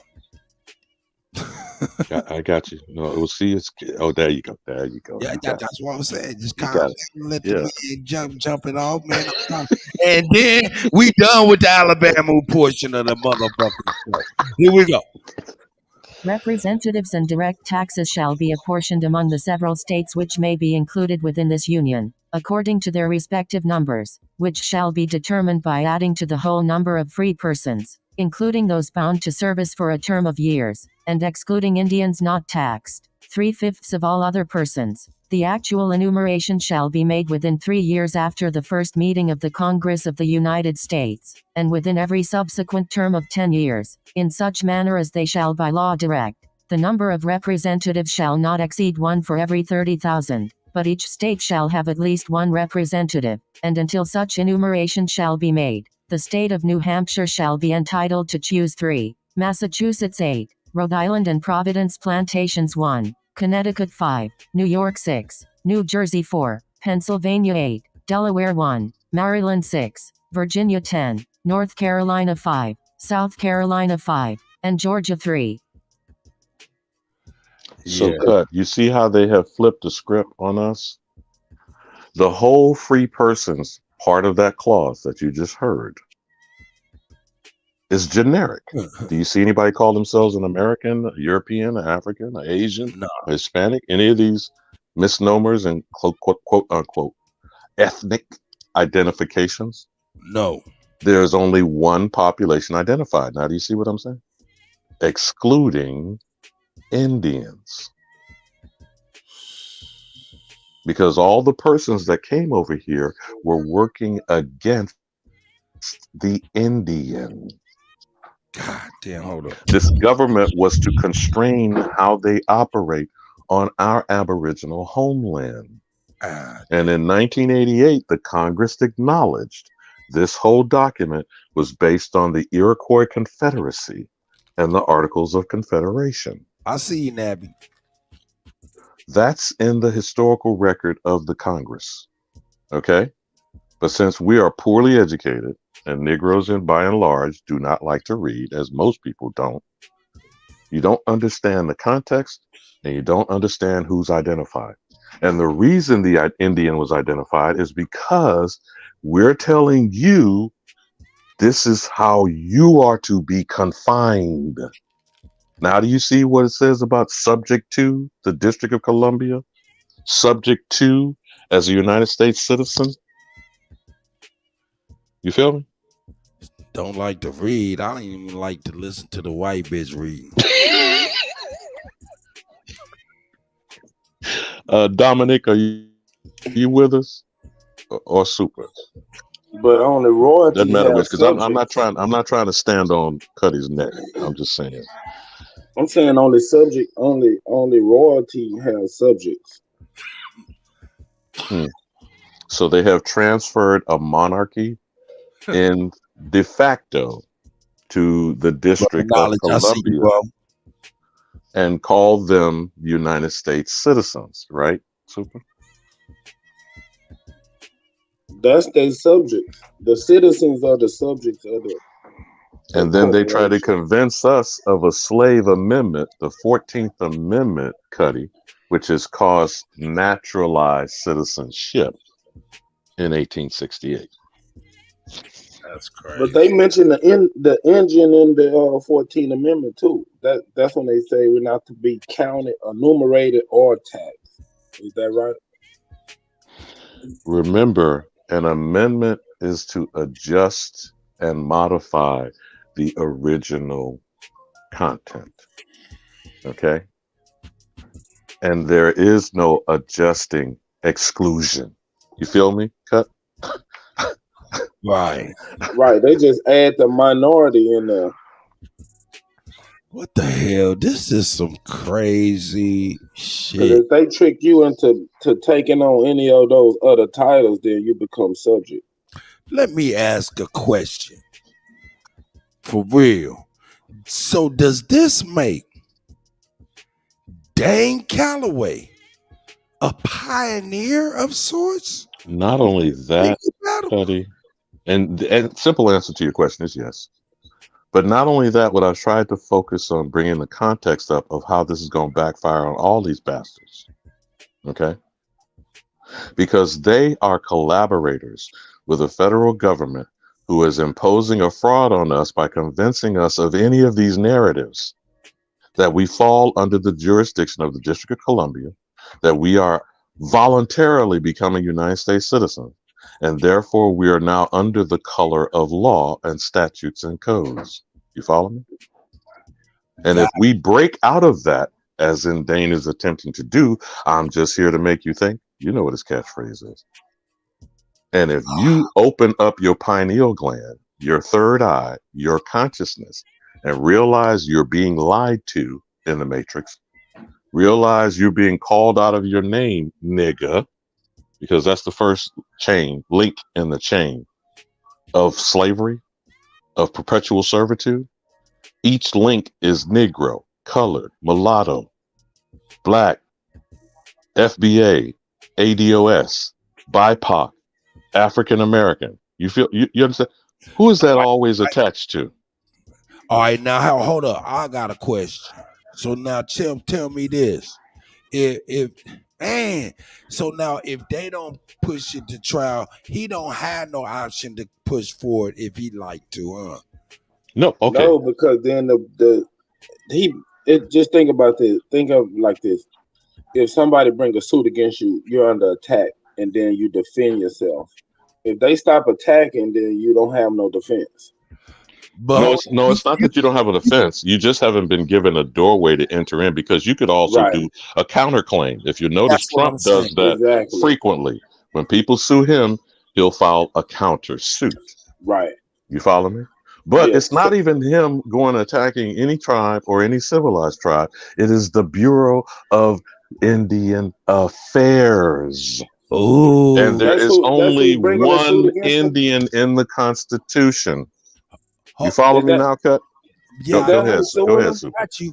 But he's identifying a specific tribe. He won't say their name, but he's saying it's one specific tribe. No, because they're filing the lawsuit. Dane don't have to call them out. The documents, and even if they settle or even if they drop the case, it's filed in a court. You follow me, Kutty? So is the Bureau of Indian Affairs representing that particular tribe? No, I would think it's an individual who's got a burr under their salad, a bug up their ass, and they call themselves trying to take out a nigga, as is typical behavior in this society. We can get the nigga. You feel me? For sure. But they got the wrong nigga this time. Yeah, and the wrong argument. Or the right one. You got the right one today. There you go, Super. Go ahead, Super. Go with it, Super. Run with it. You got the right one. When you hear you got the right one, indeed, you have the wrong one. You got the right one, baby. Hey, man. Hey, so hold on. We got to give our props, because I'm like, oh, shit, if this is what it is like this, Dane on some shit that could really move the needle. Absolutely, brother. So that's why I'm going to sit on my tongue and understand why I told you my heart was heavy over 5 Frederick Douglass and 5 speeches.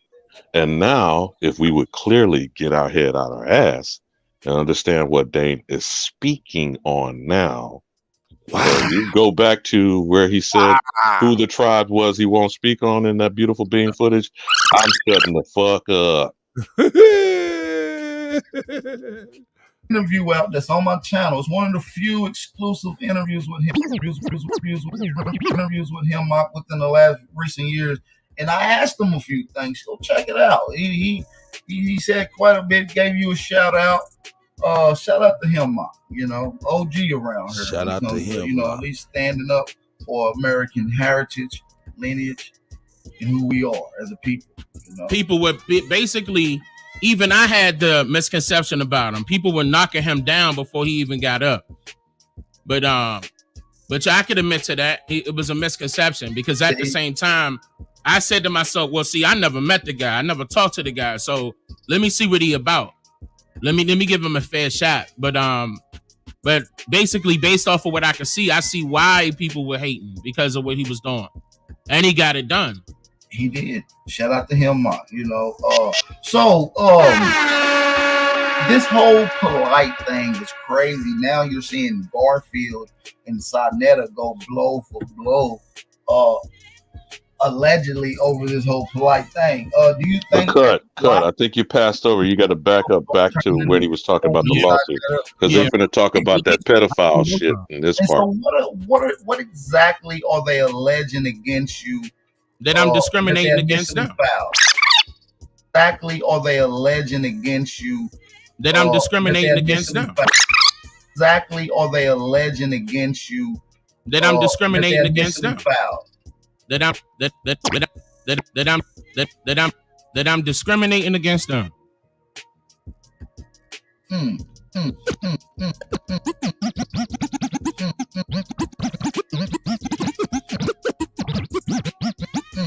I haven't mentioned them. So there's no plagiarization being. Absolutely not. Okay. 42 USC 1983. This is the charge right now. Wow. Or the case, the court number, whatever. What is it? Now that's just what his mouth say. We don't know that for sure. It could be a whole list of shit dealing with this shit. We don't know. But taking it for his word, we just looked it up. And this is indeed for discrimination, for motherfucking revealing the truth. Here we go. That's what they trying to hit me for. And you're planning on getting it totally threw out and dismissed. It's not planning. We doing it. Oh, you doing it? Okay. The last motion that we just did was, I forgot how long ago that was. It could have been a week ago, 2 weeks ago. I forgot. But my lawyers are pushing for dismissal because we allowed them a chance. We allowed them an opportunity to bring forth evidence, and that's it. And on top of that, we got some plans on top of that. That's why I prolonged everything purposely, because we got plans for this. Because when it's over, it still ain't gonna be over. I'm gonna do my thing with it. I mean, obviously, you can talk about it a little bit now. It ain't gonna jeopardize any of the outcome that you're shooting for, correct? It depends on the situation. It depends on what the questions are. DJ, pause it right there. Well, I'm not gonna ask too much. What exactly are they using to say that you was discriminated against them? They trying to say they trying to say no, not defamation. It's strictly discrimination. They were trying to say strictly discrimination. Excuse me. Yeah, they were trying to say that I was promoting that on my YouTube channel inside of my books. And I was like, that person, against that particular person, that person and their tribe. Yeah. So, when. When? Can you give us what tribe this is? Possibly? Nah. They in New York though. They're in New York though. Once this is over with, I can give it to you. Yeah. Is it tied? No. Look at Bap. Bap like, woo, is it tied to? You already know it. No. Is it tied to a guy that's from New York that doesn't like you? Is he goes by the name of Turtle something, right? Yeah, it's well, no, it's not tied to. He ain't affiliated with. He ain't nobody. He ain't nobody.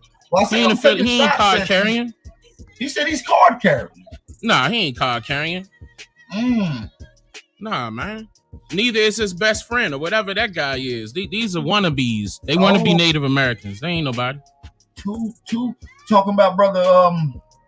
What's the Narragansett fella name? The one that whatchamacallit made Fanta for. What's the nigga? What's his name? Hemlock. Yeah. Check out my exclusive interview with Hemlock. He breaks down the whole thing between him and Tupac, how he created Fanta. Yeah, he created Fanta. That's the truth. He said it. And shout out to his wife. His wife just reached out to me. They about to get married, and they wanted me to do he said he definitely want to conversate with me because he said there was a lot of misconceptions going out there about him, and we're gonna see what's going on. When I get back, I'm gonna touch on the interview out that's on my channel. It's one of the few exclusive interviews with him within the last recent years, and I asked him a few things. So check it out. He said quite a bit. Gave you a shout out. Shout out to him, OG around here when it comes to at least standing up for American heritage, lineage, and who we are as a people. People were basically, even I had the misconception about him. People were knocking him down before he even got up. But I could admit to that. It was a misconception because at the same time, I said to myself, well, see, I never met the guy. I never talked to the guy. So let me see what he about. Let me give him a fair shot. But basically, based off of what I could see, I see why people were hating because of what he was doing. And he got it done. Shout out to Sachi in the motherfucking building.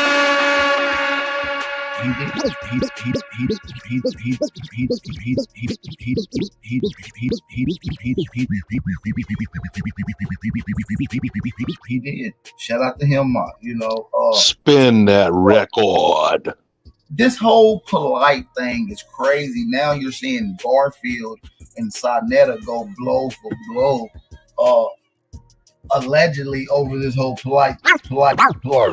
Hold up, before we even go into that, and we go into that old polite shit, Sachi, man, I know you like to speak on that legal shit for real. You want somebody lying? Huh? Somebody's lying, man. Okay, all right, bring it, nigga. Shit. Tell them, Sachi. Now, y'all remember this whole show Jabbar and Reggie did? They was talking about a picture and saying that he getting sued for a picture. Now he's saying it's something different. Somebody's lying. They was reading court documents and supposed to have been reading U.S. codes and all that. Either they don't understand. I believe Dane. So what I'm saying is, think about Sashi though. Even the picture argument. But even though the picture argument, remember what Dane said. They're alleging he's discriminating against them through his YouTube channel and his books. Yep. So whenever a Negro, whoever that Negro is, Dr. Reggie, Jabario Saze, Black City, whenever they take a portrait or something out of context, Kutty, remember, he said the lawsuit is about his books, publication, and his YouTube channel. And this particular tribe of Mongoloid, hybrid, Caucasoid, imposter $5 hoes are saying what would cause them to be discriminated against. I want y'all to understand, please, what is the deprivation of rights that is being argued, if it were even to get before a jury? You trying to deprive them from the rights that they've received right now under the law and the Constitution.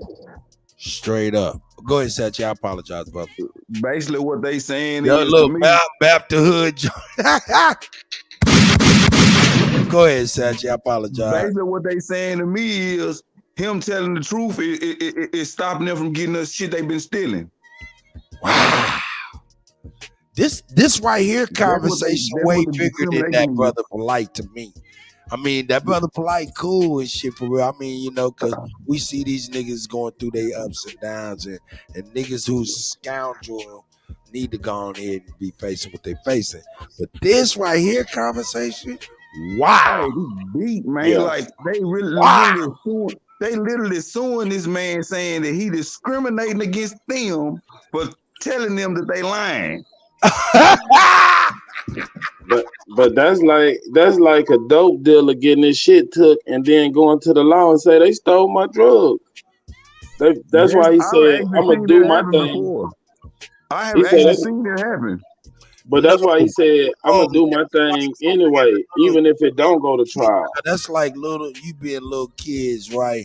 And a motherfucker hits you, then run to the teacher and say he hit me. You know what I'm saying? But cut. Let me throw this wrench in this discussion for a moment. Let's just say that it goes, and I hope to God they're stupid enough to get before a judge or for a jury. And he pulls into the Bureau of Indian Affairs and the Bureau of Land Management, defining Native Americans to be given land that is the Indians, not taxed. Could you speak on that, brother, if you think what I'm saying, Kutty? So you have to understand strategy here now. We're discussing strategically something that hasn't happened yet. But when these people go around continuing to lie on us, and they've done it with impunity for hundreds of years, the day of reckoning is at hand, brother. This is what we're not understanding. You got it. And Kutty pulls off a lateral to Satchi.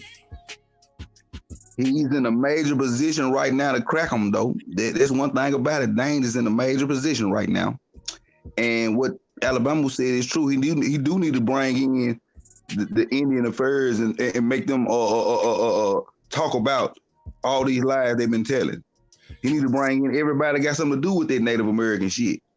And also, while I'm talking, not to switch up the conversation, but for everybody that say that the so-called whatever they want to call themselves don't deserve reparations because nobody shouldn't pay it. When nobody they say when nobody around when they think they were slaves or whatever. When y'all gonna stop paying the Native Americans? When none of us around when they so-called did all this bullshit they claiming. And Satchi for the touchdown off the lateral from Kutty after the fumble recovery from Alabama, because I wasn't expecting it. Thank you for converting. Hey, what up, Koozie? Shout out to Koozie in the building. Good evening, everybody. Man, no doubt. Who, the Alabama? Yeah, cool. Koozie, what the fuck is you at? Is you in Japan or something? What is it? Is it evening time where you at? I gotta switch my phone. Oh, This okay. right here ain't working. Did he say good evening? I thought he said good evening. Shout out to Juice. Shout out to Arthur Livingston. Hey man, shout out to everybody, man. Superman, you know what I'm saying? I appreciate you, brother. You know, on the Cash App, on the coffee tip. Soulbox, I see you. Sister Navi's in the house. Lolita, I see you, sis. Yeah, I can't let me. Oh shit, he bounced out real quick. But yeah, let's go on ahead and see what these niggas talking about this brother Polite. Hey man, I don't really be. What'd you say? Nah, I'm just saying. Go ahead, Sachi. No, I'm saying that you know these niggas talking about reparations and shit, and the same argument that they get from everybody saying that we weren't around when y'all think y'all was slaves and all that shit. We shouldn't have to pay y'all. Wasn't nobody around when the red Native Americans crossed that land bridge or whatever. We shouldn't have to pay their ass neither. Yeah, but them not the ones that's getting the money no more. If you look up the chief of the Cherokees and tell me that motherfucker look like an Asian or one of the motherfuckers that crossed the land bridge, he don't. He blue eyed and pale skin. All white people. So that's who getting the checks now, Sachi. So they not gonna do it. All white people. That's what I'm saying. The same argument they got for the reparations when nobody around, when nobody here slaves, and the same argument. We wasn't around and we didn't do nothing to them red people, them white people, whoever getting the money, so they don't need to get it. Hey man, I think we need to go to a Trump rally in mass. Say we the Indians, nigga, and we need help. Call these other Elizabeth Warrens out, and we ain't gonna stop there. We're gonna call out Fu Manchu. We're gonna call out all of the Eskimo brothers and sisters alike. So Kutty. But that's why the Senator Henry Dawes. Here we go. In the Dawes roll of 1895. Hey man, I don't even like that. That shit reminds me of Lou Rawls or something. I got, but that's DAWES. When these $5 frauds and these pretendians were created as 5 civilized tribes in Oklahoma Territory. Who's the uncivilized tribes? Who are the tribes not recognized by the federal government and Uncle Sam's criminal enterprise? See, this is where we keep the problem of approaching this discussion is not approaching it as a crime. These are all frauds. And that's what Dane, that's why Dane is sitting like a fat rat licking his lips, man, hoping like the fuck they open this goddamn can of worms. Looking like Boss Hall. Right. That's why he said he gonna do his thing with it anyway. If it do go to trial or not. Once they put the attack on you, or once they, put a case against you or whatever, they open up the floor for all the bullshit that come out in discovery. And when the shit come out in discovery, now it's part of the record. Hey, you got to realize this. Y'all got Wait a minute, Sashi. Let's stay focused. 42 USC 1983, deprivation of rights. You got it. See, y'all got to realize whether once they ain't win this, whether they go to trial or not. What did they say? With him coming out with a W. It ain't really about winning or losing, because you want it on the record. You want it to be brought out into the court. You want it to be part of you want to be part of a case law so you can so there you people go. can use it. I understand that part, but regardless, whether they settle out of court or whatever, if they ain't come out with the W, what is they saying? He's not going to have a W, Sasha. You're not understanding what Super is saying. He's being attacked. It's not about a win situation for him. I'm going to say it one more time. 42 USC 1983 has been brought up against Dane Calloway. What rights are being deprived, and from whom? They're trying to target an individual. I'm trying to tell you, and you read it, Kutty. You had the Slav read it multiple times. This is based on the jurisdiction of the District of Columbia, color of law, codes and statutes, and what is being deprived rights of United States citizens. So no. are these Native Americans United States citizens? Are these federally recognized tribes United States citizens? No. And how does Dane Calloway or anything that he's perpetuating on his website, on his YouTube channel, in his book publication, are depriving them of said rights? Do you understand what I'm saying, Kutty? We have to understand what would be the lawsuit if it actually gets before a judge or a jury. Also, he's saying that he's not part of that jurisdiction. I'm not part of this shit. I'm not. But y'all get what I'm saying. Once they dismiss this, because he all he can get out of it is a dismissal. That's what you would call a win. Once they dismiss it, what are they saying? But hold up. Don't he got like legal recourse for people bringing a false, frivolous accusation? Countersuit. Right. I mean, that's a countersuit, but what if it gets dismissed? Don't he have some kind of... Remember, he's being expensed by the small hat representation. That's an expense, is it not? Yeah. Oh, yeah. And when you file a frivolous lawsuit, or when you go and file reports with the police against a person, yeah, you file. Go with it, cut. Go with it. Go slap it, flip it, rub it down. I know what it is to have, you know what I'm saying, a countersuit. But I'm saying, what if you claim something, they dismiss it, and you can? There should be some way you can sue for even bringing that shit up, and then open the can of worms your goddamn self. In civil court, you can sue anybody for anything. You can sue somebody for looking at you wrong. Now, but hold on. But Super is right on that, Kutty. But now we're talking about a criminal charge of fraud, identity theft, and whose rights are really being deprived when you have the issue of discrimination. You see where this could go, Kutty? Hey, man, this shit is getting way deep. Deeper than the seafloor. God damn, they gotta air they have to air their dirty laundry if they really want to pursue this all the way. They gotta come out and air their dirty laundry. The Republic of the United States is non-existent anymore. Hold We're up. living under a democracy. No, Alabama. Basically, you saying that they ain't need a countersuit for the same thing. Yes. No justice. There you go. Yes. Now you tell me this. You think his representation is telling him to do that? You think he already... But now, what first things first, Cut? Because remember, he kind of gave you a tease, like Supper said. I'm gonna do my shit regardless. But here's what I'm trying to get you to understand, Cut. Whether this particular lawsuit goes before a judge and a jury or not, the issue is deprivation of rights under this U.S. code. You understand what I'm saying, Cut? Mm-hmm. And if they don't go forward, which is why he allowed his small hat representation, gave them ample opportunity to come forward, and they're providing no discovery. That's what Super was talking about. They're not providing discovery. They're not providing evidence. They're making allegations. Okay? That could be shown by the judgment of the judge if it's dismissed that it's frivolous and defamatory or something of that nature, if you will. Okay?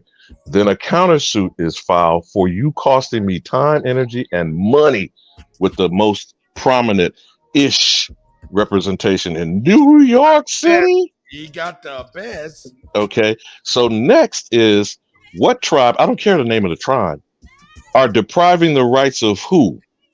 The actual American Indians? The niggas being called freedmen? Do you see where this could head, Cuddy, is what I'm trying to say. The Pandora's boxes is opening. Trump ain't the only one. I'm telling you, boy, this shit, hey, this is big. This is big right here. I was like, man, this Trump know it. This whole situation could be a pioneering type of deal right here. That's why it needs to be put on the record, so anybody can pull this and use it. Remember again, which tribal grouping are we talking about? Those federally recognized, or the uncivilized thousands of tribes who are Indians not taxed? Do you get what I'm saying, Cuddy? They not civilized because they wouldn't take the deal.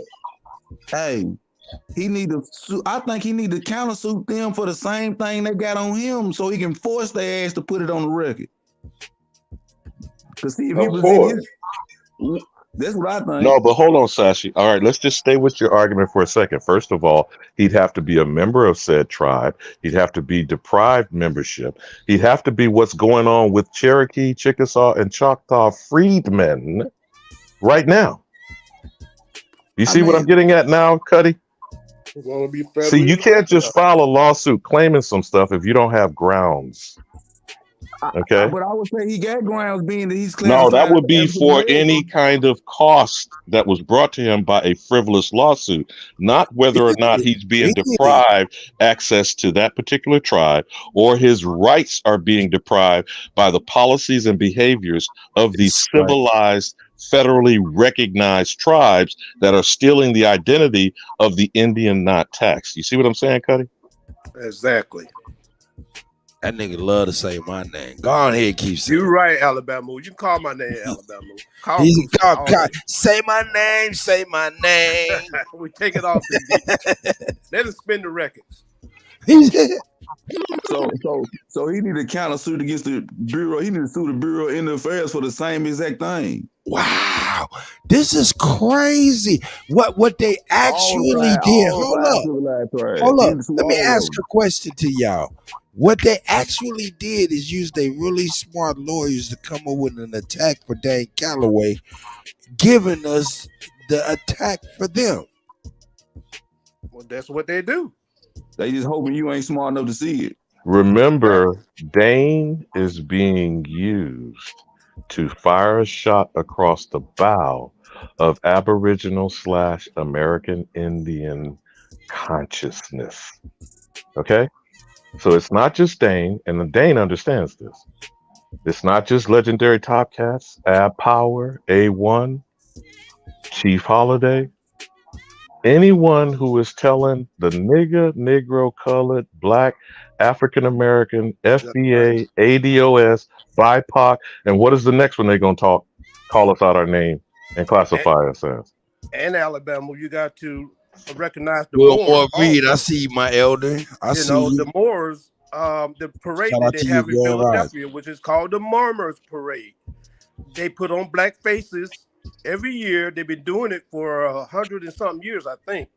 And mom's the word. They will not tell you or recognize you, and it's against their very being, their very breath in their body to mention it. They're not going to tell you everything that they do against the original Indians. They cannot speak it. They cannot speak it. And the number one federal crime is not murder. It's not kidnapping. It's not slave trading. It's not drugs. It's identity theft. Did you know that? DJ Kuttack, I spin records. The number one federal crime is identity theft. Slap it, flip it, rub it down. That's what's gonna come out, Alabama. That's what Dane talking. Well, that's what I think he's talking about. The identity theft. Once they bring this suit against Dane, it's gonna open up the floodgates of all the identities. That's what he's talking about. I'm gonna do my thing anyway, because once they bring it to the floor, then it's open. Now you can question everybody. And you can easily research historically, Native American does not exist in 1787 when the Constitution defined the population Indians not taxed. I don't care who these Native American frauds are, Kutty. They can't prove that they existed and was referenced in the Constitution. So then what rights are they being deprived based on the code? You said the code. You saw what the code said. It said under the Constitution, correct? Yep.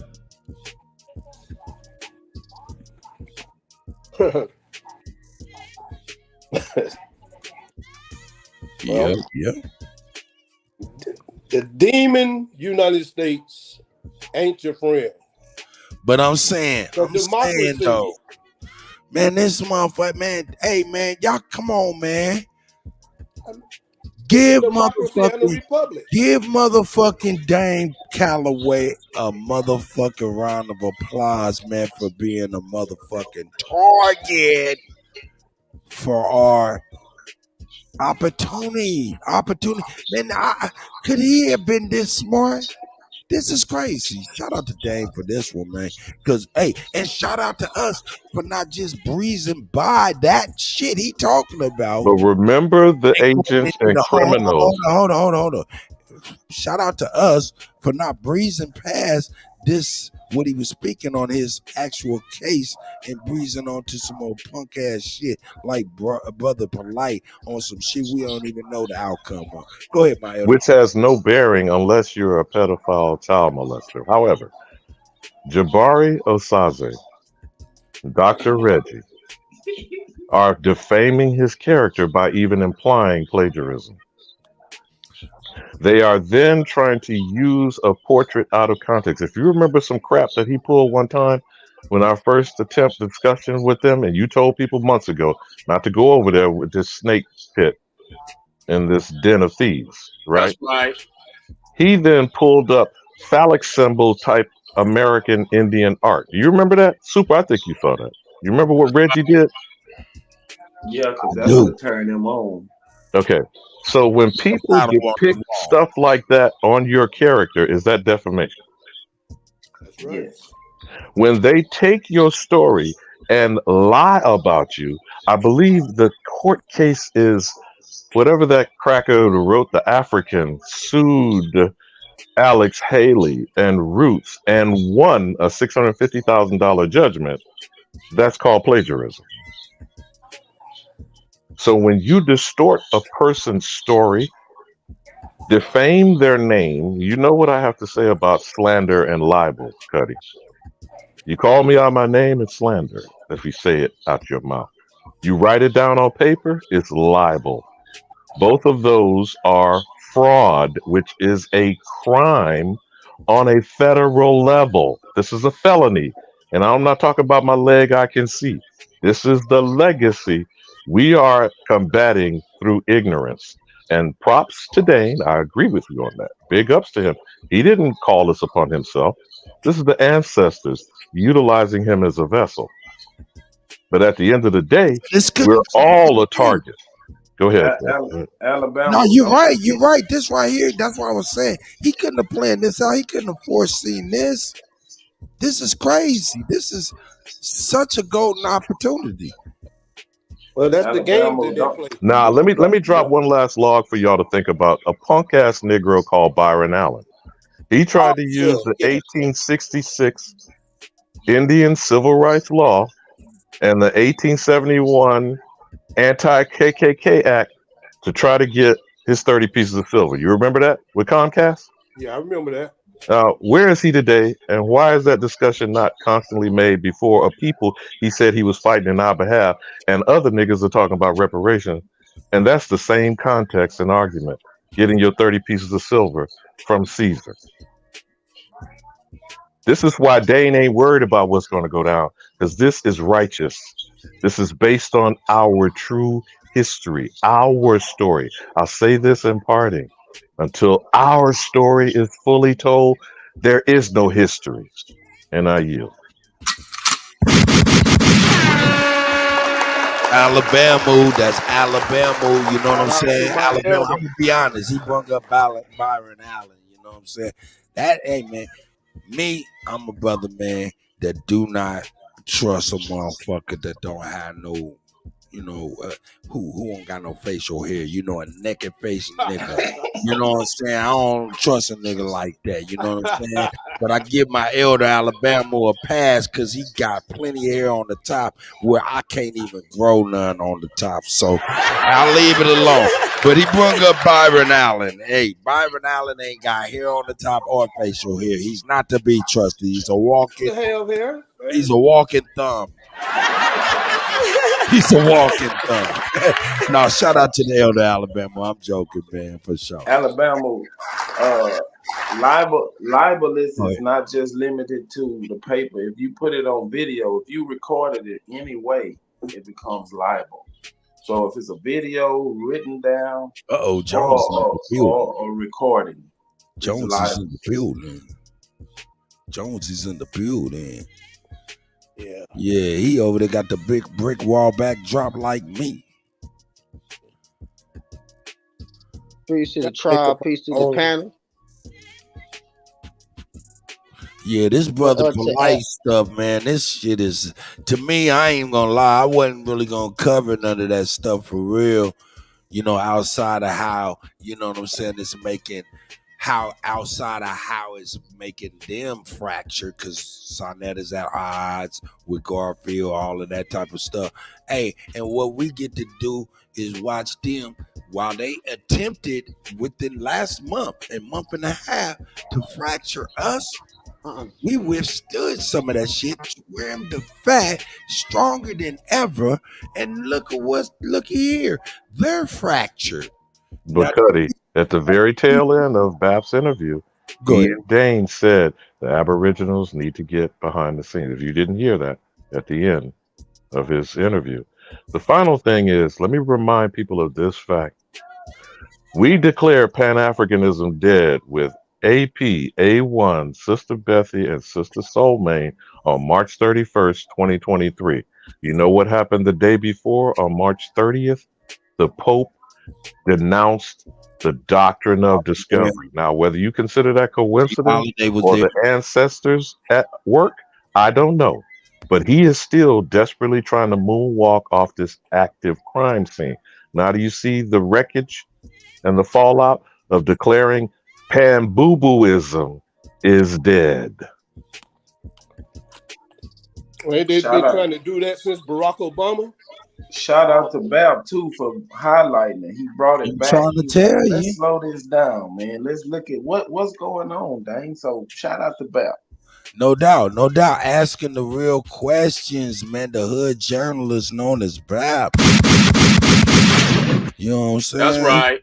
Come on, give him his motherfucking due. You know what I'm talking about? That journalist and scientist. He's the first merger of the two. What's up with it, Jonesy? How you doing today, brother? You looking good, my guy. Okay, he on mute. He said you on mute. My bad, man. I got my little nephew over here. All right, man. Shout out to the young guy. Tell him age. I know he can't hear you. Got them good headphones on. Boy, 3 off the chain, but yeah, this is what we've been waiting on. Cause see, now it's time for them to shit or get off the pot. You see what I'm saying? And Ron Hayes just spoke on this like probably about 4 months ago. Just said, you know, how different people play their different parts. You know what I'm saying? The moving parts of what we trying to do. He was like, and that nigga Dane, he is this story. You know what I'm saying? That's his. You know what I'm saying? That's his lane. He's the motherfucker that's going to go find the paperwork, put the paperwork together, and the shit that he find, you know what I'm saying? He's not going to come back. His efforts ain't going to come back futile. You see what I'm saying? So it's just a matter of, I already knew it was just a matter of time. And then you start to get these more exposures, and I've seen a little uptick on more people coming out talking about jumping on that Pan-boo-boo train. They got some, like, you know what I'm saying, replacements trying to come out and pop up in the new algorithm I see. But look. Shout out to BAP, man. This is big. Facts. But even, you know, shout out to Dane. Man, shout out to both your brothers for coming together yesterday like that. Shout out to BAP for real. And even more so, super shouts out. He said, hey, Kutty, play this shit next. And I said, timestamp. He said, nigga, from the beginning to the end. But I ain't gonna play it to the end. Cause we don't need to get, because that shit, that Dane Zone, man, is so powerful. We can melt on that for a minute. Just the strategic nature in which we can move forward as individuals and collectives. You know what I'm saying? On that same code against the Department of Interior, if I'm correctly hearing it from the elder.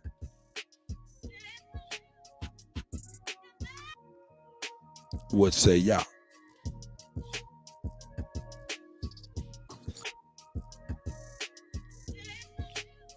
This shit crazy. And I think one of our little strategies going forward too is we should find out like what's the opposite action that can be taken, just like you know what I'm saying, just the opposite action that they're taking against Dame. Like another, like us as a separate, you know what I'm saying, original people, but into make those same claims against them, you know what I'm saying, like simultaneous, like, oh yeah, y'all doing that. We basically, you know what I'm saying, got proof that y'all are, you know what I'm saying, doing exactly what you're trying to, you know what I'm saying, project on us. And in the little, you know what I'm saying, in the legal court system, you know what I'm saying, just as far as paperwork, I say you can sue anybody. We need to sue these motherfuckers, like you said, for identity theft.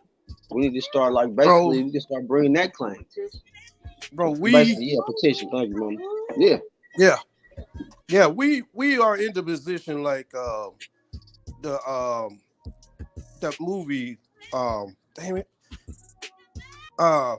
We're in a position like there's somebody, I forgot the name of the movie, but it's where an evil spirit took over the king. And it took a white Gandalf to come in to exile that evil spirit out of the king. Right now, all the peasants, all the people of the kingdom obeyed the king, whether he was evil or good.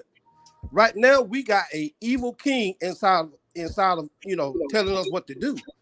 So we just got to get rid of the evilness out of them, which is the evil spirit, the sorcerers. That's what's in Washington, D.C. That's what's in the White House right now. You know, we've already declared that that's a skin mask, so we don't even really discuss the skin mask that's about to pass over. Lords of the Ring was the name of the movie. Oh. Right. It was the king was taken over by a sorcerer. That's what's happening to us. That's why we can't get anywhere. You go to complain at the highest level, you got an evil spirit or sorcerer running your kingdom. You're not going to get no justice out of that. You got to focus on that and try to find a way to remove that. But so the highest sorcerer is spoken, and that's the Pope. So if we're gonna talk about sorcerer in the hierarchy of that little particular little occult breakdown little pyramid, the Pope is the highest motherfucker on there, and he has motherfucking spoke. He has rescinded some shit, and he has taken some shit back. So therefore, the motherfuckers that he's speaking to by default, motherfuckers should get activated. Because like I said, that denotes and motherfucking disqualifies and debounks all these foreign institutions. So you got to start putting that on the public record, on these etherical and all these public platforms that we know what the fuck the gig is up. These motherfuckers ain't got no more power. Motherfucker, you used to be trying to motherfucking wave your fucking wand and all that shit, but that shit's over. You see what I'm saying? That's the type of energy that, you know what I'm saying, motherfuckers got to get the fucking being on. That Pope nigga, he's about dead too, so he's probably got a CGI motherfucking projection the fuck going on too. Shit, that's already been exposed. So all this shit, he can only do so much. I mean, if you relinquish the power back in the hands of the people, if the people not moving, I mean, where's the remedy? Exactly. See, those people got to be in the know that they are the people being spoken of, and not this black or this minority bullshit that the motherfuckers that's trying to keep this scheme going is running around here telling and saying. You see what I'm saying? Yeah, the people of the land, like the motherfucking Taliban, who are the people of Afghanistan. That's why they had to get the fuck up out of there. Leave the weapons, leave the tanks, leave everything. Motherfucking get gone like motherfucking that part. Get gone. That's all they did. That's what the fuck they didn't want to tell on the news. That he had to get the fuck up out of there, fuck up out of there. That's law. Because the motherfuckers of the land have motherfucking taken their place in that Afghanistan circle the fuck of life. So your little military, all your little toys, and all your shit and your drones, yeah. Gonna leave that shit right there. That's called booty. Now, so get the fuck up out of here. And the motherfuckers that's with y'all, they tried to get the fuck up out of here. They're with y'all. Because they already knew what the fuck was up. And everything you brought with you. Period. The people spoke in Afghanistan. They told the French the same thing. They had to go. That's up to we, the people. We. Yeah. But see, we are, you know what I'm saying, we're cognitively dissonant right now, if that's even a word, but shit, we're in a motherfucking separation from who the fuck they're speaking of. And that's what they come back to. That some motherfuckers are so docile and so trained that they couldn't really fathom being in control. Some of us, you see what I'm saying? Yeah. They gotta have like this greatness that like they can't fathom this greatness being hidden to the point that this is the most global motherfucking cover up in human history. Genocide. Hello? Yes, sir. I'm with you, bro. Right. Go. I'm with you, man. And you dead on about that. People are docile. And until the people speak as one with one voice, as an authority, man, they play games with us. They playing games with Dane Calloway. I wanted to say that. That's what they do. They're gonna give them a run around in the court system, and it shit can go on for 10 years. What we need to do, something just popped down on me. What we need to do, we need to figure out these fucking little districts, how these little district jurisdictions that they fucking got, district this, district that deals with these different regions in the fucking, certain group of states put together, get together with, the right-minded, the original people of them particular districts. And I think we need to start like motherfucking class action lawsuits in all these motherfucking jurisdictions that play the little law court game like they do, and some shit just get pushed up and forced to their little Supreme Court, that way. Because they gonna, like I said, they gonna have to deal with it either way. But the key, so we can inundate their ass with some shit for them to prove. The key to it is the attack. They're attacking him. So yeah, exactly. If you bring we should automatically activate a counterattack. You see what I'm saying? There you go. So if you attack them in their court, then you under their jurisdiction, and they can do whatever they want to do to you.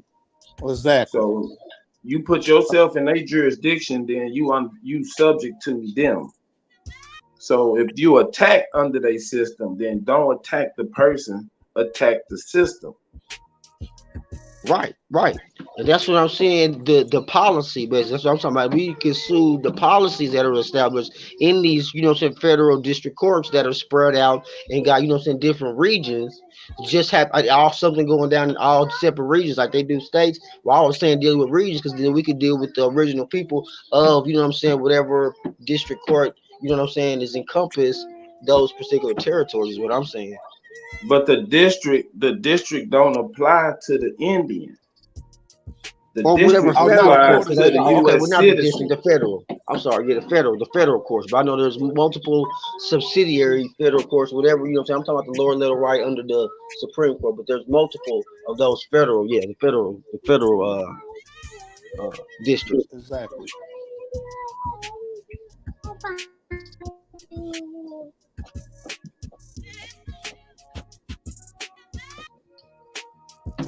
With me, myself, I have declared war.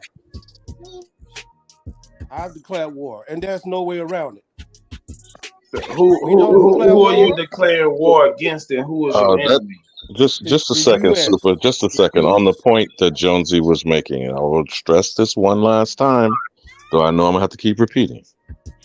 The Alien Tort Claims Act, 1789. We are foreign to this enterprise that's operating a criminal fraud and stealing the identity of the Indian not taxed.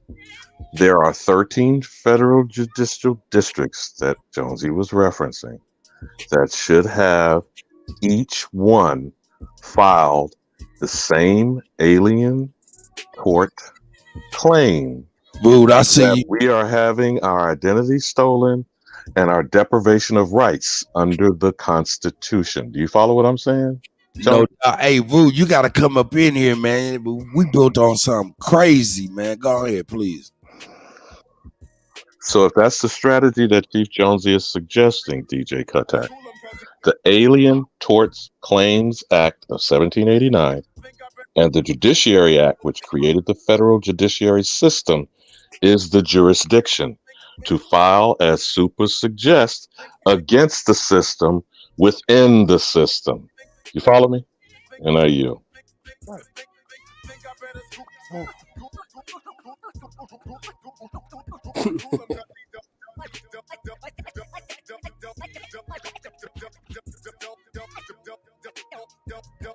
Yeah, this shit is crumbling little by little, and they panicking. They trying their best to bring everything, but the more they bring it, the more they expose themselves.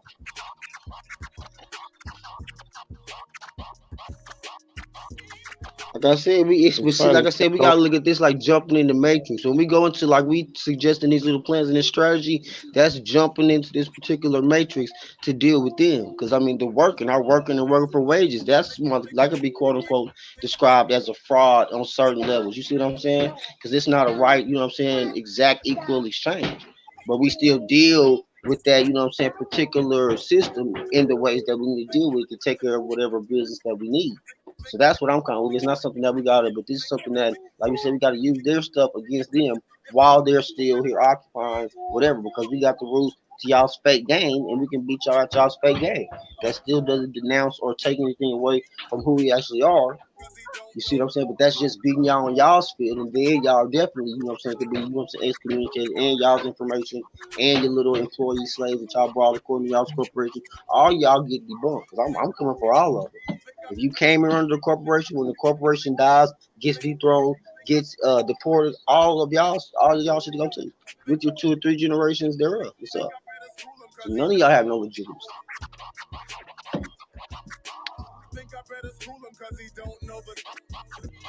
Yeah, go ahead, bro. You on it?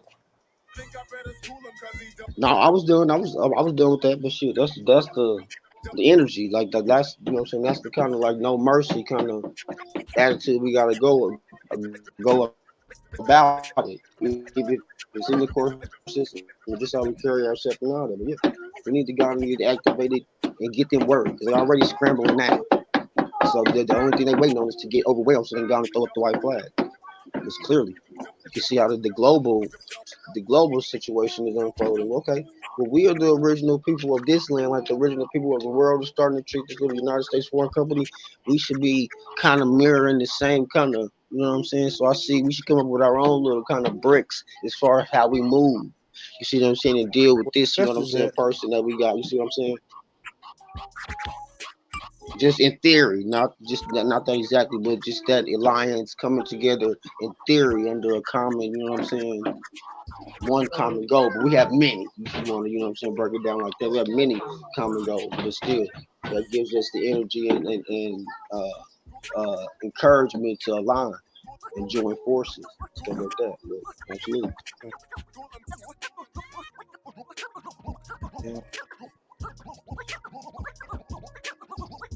When it comes down to the safety of the people, you must first gather the people to mount a defense.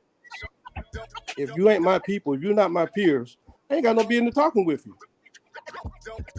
So why are we talking to this criminal corporation trying to get a defense when they the one that's shooting at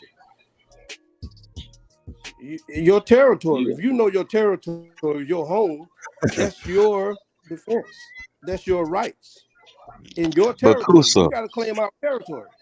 If you don't know your territory, absolutely correct, Kusa. Who gassed these motherfuckers up to tell them not just to go after Dane, but to claim discrimination? Who gassed them up, Kutty? I don't know. The same ones that the op suggests, the same one Dane said he has the best of. Maybe, perhaps. It's probably some banker. Put it like that. He said he had the best. Now remember, they think they're slick. They're going at him through YouTube. They're going at him as an author. They're going after his. You said the small hat. They're all about money. Right? So what rights are at stake that's being deprived if they're trying to go after him? Jonathan Majors. Okay. R. Kelly. William H. Cosby Jr. Orthon James Simpson. I don't think you hear me though. Whether they lock your fucking ass up or not, what are they gonna drain? Your wallet? Your bank account? Are those rights have been deprived of them? Cuba Gooding Jr. They got the black man's kryptonite on these folk, right? They passed a law in Nevada to allow a wench to come and file a suit against Cosby civilly. Right now, Kutty. I forgot the wench's name, but she shall not be named. Are their rights being deprived? For sure. Are their ability to exist unmolested, which means their liberty is at stake? And when is the American free to be? I stress, until our story is told, history is untold.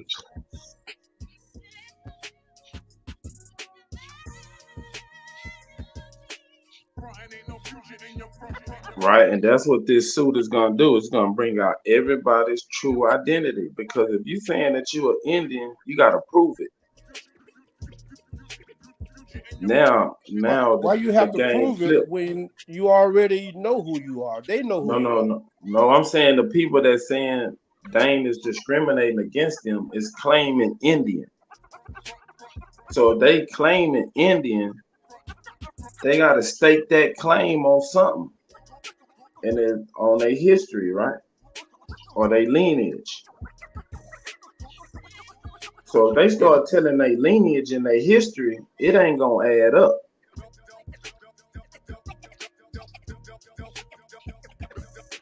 That's what I'm saying. You gotta wait for the attack. If you just go about your life, living your life, doing your thing, and then you attack, now you in court. Now they have the burden of proof. The burden of proof is on the attacker.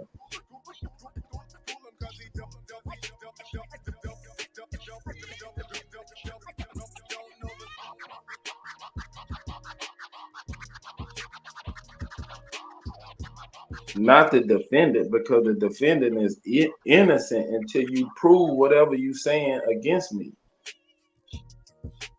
And the only way to prove it is to bring all the bullshit out. That's what the discovery is. Hey, tell me something. Y'all can't hear them scratches and shit in that music, right? Y'all can't hear that stuff, right? Hell yeah, I can hear. Oh shit, is that shit too man, loud? you jamming. Shit down. Nah, man, you jamming. We vibing. I ain't trying to throw Shit, y'all. all right. No, man, you ain't doing that. Oh, y'all can't hear that shit. I ain't think nobody can really hear that shit. You chopping it up. You got the man dancing. Oh yeah, no doubt. Hey man, we got the brother Root up in Come this on, bitch. Root. For sure. Root gonna drop the science. Root up in here. Salute to the panel. Salute to you, brother. Man, hey man, don't mind me scratching my nigga acting like Mike Jack. Now I'm wondering what's going on with Dan. Huh? What's going on with Dan Calloway? Hey man, he was on BAP yesterday, man, and they chopped it up a little bit about, you know what I'm saying, Brother Polite.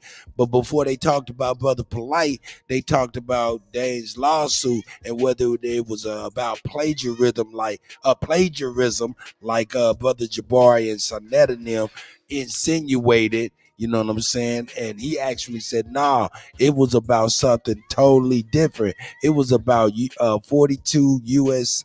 1983, which is defamation or what was it? Yeah, defamation or something like that. Discrimination. There it is. He's being sued for discrimination by an Indian tribe in New York. And that overseas, fuck a Brother Polite. Let's speak on what that is. And Alabama broke that shit down as to what that meant. And man, this right here make Dane a motherfucking linchpin to me, a motherfucking pioneer. And this might be the basis for each and every one of them. They tried to attack him with something, and now they opened up their motherfucking selves up to the same type of attack. Thank you very much, sir. What say you, boo? Shit, I like to see how this go down. Wow, that's me too. Me too. I think this gonna prove that Negro, black, and color ain't shit, and right. Indian. And brothers, please correct me if my summary wasn't correct or if I left something out. You know what I'm saying? That man might be in trouble. Woo. That man might be in not trouble like lawful trouble, going to jail, but that man might not ever talk on TV again. Shout out to brothers, man. I know the niggas in the city is chilling. Yeah, you got something federally recognized, I'm suing you. Yeah, you might not talk again.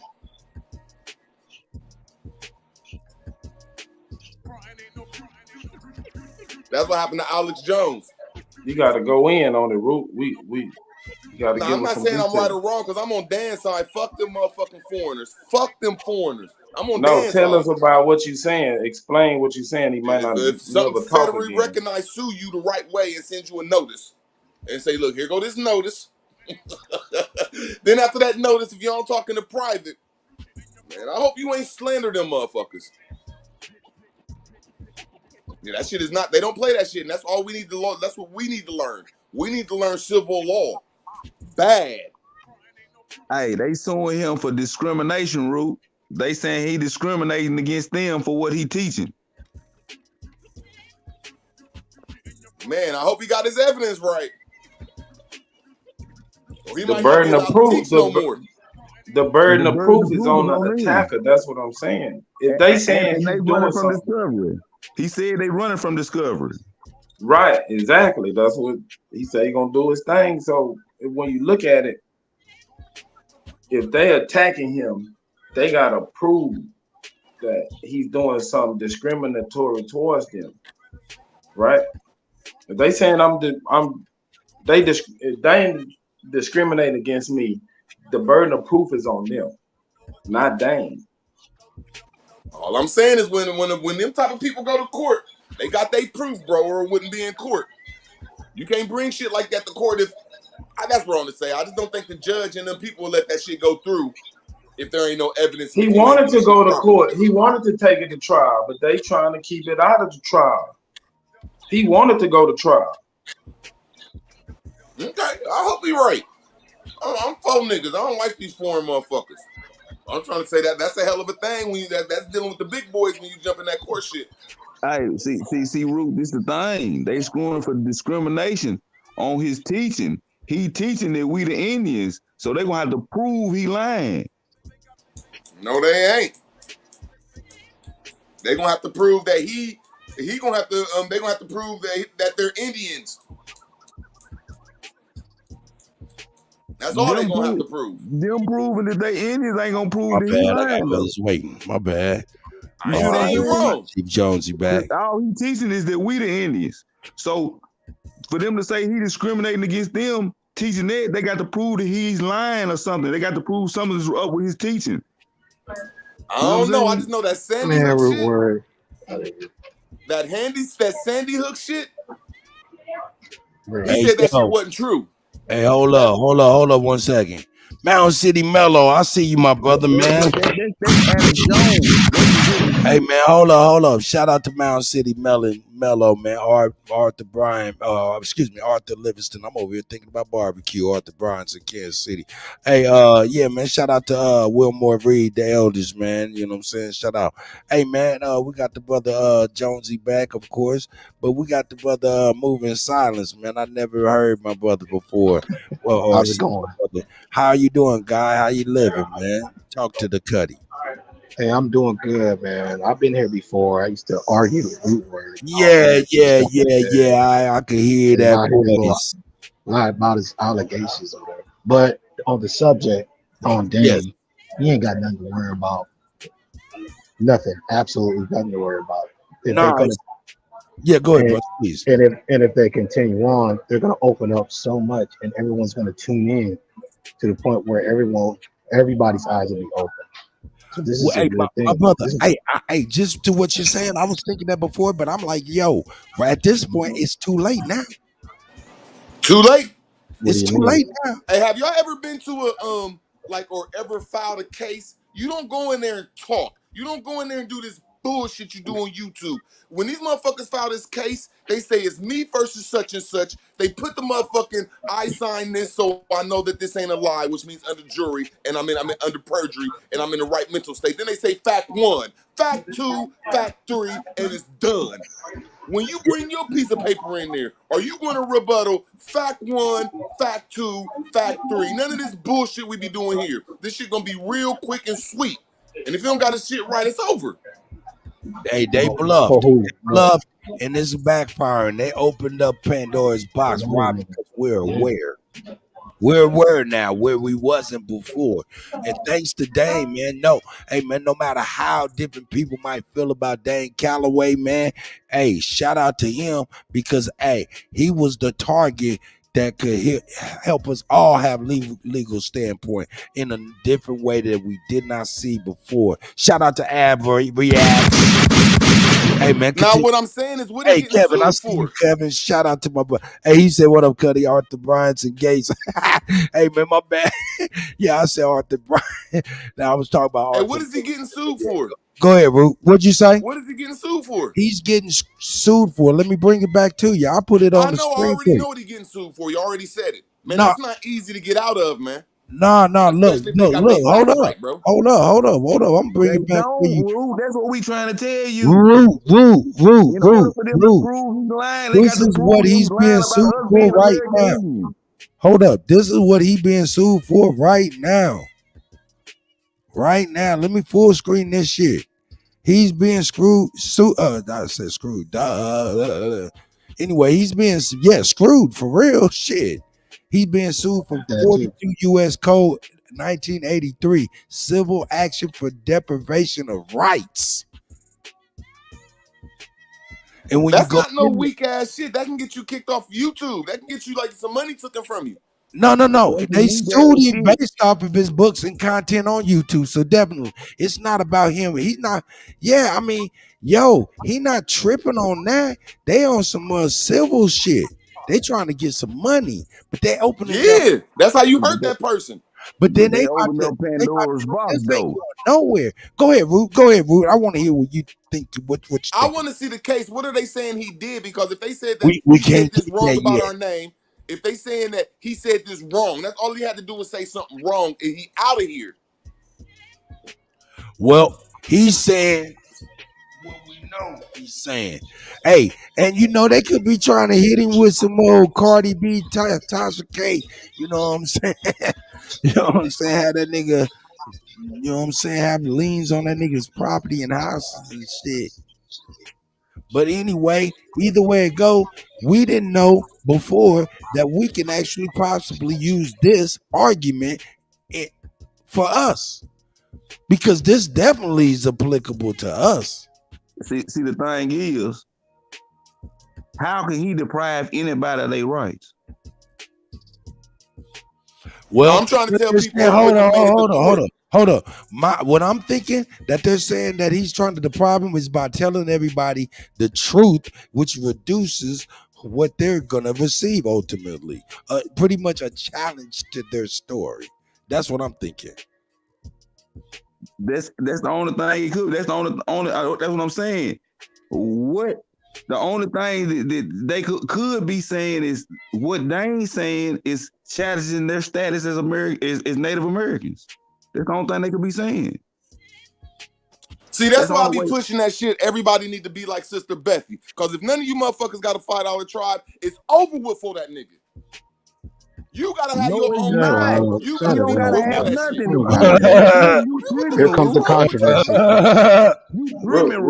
Here comes the controversy. Root, you tripping, bro. You better sleep on Dane, bro. He says whatever he says, just a controversy. Root, I got a question for you. Can you sue a group of people? I'm saying a civil action. You ain't saying nothing. A civil action means that you better have your paperwork right because it's in court. It went past the private. It went past the post office and the private case, and now it's in the public.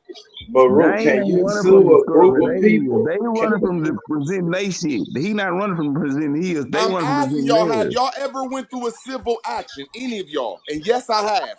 Yes. Oh, rude, bro. Dane wants to smoke. You sounded scared. Dane wants to smoke. All the smoke. He wants to smoke. He wants to smoke. We right behind him. We ain't scared. Worried about nothing. They might wiggle around in the law and they court. I'm gonna ask y'all one little simple question. What's y'all's Indian tribe like, Sister Bethy? What's y'all's Indian tribe? Don't worry about it. You changing the goalpost now. Roots ain't got nothing to So do with you us, dealing with Dane, his case, and not being, and you want to smoke. You trying to start to move the goalpost now. Let's not get mad. I'm just trying to say, y'all niggas You ain't saying nothing. No, Root, if you y'all haven't not answered my question. Listen, Root, Hold on 1 second. Let me Root, just digress. Root, digress. Calm down. Root, what are you saying?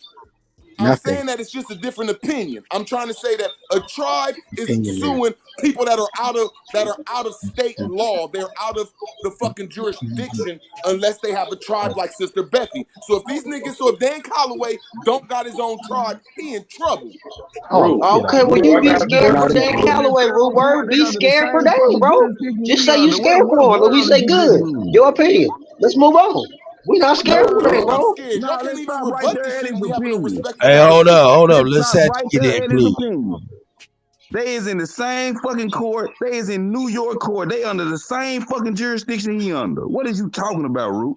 This is a civil case. They are not under the same law. If they Be careful. The burden of proof and evidence is still going to have to be presented. And counter evidence, and then it's going to be waived. Hey man, if y'all tell me who it is, I'll look careful. the case up Root. Calloway versus who? You hear me, Root, right? Root. Empress Summer Rain said, hold up. Empress Summer Rain said, Sister Bethy not the only one with a tribe. I'm a tribal council chief. Root, calm down. Put some respect on her motherfucking name, nigga. Root Word, can you be sued by a group? Can a group sue you? It's a tribe. Listen to me, bro. Answer the question, please. Yes, a group can sue you. Yes, a tribe can sue you if you slander the tribe. So thanks. That's not true, Root. You gotta be sued by an individual. It's an individual. It's an individual against an individual. It's an entity. It's an entity called a tribe, bro. An entity is considered a person, so it has to have a representative. Suing him on behalf of the tribe. So y'all said it's a question that ain't true. Y'all said, can a group sue you? The group ain't suing them. It's the entity. Foolish ass question you just asked. It's individuals. He's going against individuals because you have a right. You have a right to face your accuser. Bro, you said it's a group. Can't be a group. It can't because be then a group. Some people of the group can say, well, then I'm out of it. It got to be a. So you saying there's more than one person suing him? No, it's an individual suing him. It's two individuals. I asked you, can you be sued by a group? For what, man? What you asked that for, man? Because you saying get a tribe. A tribe don't have no power without the individuals. A tribe is an entity. A tribe is not a group, dude. My guy, my brother. It's not that just you just see what I'm saying? Sometimes people need to listen so they can learn something. So what makes up a tribe?